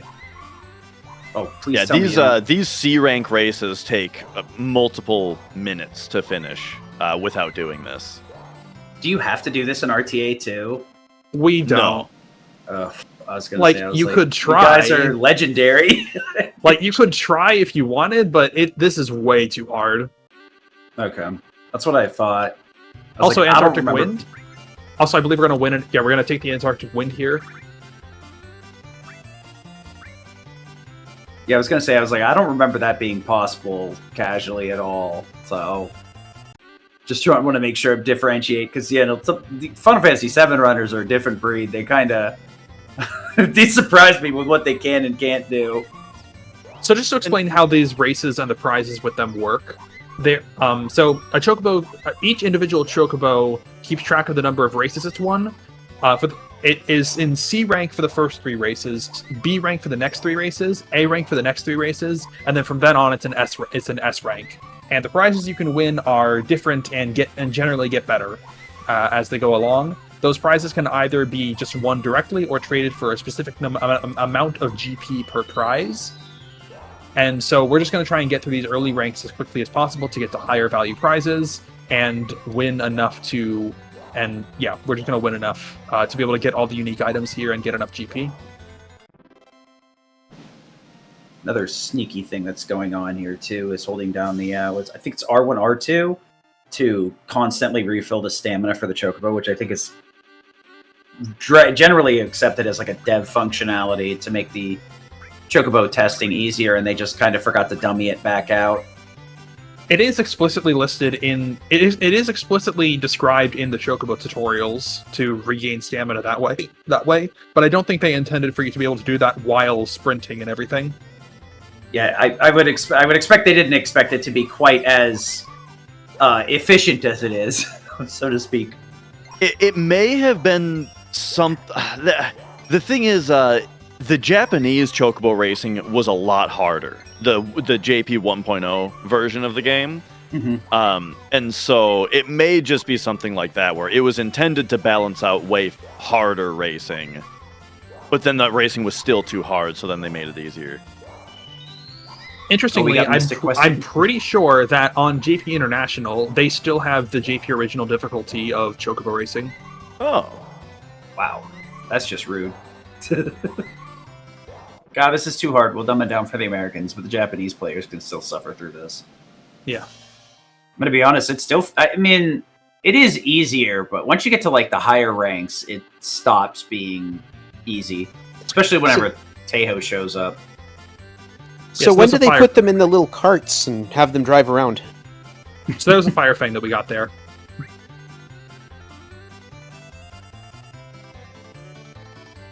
So Also, at the end of 10 S-rank races, we'll also win a set of prizes that include a lot of the prizes that we want to win here. So that's another thing that we can keep in mind. So we briefly talked about different RNG systems before, and how like the field RNG for scripts that are on the field, they use that field RNG system. That is the RNG system that decides whether or not Joe/Teo, this black Chocobo, is going to be in the fight or in the race. The rest of the race details, like who are the other racers, what are the prizes, and that kind of thing, that is all based on RNG that is decided by the minigame itself's code. That is based on the global frame counter once again. But yeah, whether or not Joe is in a race is based on RNG that's happening out here. So now that we are in the later ranks, you'll see the TAS is manipulating RNG out here to try to get Joe into, I'm guessing, to try to get Joe into all of the races, because it's much, much faster to get him to be number 2 than to push the other Chocobo.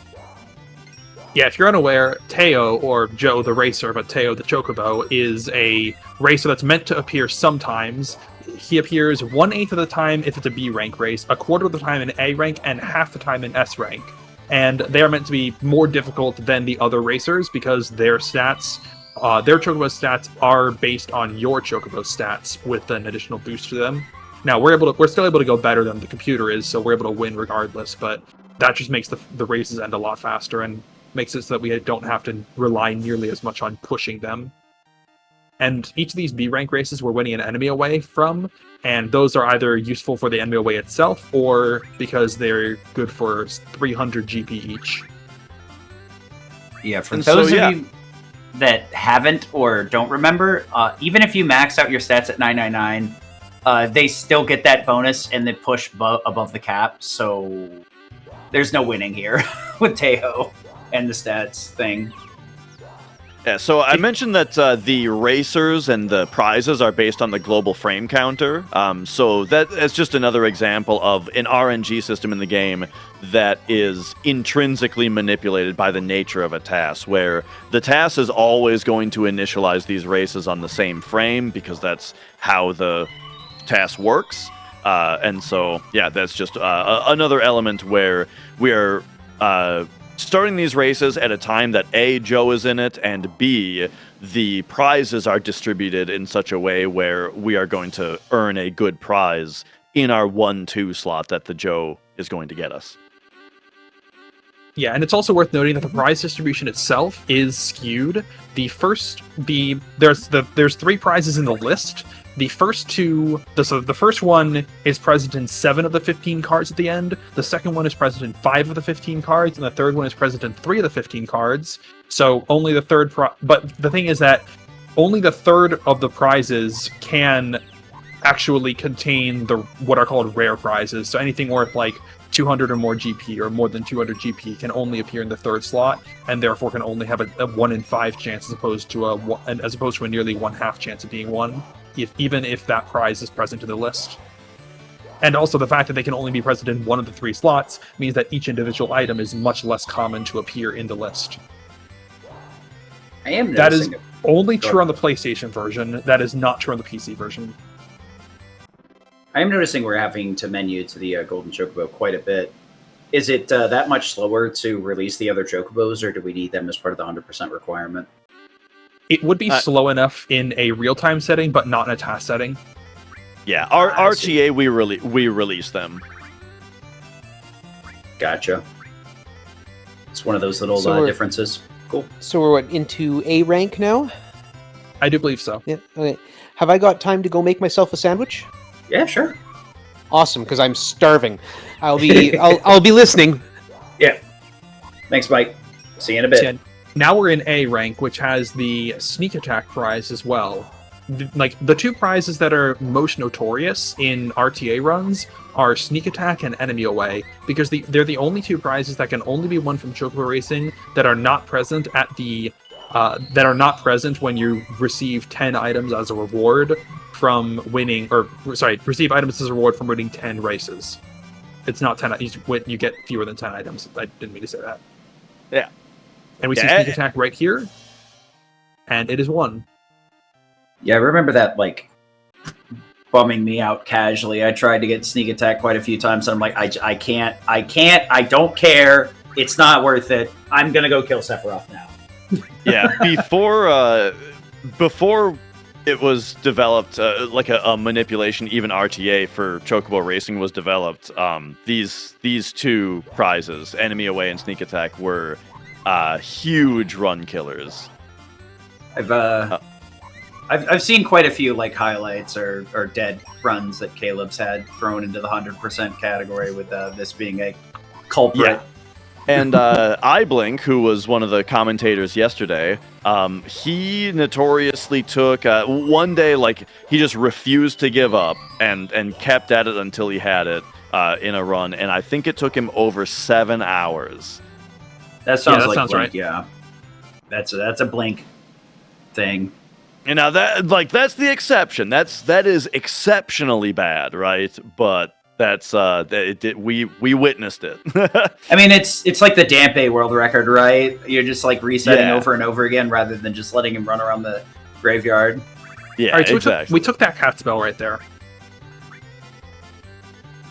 That's yeah. a So accessory, isn't it? Yeah, it is.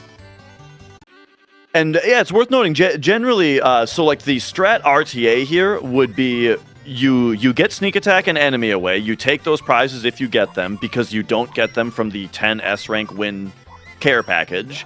And then anything else you take GP for. And cat spells are wonderful because they're worth 500. It's one of the best prizes you can get. And then that's one of the things that if you win 10 S rank races, you just get a cat spell from what's her face, Esther? Yeah, Esther. Yeah. Yeah, because everything besides sneak attack and enemy away, you just get from her. That's one of these things. Precious Watch as well. So here we win the Precious Watch. Normally, we would take the GP for this. That's And it's worth Go ahead. Sorry, it's worth noting that we need GP in order to be able to purchase 2 items from a shop worth, in total, 3,000, and we also need a little bit of extra GP to do some Battle Square. But yeah, here TAS takes the Precious Watch instead of the GP. correct me if I'm wrong, but like Precious Watch is one of the few that has the max materia slots, and Cat Spell I think recovers HP while you're walking when it's equipped. Yes. Trivia moment. I had to take a stab at it. Yeah, I do believe both of those are correct. Sorry, what was the second half of that? It has maximum materia slots and what? Precious Watch has maximum materia slots, and I think Cat Spell recovers HP as you walk while it's equipped. Oh, I didn't know that about Cat Spell.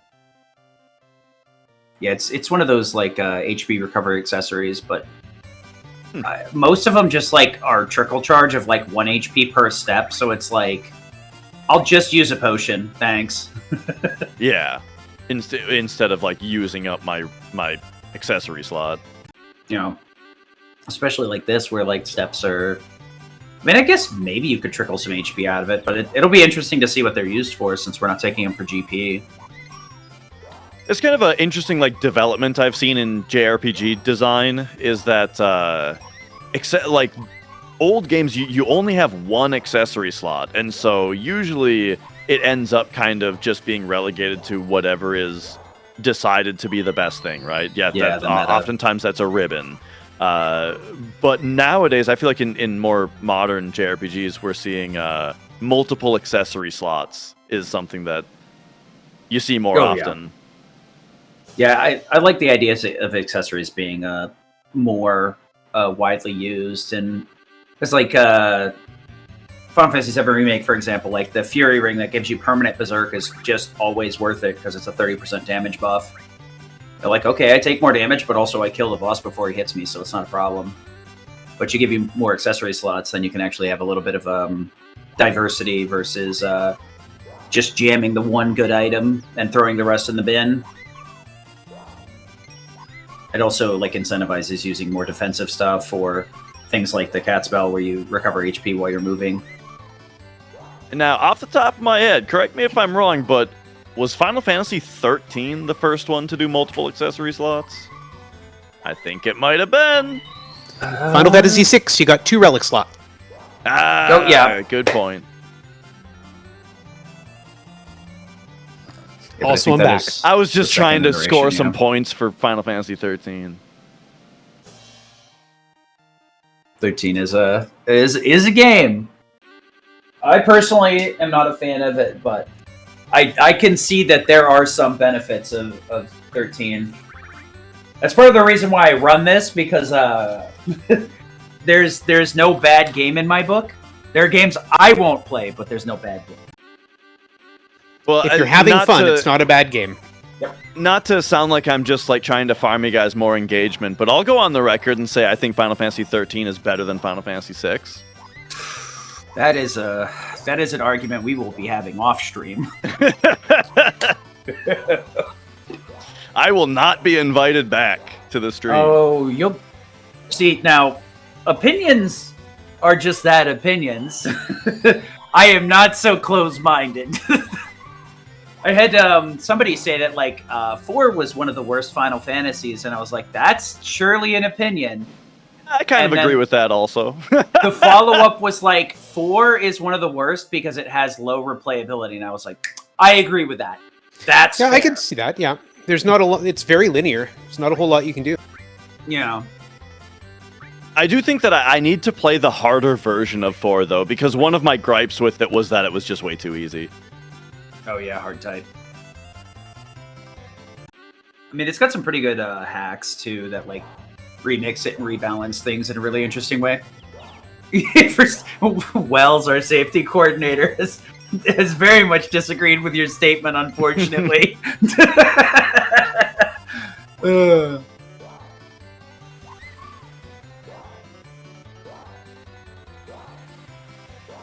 To be honest, I'm a big fan of Crisis Core. I need to learn to run it now that they have a version where you can skip all the 69,000 cutscenes they slammed in that game. Yeah, I won't like rant at you about how much I dislike the story of Crisis Core, but gameplay wise, it's a fantastic game. It's very fun. Love the battle system. I know I'm in a divisive spot anyway because I really enjoy Remake and Rebirth, and I know some people it was a complete miss and they hate it, and I can understand it. Oh, by the way, we're done. Hey! I kind of expected the grinds to devolve into just whatever topic at the moment. Yeah, so to explain what happened during the grind, we won all the items that we need to, and we also won enough GP to be able to afford the items we need to purchase, as well as enough trips to Battle Square to be able to get all the items we need from there.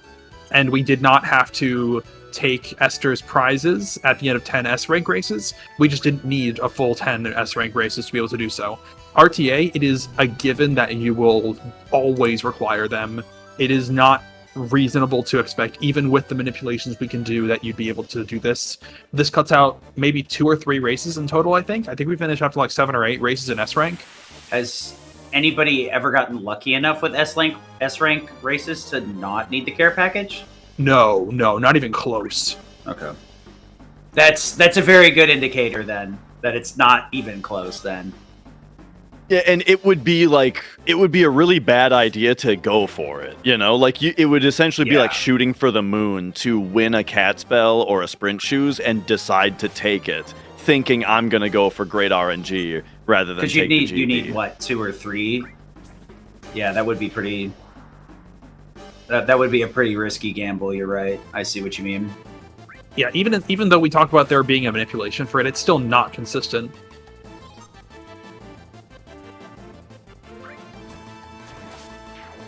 I do not remember my Battle Square fights going this quick. Yeah, we're kind of strong and kind of super fast. I see the, this is why we hammered down 60 billion speed drinks, huh? Also, we morphed this guy into a... Actually, guidebook. Yeah, we actually are going to morph this guy into a guidebook, I believe. Yeah, because the only other place I think is the underwater reactor. Yep. Otherwise, we'd have to get two fights against these guys for guidebooks. We need 2 guidebooks because... You gotta trade one in. Yeah, one of them is required to be traded in for the underwater materia. The other one is required for the item itself for 100% completion.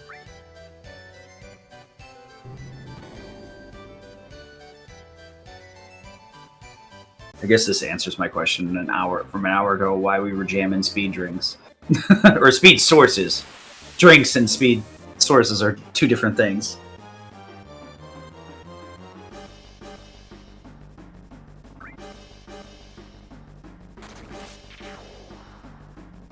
And so we've got a little bit of a different selection of actions to use here, depending on what our fight is. A regular attack is, of course, going to be the fastest thing for a single enemy. We got Slash All for multiple enemies, and then for that morph on that guidebook, we have. It looked like it was morph attached to added cut, so that we could do a morph with an added cut that brought him down into morph HP range to then morph him a second time and actually get the guidebook.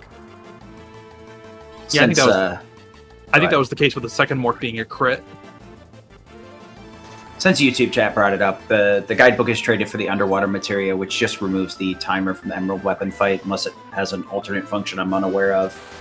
Yeah, and if it wasn't already said, we need 2 guidebooks, because we're going to trade one of them for the underwater materia, which we need, and then we also need to have one in our inventory for inventory completion. Oh, yeah, I guess you can do that, huh? That never crossed my mind either. So the smoke bomb there is pretty interesting. The reason for the smoke bomb is that you get the battle points from the reel rather than from the fight, and so once you hit the final reel, you have all of the battle points stocked up. And then if you hold R1 and L1 to escape from the fight, it takes your battle points away. But for whatever reason, if you use like the exit materia or a smoke bomb, it doesn't take your battle points away, and you get to keep them, which is faster I'm gonna than fighting abuse the last fight. Oh yeah, next time. Much faster than fighting the final fight. I think the other thing we didn't address is, like, you mentioned the reels give you points. Depending on how debilitating it is, increases the points more and more. Like, just losing FHP is not as much as losing a materia. Although the reels increase in value from left to right, and it's for the most part, it's only the last reel that is significant. The second from last might be a little bit significant, but for the most part, it's just the last one that's going to determine the bulk of your points. For example, if you do anything other than all materia or magic materia on the last one, all materia break or magic materia break. Oh, by the way, Gigas Armlet. Actually, that's not. If you do anything other than all materia break or magic materia break for the last one, then you will then you'll basically get 5,000 or more fewer GP or BP. Yeah, I think weapon break gets you like 8,000. If I remember right. Yeah, it's massively determined by the last one. So RTA runs for the most part, I just get through the previous 6 until with in enough of a state to be able to still perform battles, and then just get magic or all break on the last one. Also, you can see there we waited a bit before starting. That's because the actual combination of reels that we get is determined by the IGT when this whole thing starts. Interesting. I don't know if it applies, but I know the enemy that's getting warped into morphed into guidebooks can also fling characters out of combat. Though I'm not sure if they can do that with a single character. They can. Okay, yeah, I remember why I hated that enemy now. So, unfortunately, TAS does not have to be bothered with such earthly concerns.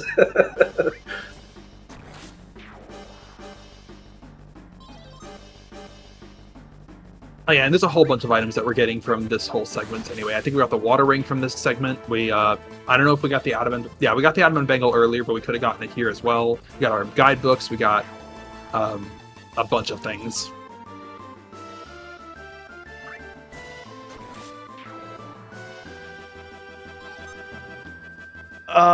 Remind me why we can't learn Trine from that Stilva. I'm pretty sure that you just can't learn enemy skills. I at least don't think you can learn enemy skills, especially as in particular. I don't think if they're the last of the fights in the sequence. I'm pretty sure there's a reason. I always just assumed it was you couldn't learn them in the arena, but yeah, it might just be that. I think so. Yeah, it's hard to tell because they just turn off random things at random points, and you literally have to look at the code to know what's what. I was going to ask, do the kills and the limit breaks used here count toward limit break acquisition? I don't believe so. Yeah, so that would make sense then if both of those things are true. Yeah, if they did, we would not have done nearly as many cloud kill grinds earlier. I'm pretty sure. Half speed. Too bad I'm at 255. Yeah, Trevoke in chat is asking if this is a task with no slots or slots. This is a no slots task. What pretty much all 100% runs are no slots. I have not heard of anyone wanting to run 100% with slots. To be clear, that means that slots, which is Kate Sith's level 2 limit break, is still required to be obtained, but it cannot be used for the run. Yeah, we had a longer discussion about it earlier and how it kind of unbalances the game. Just to be like, the VOD's worth watching.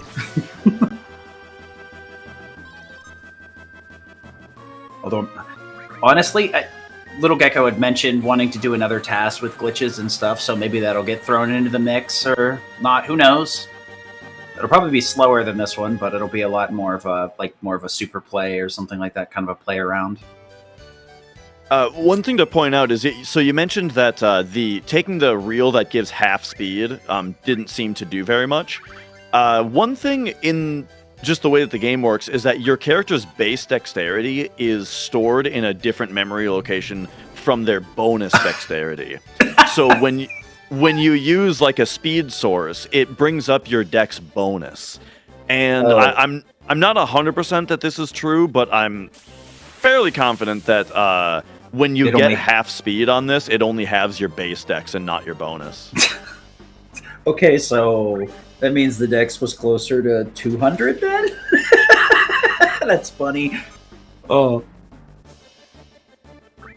Yeah, speed source duping is so frustrating, though, because you have to do it perfectly, as well as steal one while you're mime glitching them, or W item glitching them. It's so weird.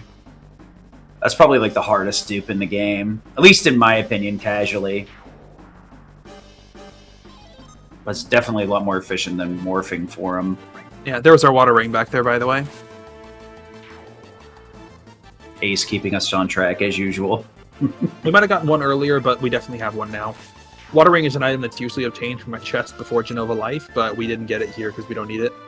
I think we've just been mugging literally everything. Everything that's a single enemy, pretty much.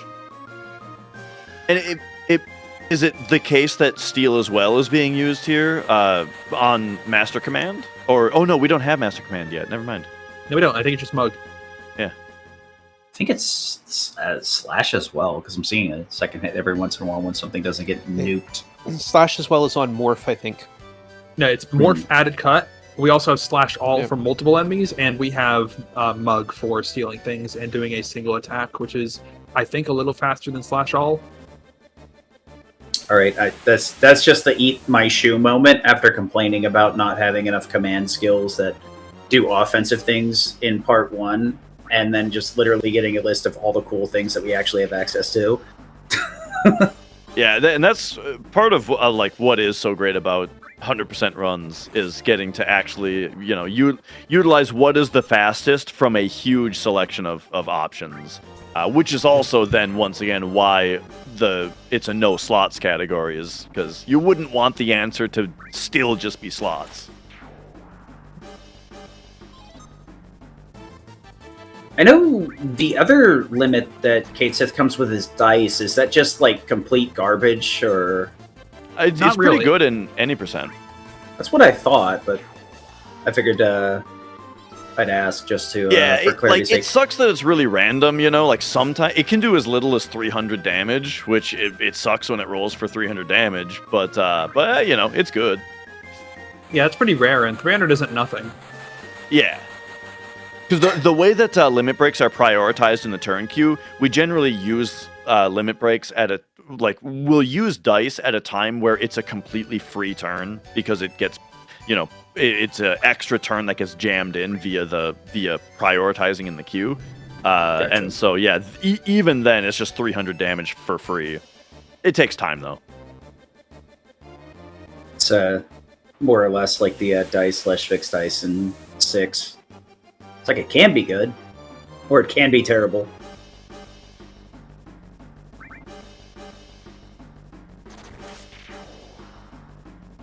Yeah, YouTube chat's talking about like added effect Hades on weapons.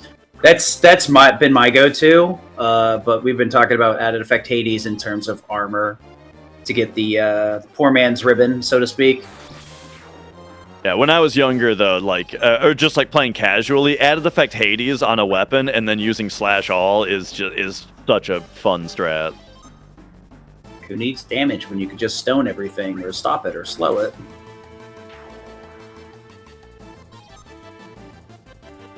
Yeah, I was a big fan of added effect Chocomoog for a long portion of my runs whenever I finally did get a hold of added effect.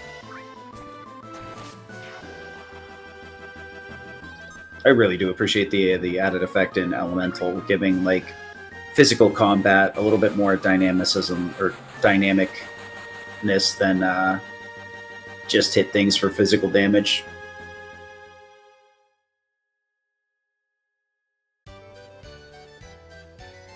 I think honestly the materia system is one of the best expressive systems that Final Fantasy has in terms of like completely changing how characters play. Yeah, for sure. And there's our W7, which is 64,000 BP.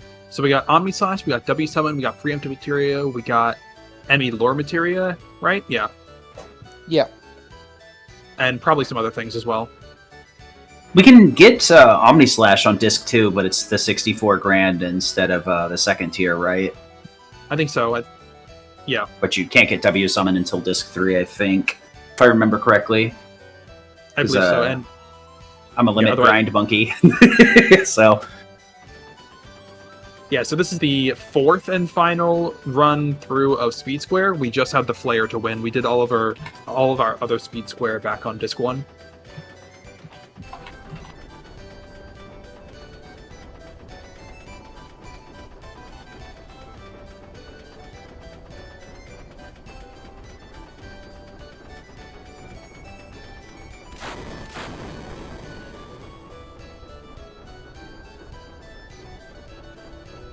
Yeah, that's a fair observation.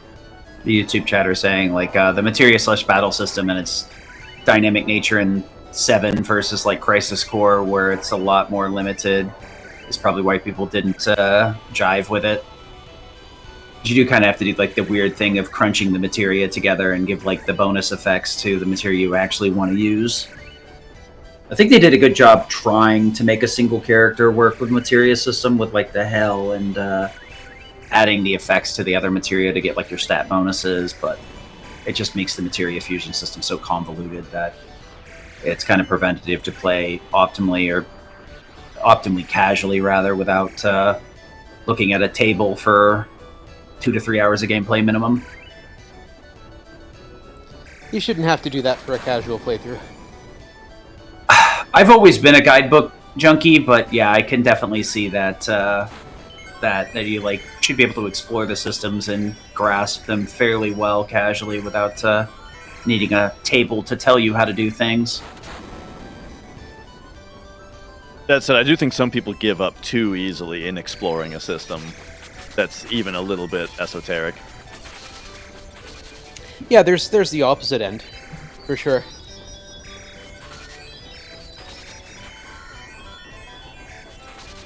I think all of that ends up going back to like how well a game starts jiving story-wise, combat system. It's if that basic hook isn't there, people are less incentivized to dive deeper into the systems. It's kind of why like Remake Rebirth jived with me, where like I enjoyed the combat enough to be like, okay, well, what kind of silliness can we do here? But yeah, I think ideally things like that should be available to the player, but not required. Like, you should be able to play with them and see what interesting things you can get up to and what weird things you can make happen, but you shouldn't have to. The struggle is always the like devil in the details, because it's like how many tutorials do you want to jam down somebody's throat? You know, you have to strike this balance where you're given enough information to investigate the systems, but the game isn't like, Punisher mode is accessed by pressing triangle. When you attack in Punisher mode, it does more damage. Have fun! Also, guarding it.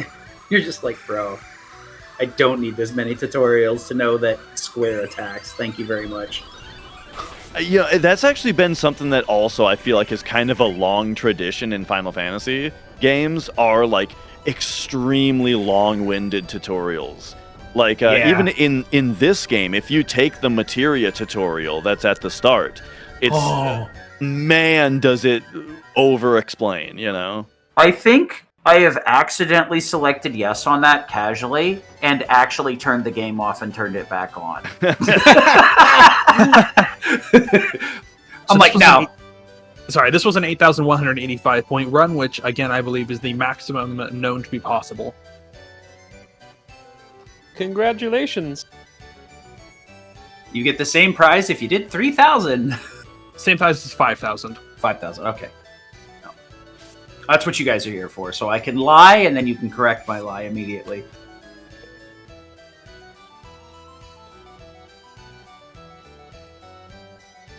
Anyway, here's where you purchase prizes using GP. We need the Gil Plus materia. Sorry, Dash. And the I heard you have to stop yourself there. Didn't you... What was it? You forgot to get something in one of your 100% runs, or you sold something by accident? Or was that Zeal that did that? Oh, I mean, it happens to everybody, but yeah, most recently I sold a bolt armlet, which you generally passively steal back using the steal as well materia in special battle, and I happened to get unlucky enough to not get it in all 16 passive steal attempts. That's brutal. But hey, I ran it back as the next day, and I had a run that was even better. So now I'm glad it happened. Yeah, no, there's some days you just leave broken and defeated, and then the next day you just like, all right, this is my day. Spite is a powerful motivator. Yeah. Oh, missing Alexander? Yeah, that's kind of a rough one too, because it's a bit esoteric and requires kind of like navigating that area in a really weird way without like foreknowledge of Alexander existing. All right, so the next thing we're doing is getting set up for Emerald Weapon. Emerald Weapon has a 1 in 9 chance to spawn right next to the Galnica. That's only based on the IGT when you descend into the water. And I believe that a pause was done during the last Battle Square battle in order to manipulate that IGT to make sure that it would be now.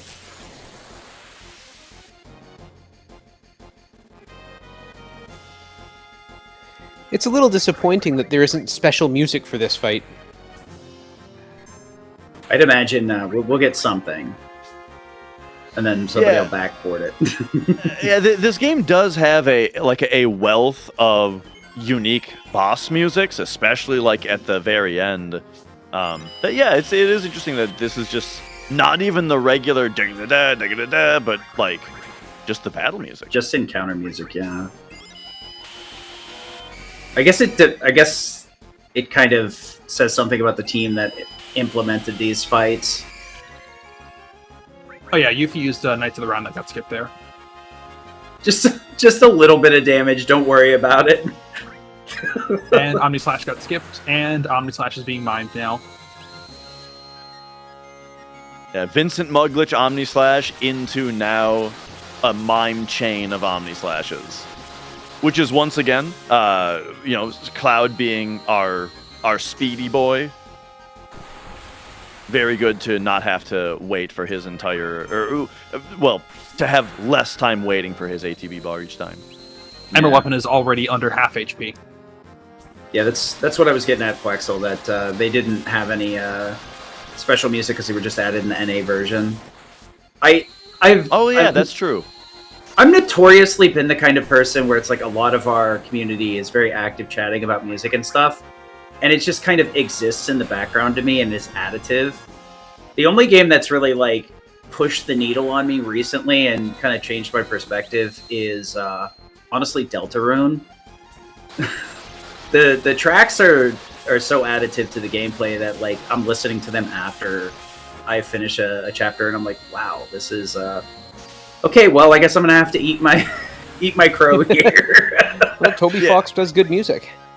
Yeah, there's some games like there's an indie game called Wings of V that is probably the hardest game I've ever beaten, and it has a great soundtrack. And one of the things, like my first playthrough of it, one of the things that kind of kept me motivated through the difficulty of it was that it's like if I can do this part, if I can beat this boss, then I get to hear the next song in the soundtrack, you know? Oh yeah, by the way, it's dead now. Nice. Yeah, my various fights with Emerald Weapon did not go nearly so well as that.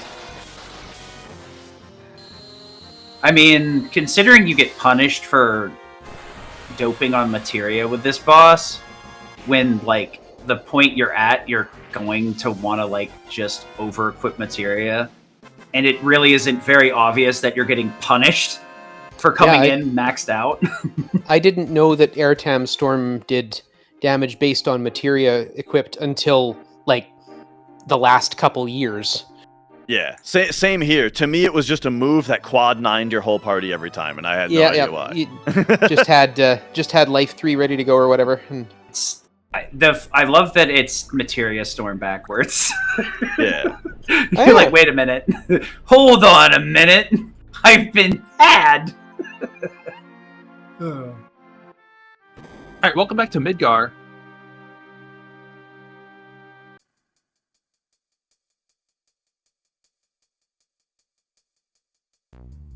Yeah, the materia backward thing is something that, like, as an adult, I think if I was playing this game for the first time, I would pick up on that because that's the kind of thing that I look for now. But as a kid, definitely would not have noticed that. Oh yeah, if you see on I sure didn't. Yeah. Oh yeah, I'm just gonna say if you see on the encounter display on the right, it's significantly less populated than normal. That's what the enemy away materia does. It just makes it so all the danger thresholds are much higher than normal. Yeah, it doesn't affect how much danger you stack up. It just multiplies the thresholds that it's comparing your danger against. It's funny looking at the the encounters with just one bar chilling there. Is this thing broke? Hold on. I need somebody to check this.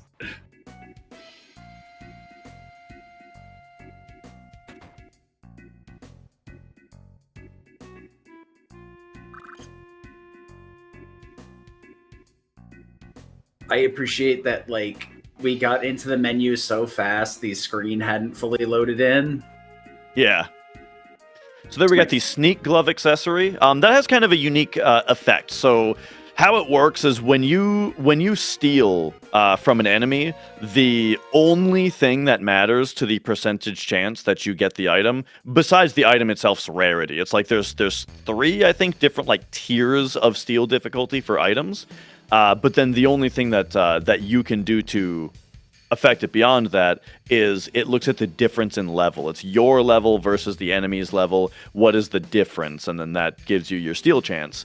It has a cap though. I think, what is it, 40 levels is like the maximum bonus you can get. And what the sneak glove does is it just gives you that maximum bonus no matter what. Yeah, it's something like that. Yeah, items still have a like uncommon, common, rare difficulty for stealing, and then but the sneak glove just makes it maximum chances based on that. Oh, and then we also got I didn't see the premium heart happen, but I'm sure that happened as well. Yeah, It did, yep. I don't think lilgecko's going to pull a classic. Yeah.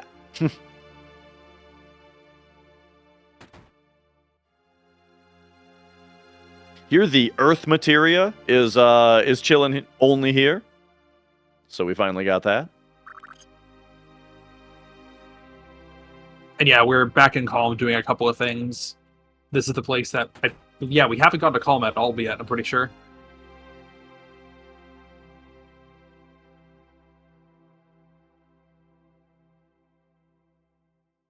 Oh, and so we probably missed the paralysis dodge from the party trigger. So that's interesting.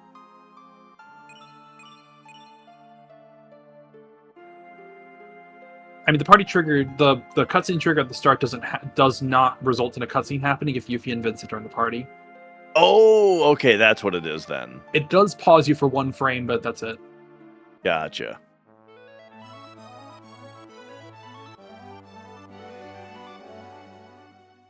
Okay, here's where we get beta.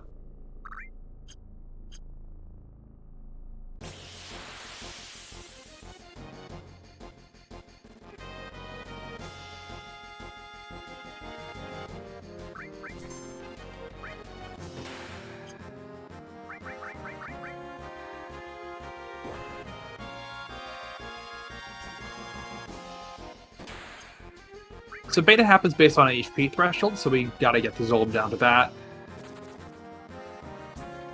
First, you need to kick someone out because I think that takes priority on a particular HP hit. And now we get beta. And then does he kick out the person who attacked him, right? So so the Sid attack there is what got him into the kick someone out threshold. And then that's intentional because we need the person who has the E skills equipped to still be in the fight once he casts beta. Yeah, so notice how Yuffie and Vincent are dead. It's pretty common knowledge that so Ruby Weapon will start the battle by trying to kick out party members until there's only 1 left, but party members that are dead are not considered eligible to be kicked out, and Ruby Weapon, if you just have 1 party member alive, then Ruby Weapon will skip all that. Alright, here's Ruby Weapon.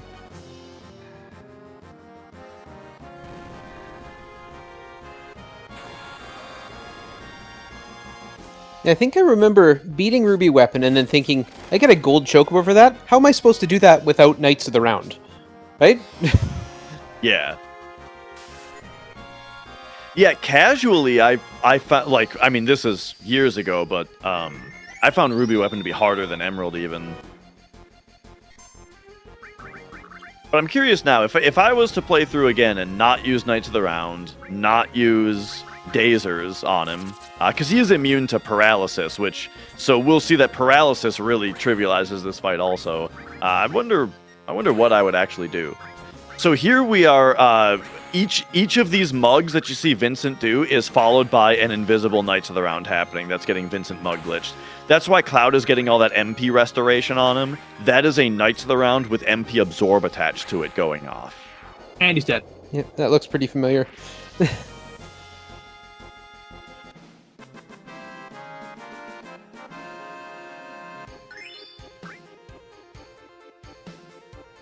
If you notice at the bottom, we are now at 34 out of 37 bosses. The only bosses remaining are Genova Synthesis, Bizarro Sephiroth, and Safer Sephiroth.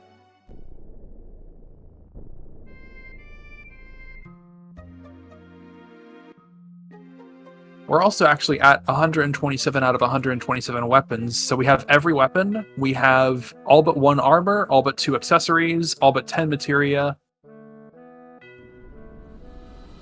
And, yeah, we're missing a bunch of E-skills still. And we have 2 side quests to finish. But yeah, we are getting up there in completion. Yeah, like the biggest gap right now is limit breaks. And so... after special battle here, we'll see the some focus on limits for a while before we do the final dungeon. I might make myself another sandwich. I won't. One was enough.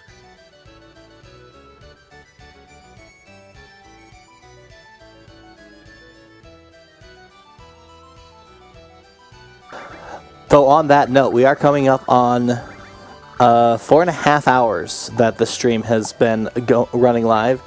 So this is a reminder to you, chat, to practice some self-care. Get yourself some food if you need to. Get some water, stretch as needed.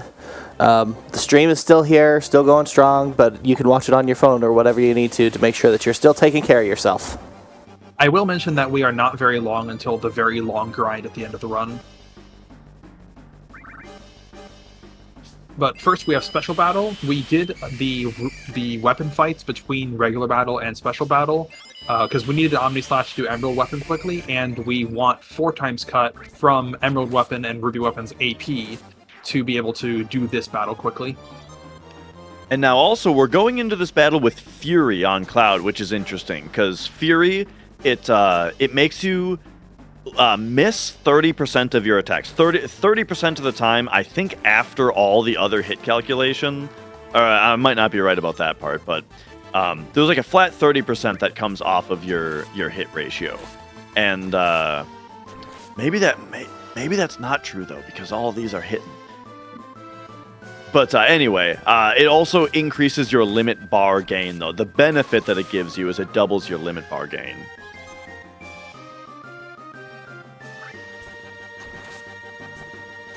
Oh, we might have the miss style on? I don't know how that interacts with it.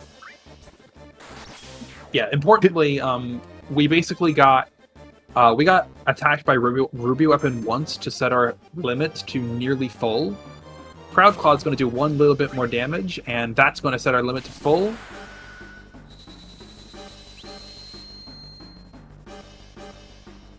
And we're going to use Omni Slash. Oh yeah, yeah, we're going to use Omni Slash on Proud Clawed. Notably, there are 2 targets here, both Proud Clawed and the Jammer armor. It is important that enough of the Omni Slash hits are applied to Proud Clawed instead of the Jammer armor. And each attack that is done is random and independent of the others. As in, it has a random target. Yeah, so it actually takes some RNG manipulation in order to get that Omni Slash to one-shot the Proud Clawed. And then as far as the 30% thing that I was talking about, I think your hit rate can go over 100%. And so I'm guessing the extreme speed and maybe misstyle, I'm not sure if that's getting used or not, is enough to mask the Fury.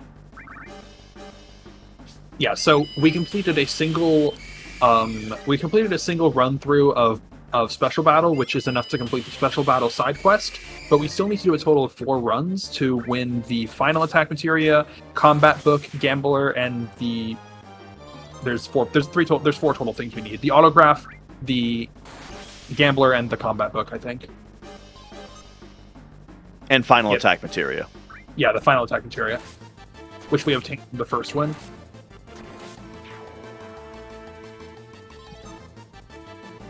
There's also one or two more things we need to purchase from the shop, and we can use these last few battles in order to get that BP to do so.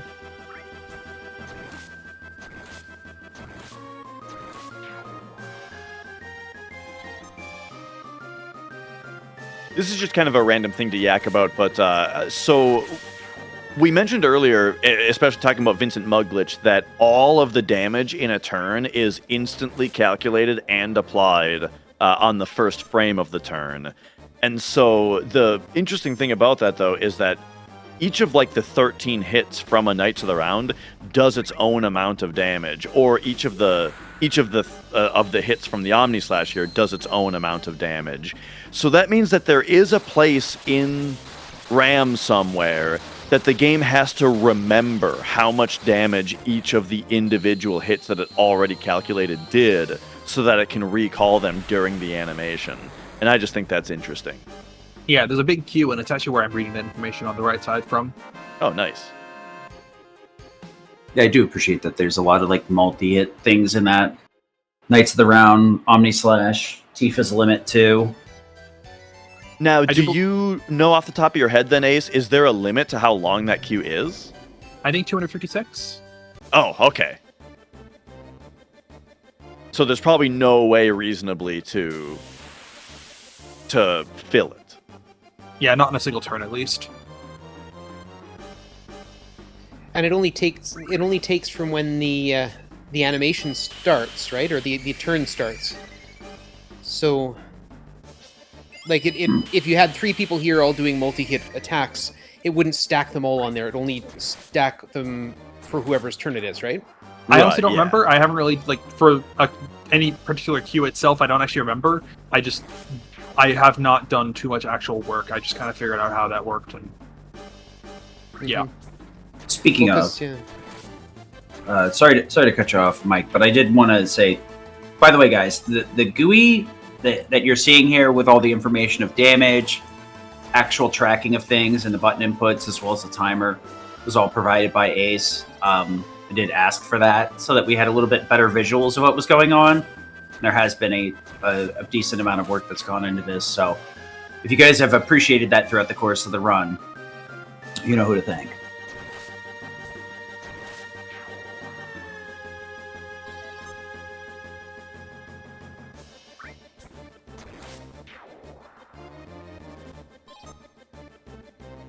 Yeah, and it's. Oh, sorry. I was just thinking back to where it's like Sid's High Wind does more hits than Omni Slash, doesn't it? I want to say it's 16 for the High Wind, and Omni Slash is 12. Well, yeah, if we think about it, like, one way that you could try to fill up the queue would be like on a fight that has 6 enemies, and then you use a multi-hit spell that hits everybody, such as Knights of the Round, and then, but you can't, like, if you do like a multi-counter, those end up getting queued up as multiple turns. So you couldn't like stack up multiple Knights of the Rounds in a single queue. If you summon Knights of the Round, it's only going to be, each one is going to be loaded into the stack individually. I believe that is true, yes. I believe so. Like, if you Vincent Mugglitch into a W summon, you will still see the second summon. Yet again, proving Final Fantasy VII is actually hard to break. Mm-hmm. 256. Who cares? I don't think we'll have more than 30 attacks, but let's not risk it. Yeah. Well, I mean, 6 Knights of the Round is what, 13 hits? Yep. Yeah. So 6 13s is 39 is less than 120.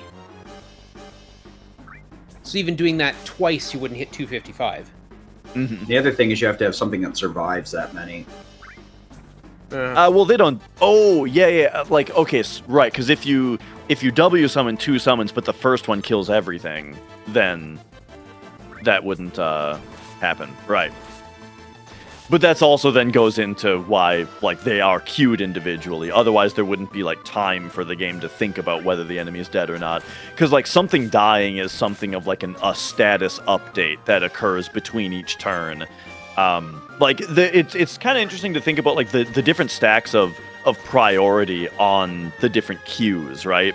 Like, a character who has a action queued up is kind of one of the least prioritized things that happens once a turn is over. Because first it needs to check if anybody's dead, it needs to check if any poison cues have accrued that need to go off, or like, did somebody's death sentence end and that needs to update. Stuff like that.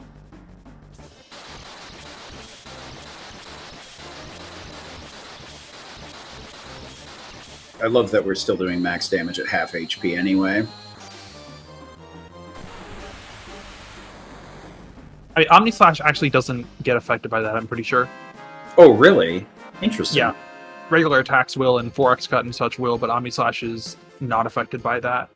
Yeah, limit breaks in general kind of ignore those weapon modifiers. Same reason that Beat Rush on Tifa doesn't get affected by death sentence or crit HP if you have the Power Soul on. I see, so that's why limits are useless with her. Pretty much. Well, that explains, Anyway, yeah, actually. we're doing our final purchases with the BP that we obtained from those last few battles, and now we're done. I'm pretty sure we're done with Battle Square for the rest of the run. I guess from a casual standpoint, since we kind of dipped into weapons, I'm not sure if I remember all of them off the top of my head, but I know it's HP for Cloud's ultimate weapon, and it's like the cumulative AP for Barrett's missing score, which we mentioned kind of sideways earlier. Death penalty is kills. What is it? Yuffie's MP, I think? Yuffie's Conformer is enemy I think enemy level determines power. Okay. And I think the other two are gosh, I forget the other ones because they rarely come up.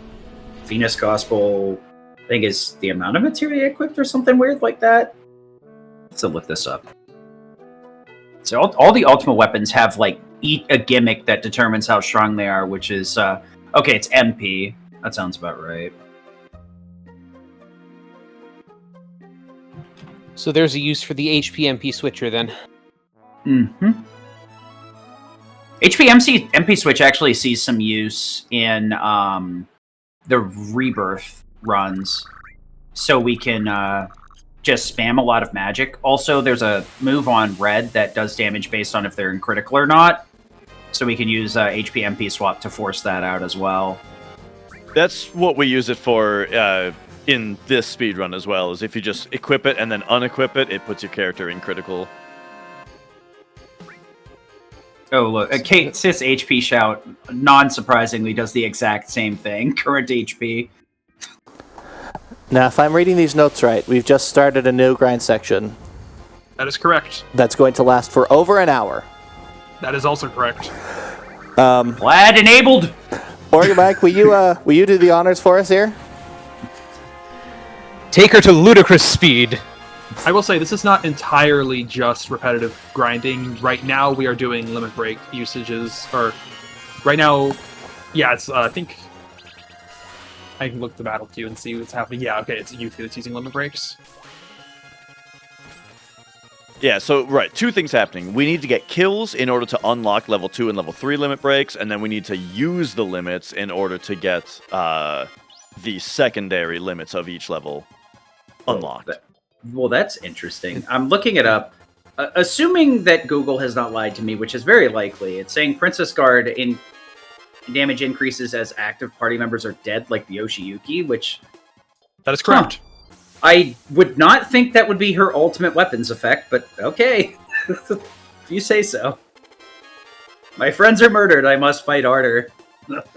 The sped up fanfare sounds hilarious. Yeah, it sounds like you'd find it the YouTube poop. Beepity.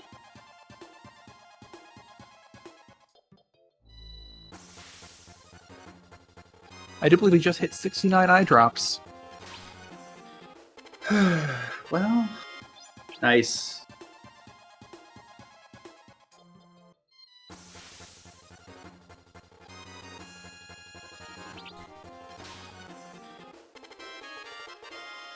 Yeah, I guess if you guys want to watch a normal speed grind, we do have Aerith's grind at normal speed on day 1. if you want that for some reason. Same idea, I'm assuming. Yeah, just a bit slower since we have less options, but still pretty fast. Yeah, here we're using you don't sneak. have to. Yeah, here we're having Vincent use sneak attack with slash all or flash basically in order to instantly win. No, actually, sneak attack mug, and then I need to attack Yuffie. No, Vincent sneak attack mug, Yuffie attacks. We're doing the Yuffie grind right now. Oh, the mug glitch. I was like, man, we're just addicted to stealing, and then my brain caught up before my mouth opened up for once. That's a unique thing that rarely happens. And yeah, it's interesting that means that kind of like the routing or the equipment decisions on Vincent means that he needs to not kill with his mug. Otherwise, that would be stealing kills from Yuffie. I do appreciate the mini limit spam here. Just one. We're slowly counting the amount of limit usage just by damage.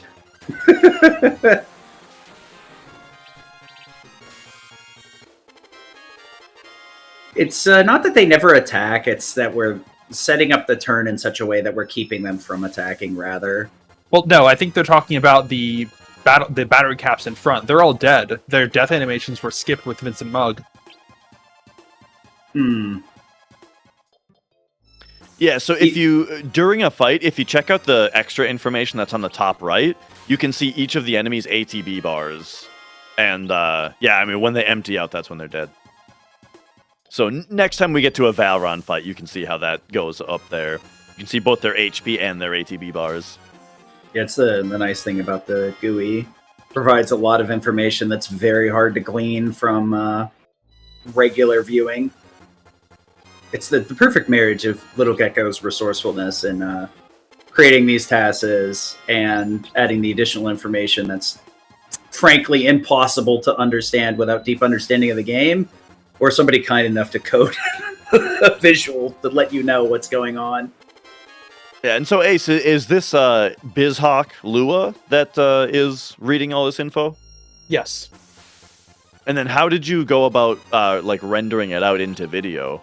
I actually rendered it into multiple different clips with either green or black screens, depending on what colors I needed to render with, and combined them all together in a video editor and rendered those out. Yeah, that did take a bit of time. I was a bit nervous because we got it done on day was it Friday? I was like, uh-oh. Well, yeah, the render was finished at like 8 p.m. my time on Friday. And I stayed up until that was downloaded on my end. I'm like, nope, I have this. So for the list of in chat, you'd love a list of recently received items, materia, etc. in the HUD. That is there. It is on the bottom, kind of underneath where the ATB bars are right now. Anytime that a inventory change is made, you can see it there. So you can keep track of it there. I'm assuming you're referring to more of a long-term list that stays or something. But at that point, I feel like the screen would be getting too cluttered with all the different things that are present. Yeah, we kept it to like recent information so that it just kind of doesn't get overwhelming. Which is why there's a little bar at the bottom to give like a general slope of where we are. It's a lot easier to read. Obviously, like in the VOD, you might have to zoom in a bit because I forgot to like be like, oh yeah, we have to take account for the the fact that we're putting it in a gameplay 16:9, so there's going to be a little bit less real estate, so it's going to be a bit smaller, but the information is there. And I will also upload it if it's too small to read, and then I just will upload the video in its raw form to my own channel as well. Yeah. And so then for you rendering out the pieces individually, like with the black background you said, surely that didn't mean that you had the TAS run out in real time while you recorded it or something. What was the method of like rendering it out? Oh, I just had the TAS run out, but I didn't necessarily have it in real time. Okay, so this is over the course of many days. Gotcha. So when the TAS, so the TAS runs, and you're capturing video of the HUD element to then render out later, to put them together and render out later. But how do you go about recording it not in real time? BizHawk just straight up lets you record a real-time video version of a task that's playing, even if it doesn't play in real time. Okay, that's cool. I didn't know that. So can I ask Dash, a strange little question here? Just looking at why is it that the victory screen expands to the right of the play screens? That is I another might thing be able that I to did. talk about that. Yeah, so but you that did is something for that? another. Also did something for that. That is not normally supposed to happen, but I did that in order to facilitate the whole HUD thing here. The play screen is normally at a different resolution, and on BizHawk displays wider than the normal game screen. I don't think it's actually wider. I think it's displaying at a different resolution, but on BizHawk it just displays wider at the same resolution. Yeah, it's like an analog versus digital video kind of artifact where the menus in this game are of a wider resolution than the gameplay is. And on a CRT just goes okay, and it just jams more color into the same space.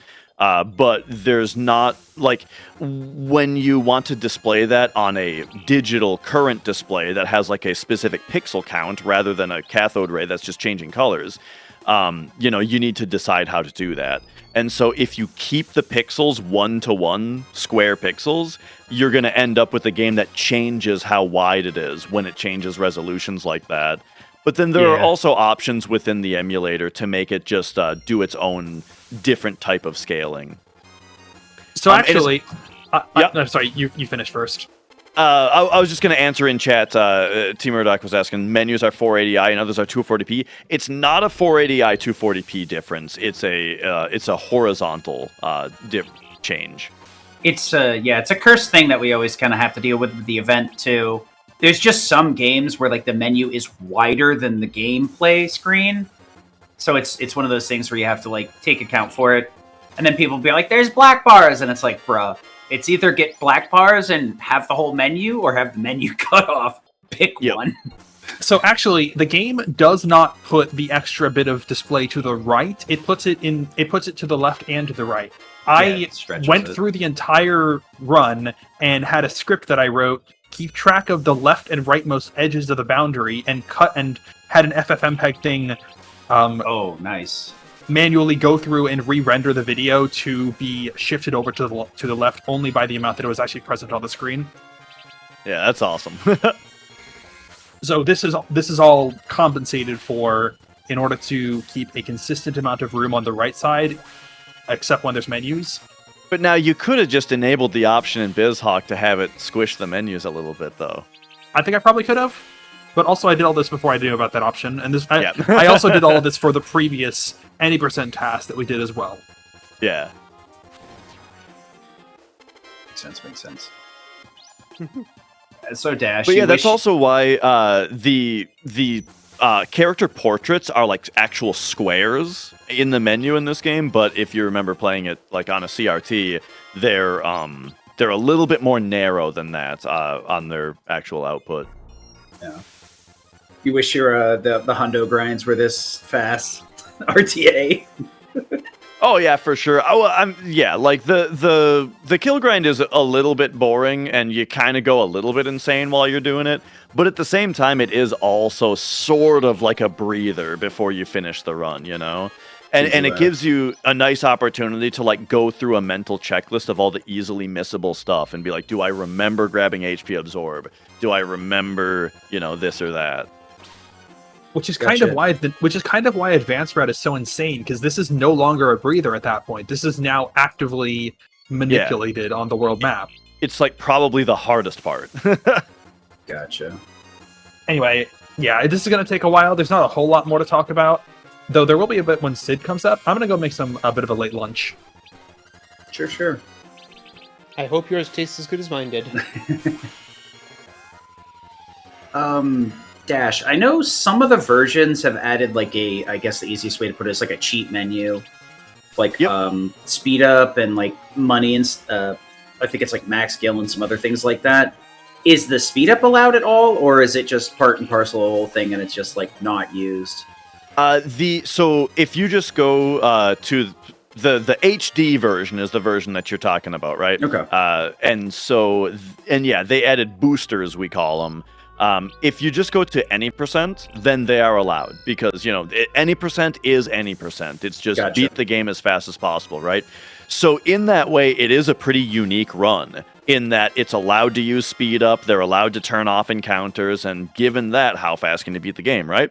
But Gotcha. then under the HD category, though, if you go to like the no slots or that kind of thing, those just have no boosters as one of the rules. Gotcha. Because I know a lot of the other Final Fantasy games got those boosters as well, like 1 through 6.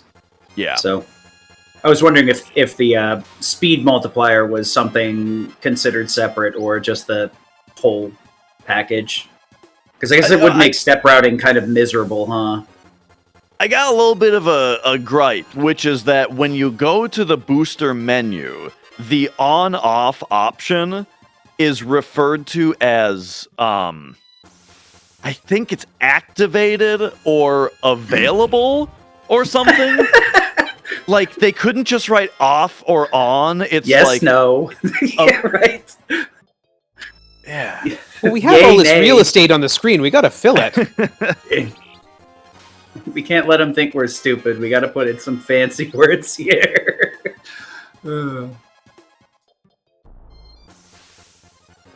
Asking, is it as bad as Chrono Cross? Okay, so I think you are referring to a 480i 240p swap there. That's another thing that some games on PlayStation do, where like right now the action that you're seeing is in 240p, regardless of whether it's in battle or in a menu. Either way, it's a progressive 240 lines.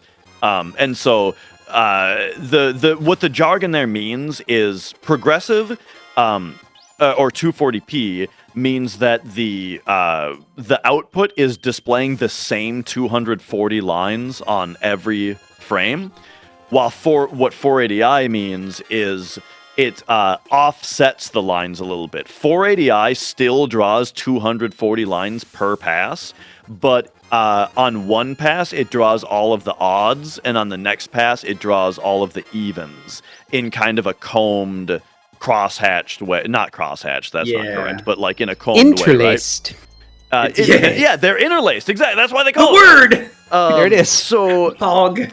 and so there are some games, like Chrono Cross or Dino Crisis. I know, not to bring up Dino Crisis again, but every time that you go into the menu in that game, it's 480i.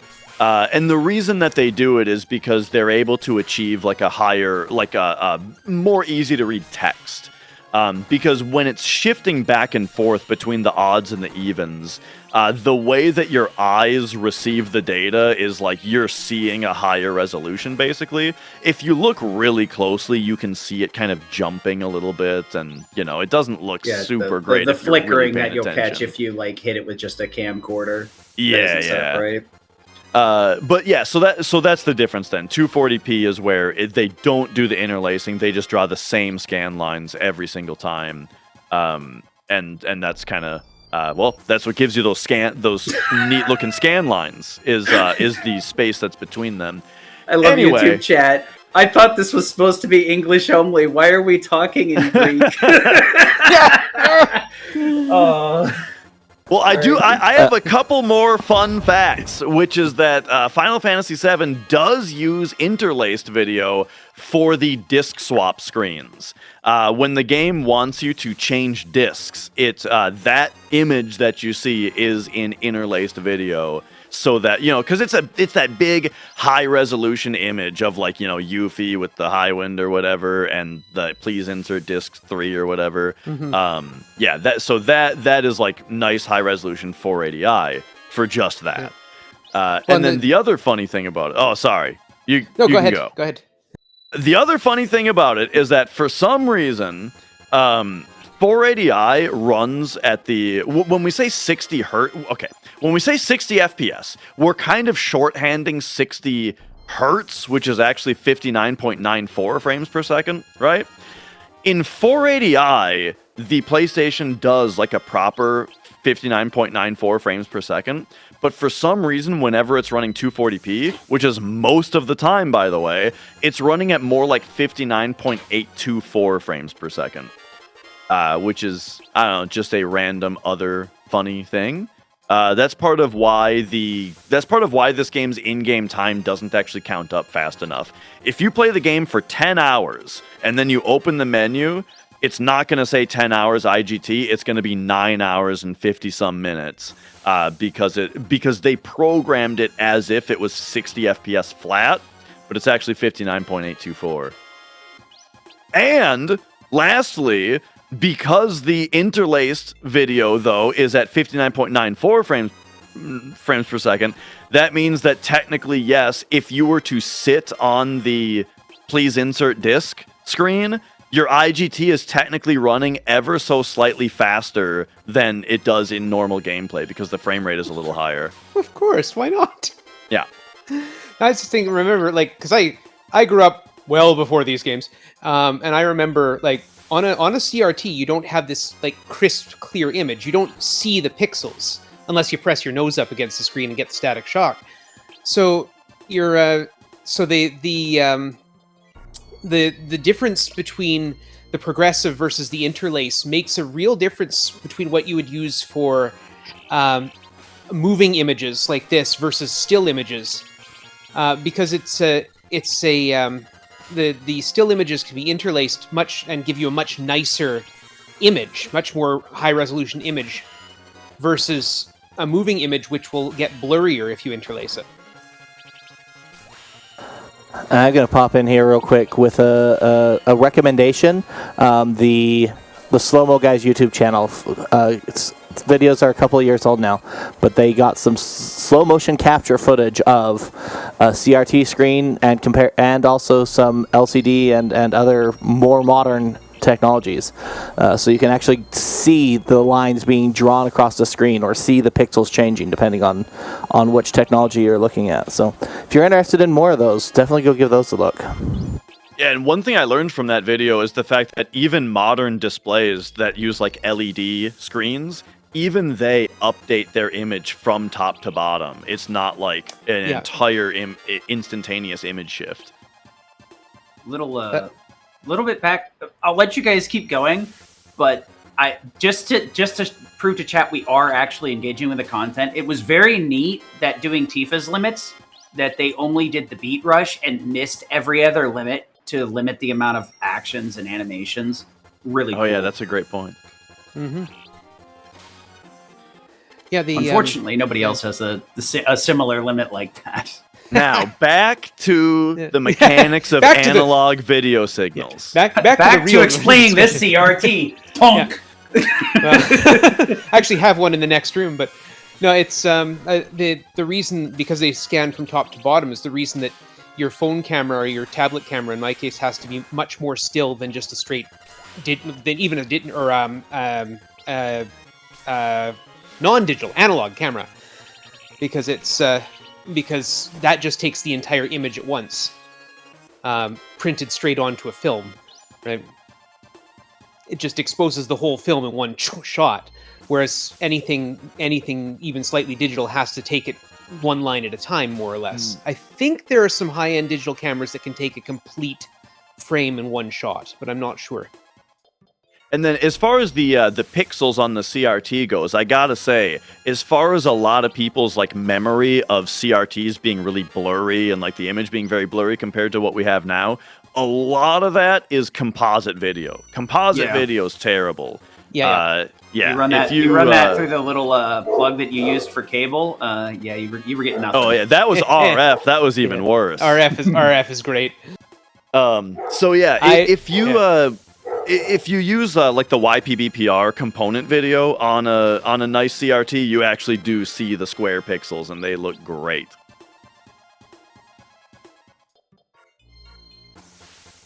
Yeah, most of my gaming was done on an RF modulator, so it was like that's what we used to get. The Coleco and the Atari and the Nintendo and the Commodore 64 into there.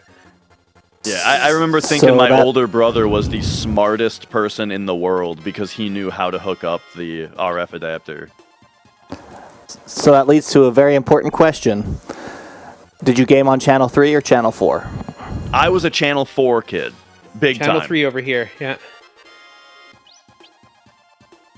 See, and here's the thing: is that all my friends were Channel 3, and I have always been a contrarian hipster. So that was. I think that's like example number 1 of I gotta be the guy who's on Channel 4. You were Channel 4 before it was cool, eh? Yeah, it was never cool. Back then, being a nerd wasn't cool. I don't know what happened, man.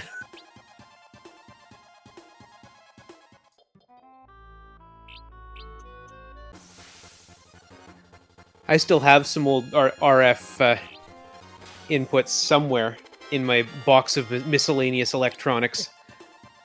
I've got the bin. Yeah, I think we all do. The ones you had to hook up to the TV with a screwdriver. Because that's where your aerial plugged in, right? Yeah, the screwdriver hookup is older than I was thinking, but boy howdy, yeah. Mm-hmm. It's okay, I'm older than most people think I am. The whole issue of the resolution switching, like we talked about it earlier, the horizontal switching, the 480i 240p resolution switching is something that only kind of more recently, I mean, it's been years now, but still, somewhat recently was something that was solved for people who like to use hardware instead of emulation, but want to play on a modern display, If you went through a upscaler, like the FrameMeister was a really popular upscaler for a while, that thing could really struggle to handle those resolution switches. So when you played a game like Dino Crisis, where when you pause and it goes into 480i, you'd have a black screen for 6 seconds while it resynced. But the RetroTink, specifically the RetroTink 5X, really solved that issue, which is why I always shout that thing out whenever people are always asking me, how do you get a real hardware retro stuff to look really good on a modern display? I always say, don't cheap out. The RetroTink 5X, it's like $300. It's kind of a splurge, but it is super worth it because it solves all of the problems that led up to its creation. And now there's the RetroTink 4K, which actually can even solve the issue of the horizontal thing. With the 5X, you still have to dial in the horizontal resolution manually if you want to use it. But I think the 4K does some FPGA magic to even figure that out on the fly. But yeah, I haven't made that plunge yet. I mean, it's all sorcery, really. Yeah. So, but how much longer we got left on this limit break grind here? We're at... Let's see. According to my notes, the grind should be over at about 11:35 on the counter, which at the speed we're going should take, about 10 more minutes. If my old eyes see, I see 42 of 55 right now, just after this last fight. That's 13 on the limits, more to go.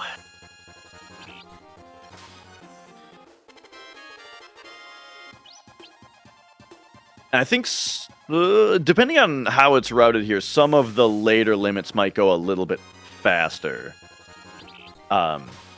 Because the kill grinds are a little bit, the usage grinds are a little bit faster than the kill grinds. But yeah, actually, I don't know if we've done Kate Sith yet. Also, his go super fast. Now, well, his is just one, right? To go from dice to slots. Yes, correct. He gets That would be the odd one out, I guess, then. Yeah, which always kind of gives you a heart attack when you're verifying afterward and you're showing each character's limit breaks and you scroll over to Kate and his 3 and 4 are grayed out. It's like a miniature heart attack every time. And Vincent only has 1 per. Yep. So that one too must be a little bit of a shock. Yeah. But as long as you see level 4 lit up, you're fine. So Vincent doesn't really get you as much. Fair enough. Old Ungermax, huh? Or no, satellite laser. Yeah. We don't get to see Angermax, unfortunately. It is nice seeing some of the old limits after seeing the modern reinterpretations of them. Because honestly, I think they did a really good job with these.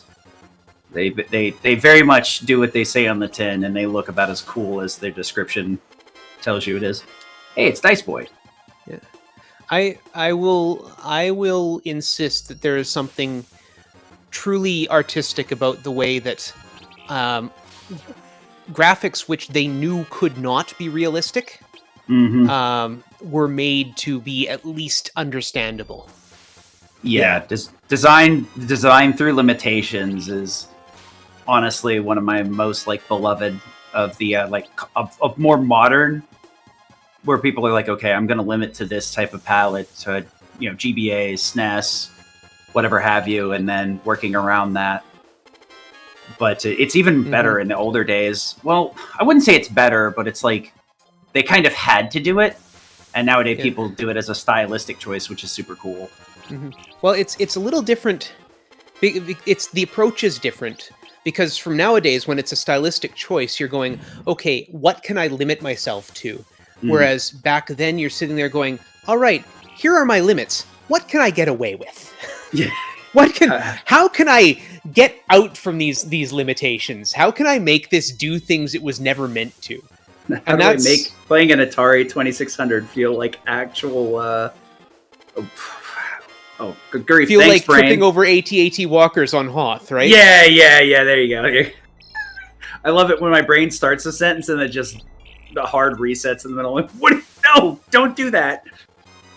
As far as like the modern stylistic stuff, though, I really like what like Arc Systems, the Guilty Gear folks, have like done with their stuff, where they're based. Well, it's actually 3D though, is the thing. Where like, you're talking about the modern like Guilty Gear.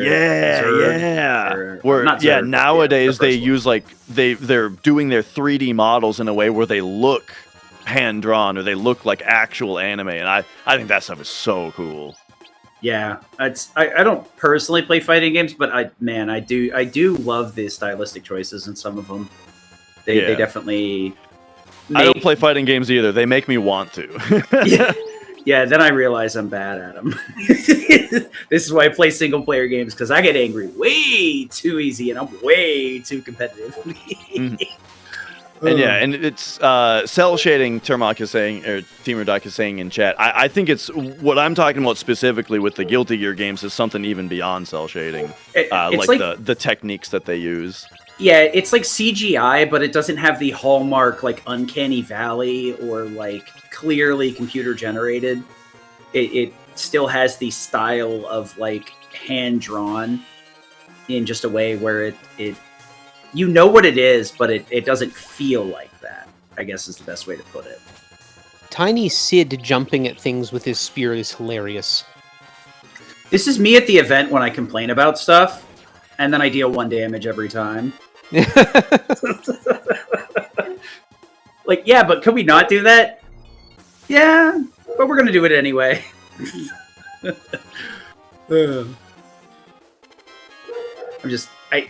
It's kind of a shame that we don't get to see any of Vincent's limits, but God, it would be miserable if we had to do that, though. Yeah.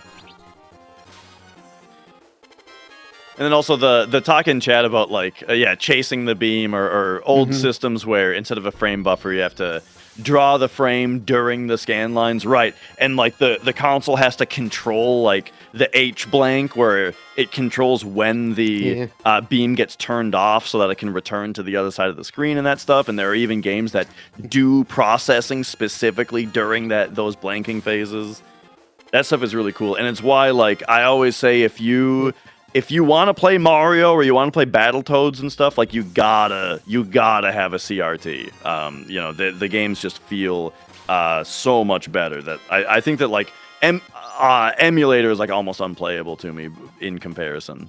Yeah, I think like a good channel, which I guess like we're doing a lot of promo today, but another really like good one is Displaced Gamers. Does a lot of like walking through old coding and stuff. Oh yeah, I love that stuff. If you're interested, those videos are definitely worth a watch, even if you just throw them on in the background and kind of like osmose it. They're very good. And just about anyone who looks into retro games and looks into the code of them and how they're built. I mean, again, you have to have a certain amount of interest in that in the first place. Like it has to be a passion project for you if you're going to be doing it. Because let's be realistic here. No one is going to make $1 million on YouTube doing that. So, it's got to be It's really cool, like looking at how they designed Mario, where they like literally drew the levels on paper and then figured it out from there. And you're like, oh yeah, I guess that kind of does make sense given the tools they had at the time. Richard Garriott still has a lot of his old notes from making the Ultima series, like in binders on graph paper, drawing the graphics out pixel by pixel, because you had to then program them in as data statements. Okay, I'm going to go see if the dogs will actually go out this time. I am sorry. They have gotten worked up today, apparently. They're excited about retro gaming. Got a question from Twitch chat. How many compromises were made in porting Ultima games from the Apple II to DOS? Well, this is where I can plug myself and say, why don't you watch my speedruns and find out? You speedrun Ultima? I do. That's pretty cool. I speedrun the first 4 games on their PC conversion. I do those. I do Bard's Tale, and I've actually started doing some that aren't role-playing games lately. Oh, that's heresy here. I know, but I have to get into other marathons sometime. I can't just do the RPG and longathon.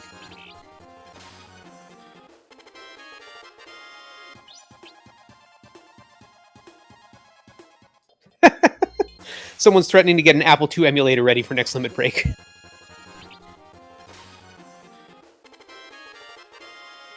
I'm not sure. I've never. I grew up on the C64, Commodore 64. I never actually have played any of them on the Apple II. But you know what? If you put it in front of me, I might give it a shot. So.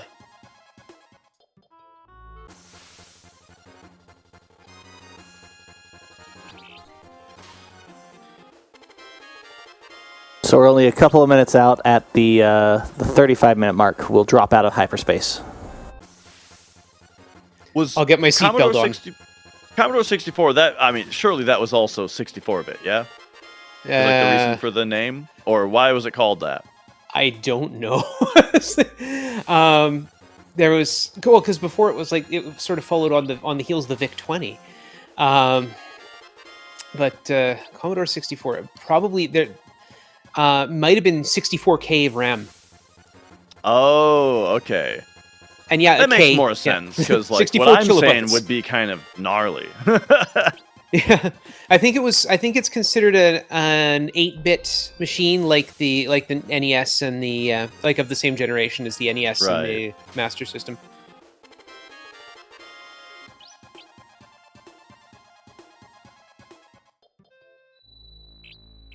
Yes, there was also a Commodore 128. It was not as popular. I don't really know if there was a memory difference. It had, but it did have some graphical differences and different capabilities, and it was supposed to be a better machine. I only ever had a Commodore 64. So, and by I mean my dad had a Commodore 64. And he let me play games on it. Which is, by a long roundabout route, the reason I'm here now. So. Oh. I was out of the room, but I agree with whatever you said. That is why you're here. Yeah, of course. As your boss, I say that is a true statement. I don't know what you said, though. What I was saying is I grew up with a Commodore 64 and watching my dad play games like this. Well, not like this. And we were talking about Ultima at one point, The Bard's Tale, Wasteland, things like that. That's how I got hooked into RPGs and how I wound up here. Oh yeah, I grew up personally watching my dad play Final Fantasy 1 and cursing Zelda 2. My brother playing a lot of Final Fantasies up to 6. 6 having a co-op feature is probably instrumental in me playing games. But 7 was the first one I played on my own. That's why this game is so special to me. Okay, I think we're coming out of hyperspace here. Yeah, fun fact about that last limit break that we did grinding on is hyper jump in some circumstances, including those that we use in some of the RTA routes, it can actually crash the game pretty consistently when used. Oh yeah, that's on the another PC version only. That's another replicatable crash. That's only the PC version, right? Well, that would explain why I never ran into it, because I was like, I liked using Sid. That never happened to me. Okay. It's just sort of like the jump command in Final Fantasy VI, which caused all kinds of problems if you use it regularly. Doing anything in 6 caused all kinds of problems. That game was... Whew, you could do a lot of things to that poor game. I would argue very strongly that it is the best if it weren't for all the serious programming problems in it. Yeah. One of we were memeing pretty hard with like Final Fantasy 1 PSP when we were practicing for the Limit Break run with Sonny and one of his other friends. We were just like kind of taking pot shots at Nasir. Though it's very easy to understand when you're the only person coding it and there's probably not a QA team. You're kind of back against the wall and crossing your fingers that it works. Well, again, especially when it's a last-ditch effort to get your company out of insolvency. Playing a lot of the older games, you see you see that the small size of the teams that built them. Like, a lot of these games were programmed by 1 or 2 or maybe 3 people with a QA team of their best friends, and the other guys at the office. That's pretty much it. Yep. So here we get my question from earlier answered. Here we descend into the final dungeon, and our entering percentage is 91.4%. So here we go. I will mention mention 4 limit breaks there. Are those just the item ones? I will mention that we ended the limit grind with learning Dragon Dive, but we did not use the Dragon Dives to unlock Sid's 3-2 limit. That still has to be done. Okay. And there is 1 armor, 1 accessory missing, 8 materia? 6 materia, but yeah. Oh, okay, it's 8. Is it 90? It's 80 of 86. I thought it was 88 of 96. Sorry, pardon the terrible eyes. And I know there's a bunch of E-skills going still. And 4 items. One of them will be the save crystal, I bet. Yeah, real quick here with that, there is a paralysis dodge that we're doing in order to do a little skip on one of those sections. That can be done with the save crystal chest. And I actually believe I did not include the save crystal as one of the items that's counted. Did I actually? It did just go up, so... Oh, I did. Okay. I actually... Yeah, I did, I guess. It is a shame that we don't have my favorite party of Cloud, Yuffie, Sid because of the triple and or double growth materia weapons. Yes, I am addicted to AP. What about it? Now that's the true 100%, right? Mastering all the materia. That's masochist percent. I'm sorry. That's a different category. Pretty sure all of them are. All right, this guy got laser and dragon dive, Dragon Dance, whatever the heck that's called. Are we using the bug glitch to skip his animations? Yes. You can do that? Yes. I'm so glad I brought you guys along. I have no idea what I'm looking at anymore. Yeah, sorry, I forgot. It's Dragon Force. It's through the fire. It's through the fire fangs and the flamethrowers. Mm-hmm. I thought that's where you were going with it. Oh man, perfect. 10 out of 10.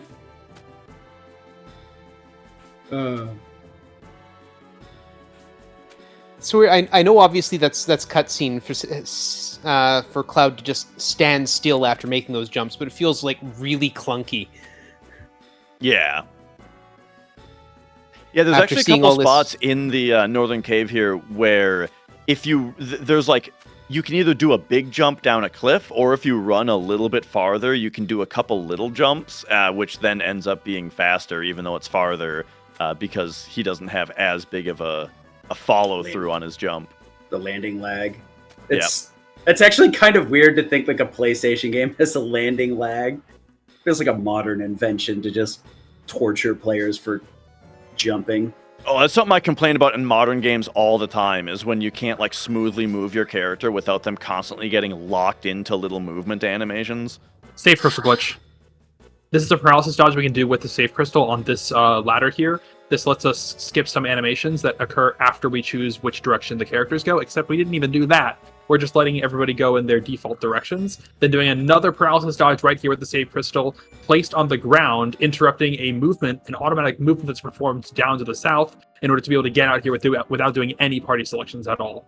Oh, okay. So doing the save crystal there sends them in a default direction. I just thought it didn't send them at all, and they just kind of showed up at the end. Interesting.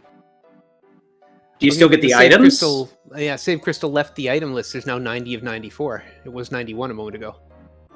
Yeah. I think it's just not present in the it's just not present in the inventory at the end, but it's also just not required. I think I just forgot to exclude it from the list. Whoops. Oh, okay.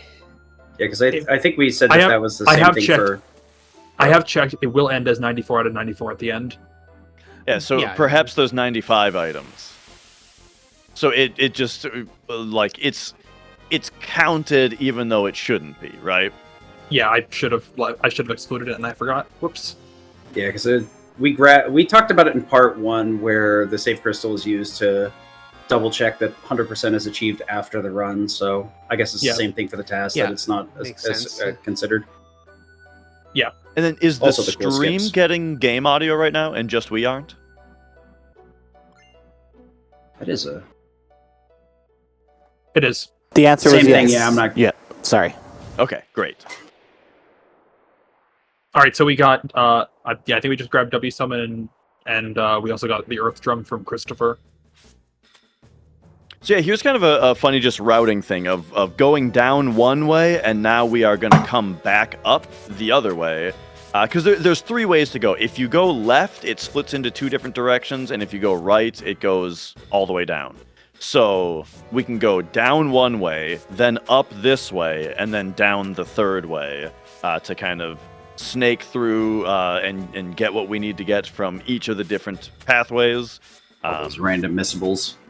Yep. Well, I guess not magic technically missables, but like required items rather. Magic counter. Woo! Too bad it's at the end of the game. Now, remind me, does that counter spells, or does that just you attach that to something to counter with a spell? Counter in general, I believe, yeah. So you get hit, you can counter with Ultima if you want. I think, if I remember right with the counter materia, though, it's you level it up to actually get the counter. It starts at like a 20% chance and then goes up to 100 as it levels. I might be absolutely cracked out of my mind, though. Correct me if That's I'm what I wrong. remember from the straight up from the normal counter, which is it just starts at 20% and then goes up to 100. Counters any damage with the attached materia. Yeah, that's a better description than whatever the heck I just said. Much more straightforward. Yeah, it's a shame that the like magic counter and command counter type things are so deep in the game that you don't get to really experiment with them. Because if you're really cool to like counter with status ailments or something like that. These guys use the roulette enemy skill, which randomly targets a party member, so we gotta control which one that hits. Because you have like all 4 enemy skills on one character, I guess, yeah? Yeah. Makes sense. And they drop the Kiss of Death item, which is another drop that we can only get. There's another item we can only get from a drop, and only these guys drop it. That encounter rate at the end of that fight, the step count just like spiked, and I was like, oh, what the heck? Yeah, that was before the danger got reset. Okay. I took one look at that, and I was like, oh no. This is now Breath of Fire 2 territory. What is happening? That's the enemy away that then gets supplied? Cauldron. No, actually, we took enemy away off. Oh, okay. Just looking Here, for certain encounters, I guess. Here we get the kill with Mug, which will cause him to counterattack with Pandora's Box, which he only does 1 time. And so there we go. We skipped the Pandora's Box, but we did learn that E-skill now. When you say 1 time, is it like once per encounter or 1 time period? Once per save period. file. Once in your entire life. I kind of wish I had a face cam right now, because I think the face I'm making would kind of better portray the feelings that I have than the words coming out of my mouth. What? Yeah, it's a little bit of like, why would you do this to your player base? To be fair, Pandora's Box is not really good, but still. It's not that it you know, there It's a have been principle completionists forever. So it's more of a principle issue rather than a it's applicability. Yeah. Anyway, we just got level 5 death, angel breath, and magic breath. Oh, angel whisper and magic breath. It's combined together. There's a tester elemental. That's our last armor, I think. Thank gosh, Ace That's is what here it to says. keep us on Or track. less because accessory. We get Sorry, way less accessory. sidetracked. accessory and armor are both at the top. Materials all the way up. We need 1 more enemy skill and 3 more limit breaks, Yep, pretty much. and then 3 bosses. But we know when those are. Yeah, speaking of 1 more enemy skill, it's this guy.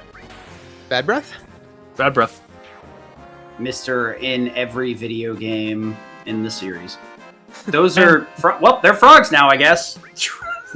Okay. Yeah, we skipped the Skip animation the where they got turned animations, into yeah. frogs. But then once the game needed to play their victory animation, though, it then Updated saw it. that they were frogs and had them start being frogs. Man, this game does so many cute things. I just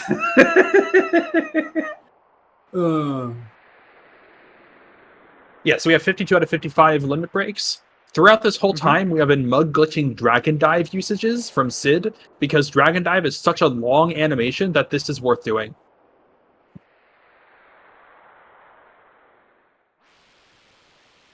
We even do something like that in RTA, where we also mug glitch the Dragon Dive usages. Even though mug glitching means that you cannot mine your own limit breaks, it's still worth it.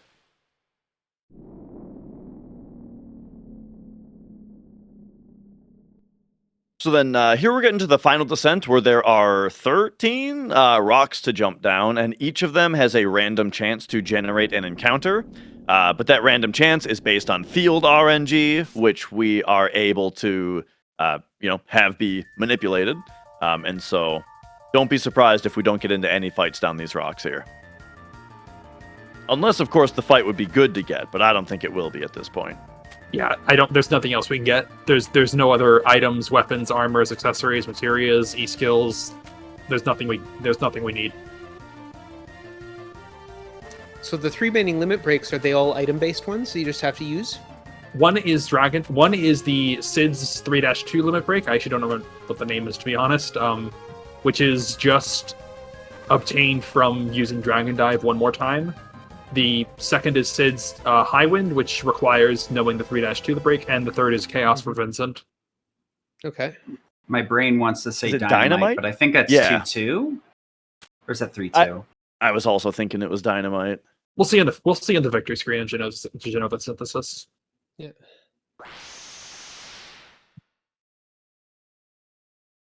It's boost dynamite for level 1, hyper dragon for level 2, dragon dive, and big brawl. That's what it is. What's Big Brawl? Deals heavy damage I've across never 8 seen that enemies. Yeah, I think it's the problem is you get high wind, which does 18 attacks, versus big brawl, which does 8. So almost everybody jumps straight to high wind immediately. But yeah, I remember it. He goes berserk and starts stabbing everybody. Oh, there was Dragon Dive, by the way. And it's gone. And then Omni Slash for the win.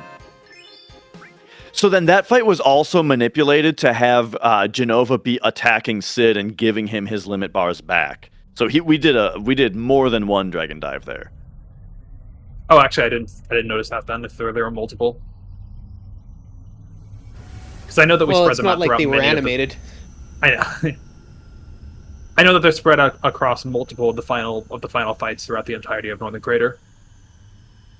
Maybe there wasn't more than one. Maybe it was just that his limit bar didn't start the fight full. I don't actually know.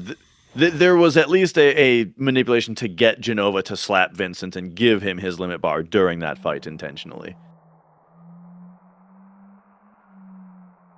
Anyway, we very deliberately did not want to use Knights of the Round on that because that makes the next fights harder, and I think will give Safer Sephiroth more HP, and we don't want that. Right, yeah. But that is not a problem on Bizarro Sephiroth, is all I'll say.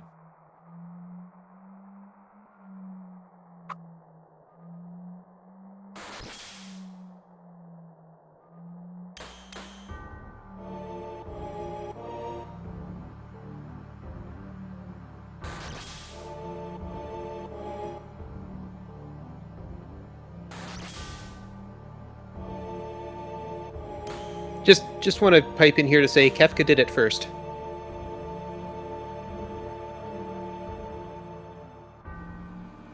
Picking up the party and throwing them around like that. Yeah, so we're actually at a high enough level to get the two-party fight, I believe. Or we were in a previous version of the TAS. Oh, we still are. Okay. Okay, and limits are done. That leaves 2 bosses.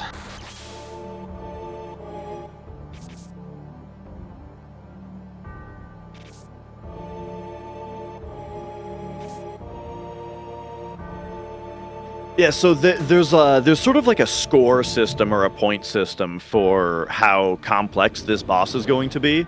It depends on things like what the average level of your party is, whether or not you recruited Yuffie Vincent, whether or not you used Knights of the Round on Genova Synthesis, and in like a any percent run, and even in at least with the old, even with the old route on Bizarro Sephiroth, we would on 100% we would only get 1 party member, but with the TAS strats, with like I think with like the battery cap grinds and stuff, the extra levels on the party members, I'm guessing is what it is, just kind of puts us right over the edge to end up having to do the 2-party version of that fight. Yeah, I believe that it needs to be at least 63 or so, and yeah, we end up at...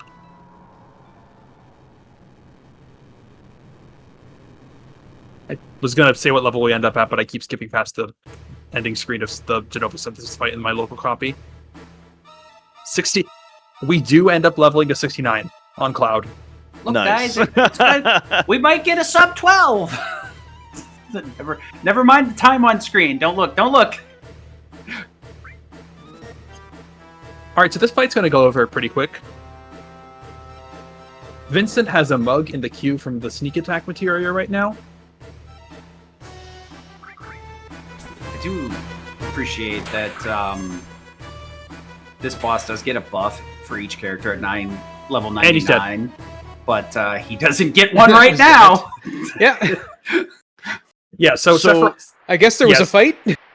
Yeah, so that was Safer Sephiroth's.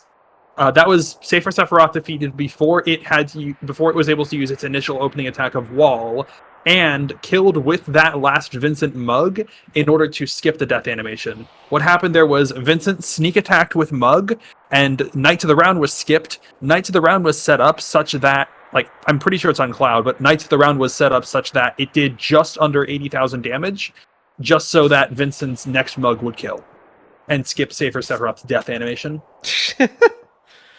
And that death animation is like 45 seconds of him dissolving away. Like, it's a huge skip.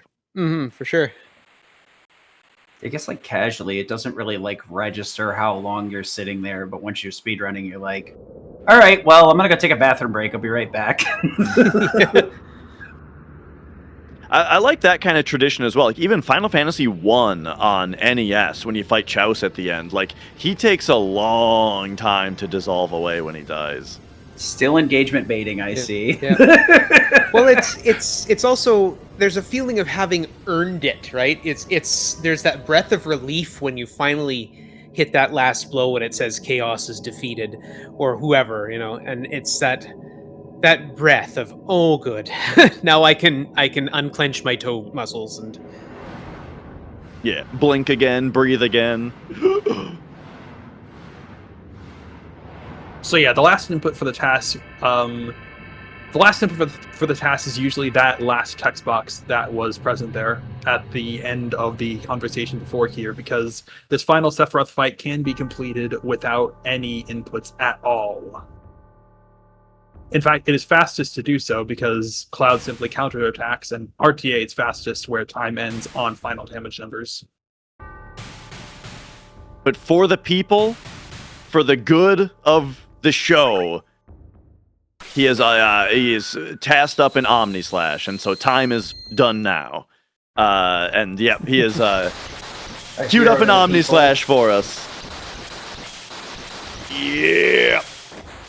So wow, that's it's got to be the culmination of months of work. So kudos to lilgecko. Well done. Yeah, not only is it the culmination of months of work, it's the culmination of 3 different TASs. So this is probably like a year's project between all 3 of them and the time investment. Mm-hmm. And of course, all the information and knowledge brought forward from the community and shared around, and ideas passed around. Like, it's a tremendous community accomplishment and a tremendous personal accomplishment. So, thank you for letting me be a part of the show here. Absolutely. Thank you for joining last minute. I do appreciate it a lot, actually. Hey y'all. There's 23 minutes left in this video. Yeah. So we're just gonna slip back into light speed and y'all have fun talking for the last let's see, double speed, about 10 minutes or so as this plays out. Goodbyes and all the other things you could possibly fit in. I think we have enough time for it.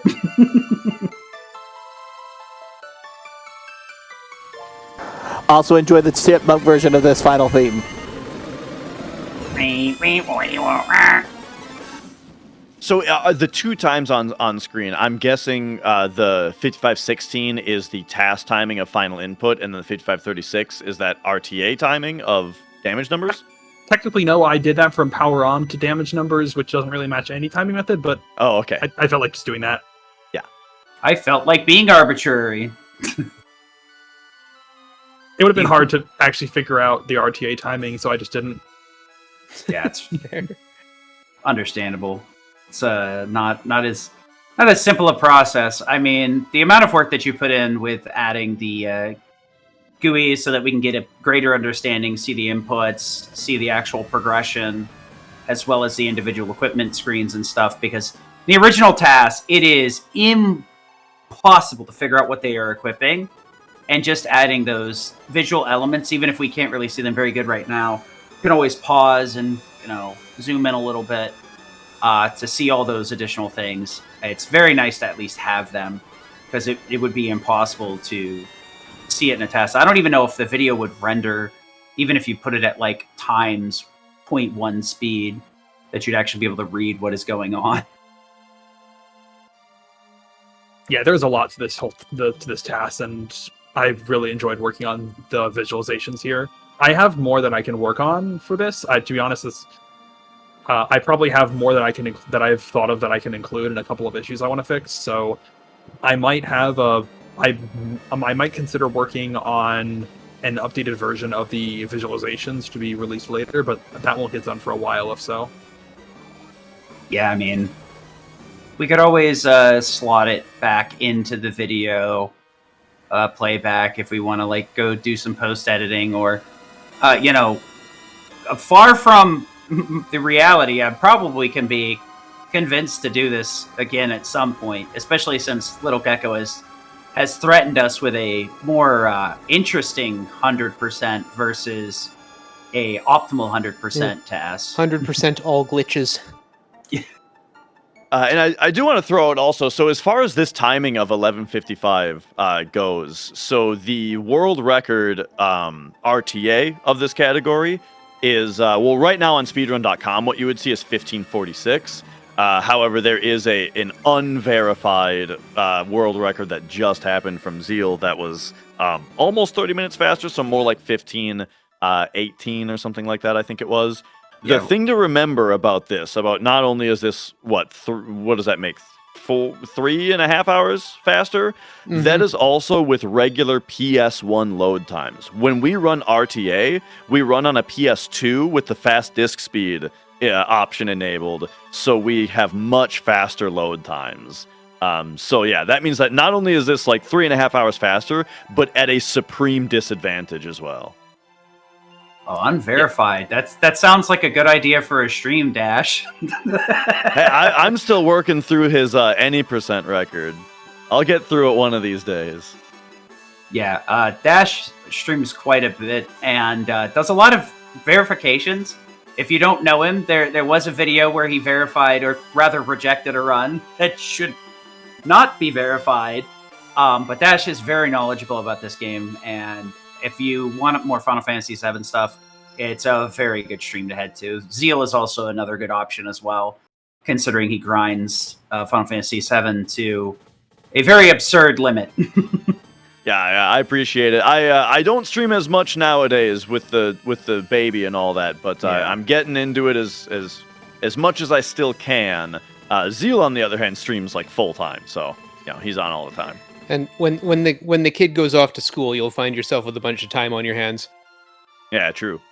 Boomerang back around from I don't have enough time to do anything to wow, I have all this time to do whatever I want.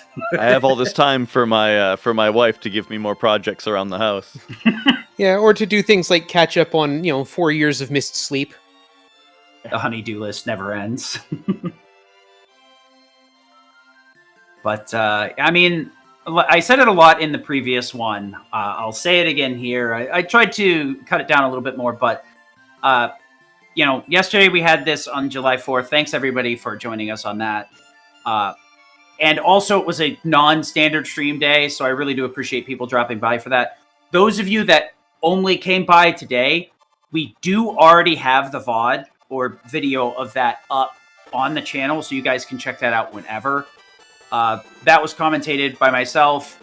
Ace did a lot of the heavy lifting since he actually understands the game, and Blink was around for quite a bit, who did work on the new 100% route, so we did have a fair bit of knowledge. Luckily, today Dash was able to join us, and as you said, as you've heard, he had a child recently, so I kind of had to make the executive decision that this is going to be a 2-day project, so we're going to have to only have Dash for 1 day, but I very much appreciate the 1 day that you did give us. And Ace, I really appreciate the 2 days as well as the graphical interface stuff to help kind of elevate it. I know it's a lot of work, and I really do appreciate you guys as commentators. And even more so, lilgecko has worked on a lot of these tasks, any percent, 100%, multiple versions of them, as well as other games. You should go check out his tasks if you have the time. They're all really good. Unfortunately, he was in the hospital, so he declined being able to commentate with us, but was extremely happy to hear how well received the any percent task was. And if I have any inclination, I'm sure this 100% task will be very well received too. So feel free to enjoy this on the VODs, as well as give lilgecko a hi in one of his comment sections to brighten his day a bit, since he's kind of stuck at the hospital with just a cell phone and not much else to do. Yep. Yeah, It's well been great. said. Thank you, everybody. It's been great being here, and thank you very much, Sid, and the rest of the RPG Limit Break team for having us on. I mean, honestly, like, the only reason I even consider doing the 100% task is between you and Dash talking it up so heavily and putting that earworm in my brain, my rotted out brain. And I'm glad that we did it, actually. This was a very different experience and very fun.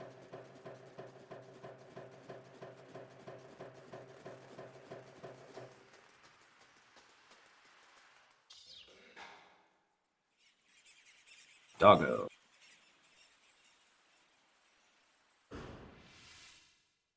Man, that's we a are. really late title card. Isn't it, though? All right, so I the guess rest is just that's- six.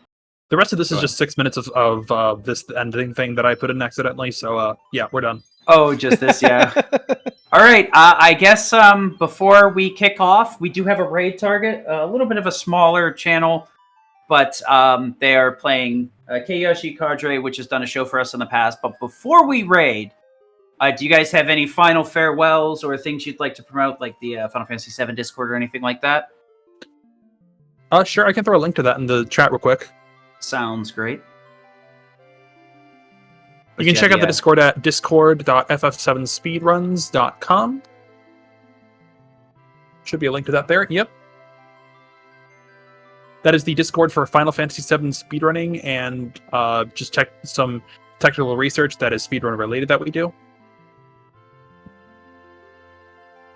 All right. Thanks, Yeah, sorry, Dash. The YouTube's a little bit more locked down. Just trying to help, bro. Good. It was a valiant effort. I didn't know Nightbot auto nuked links in YouTube. Anyway, thank you all for your time, both viewers and commentators. Mike, thank you for dropping by last minute and joining us. I really do appreciate having some extra commentators and hosts from our esteemed team that offer some different things. Like we had that little conversation, or I guess you and Dash had that conversation in the middle of the limit grind. It was very enlightening. But, we aim to please. Yeah. Without thank you for having me. It was lots of fun. I'll do anytime. Yep. So without further ado, we're going to raid out. Thanks everybody for hanging out with us. And we got content every Saturday, every Sunday this month. I don't know how, but that's how it is. So I hope you guys enjoy it, and we'll see you next weekend. Yep. Thanks, everybody. Thank you. See you later. Cheers.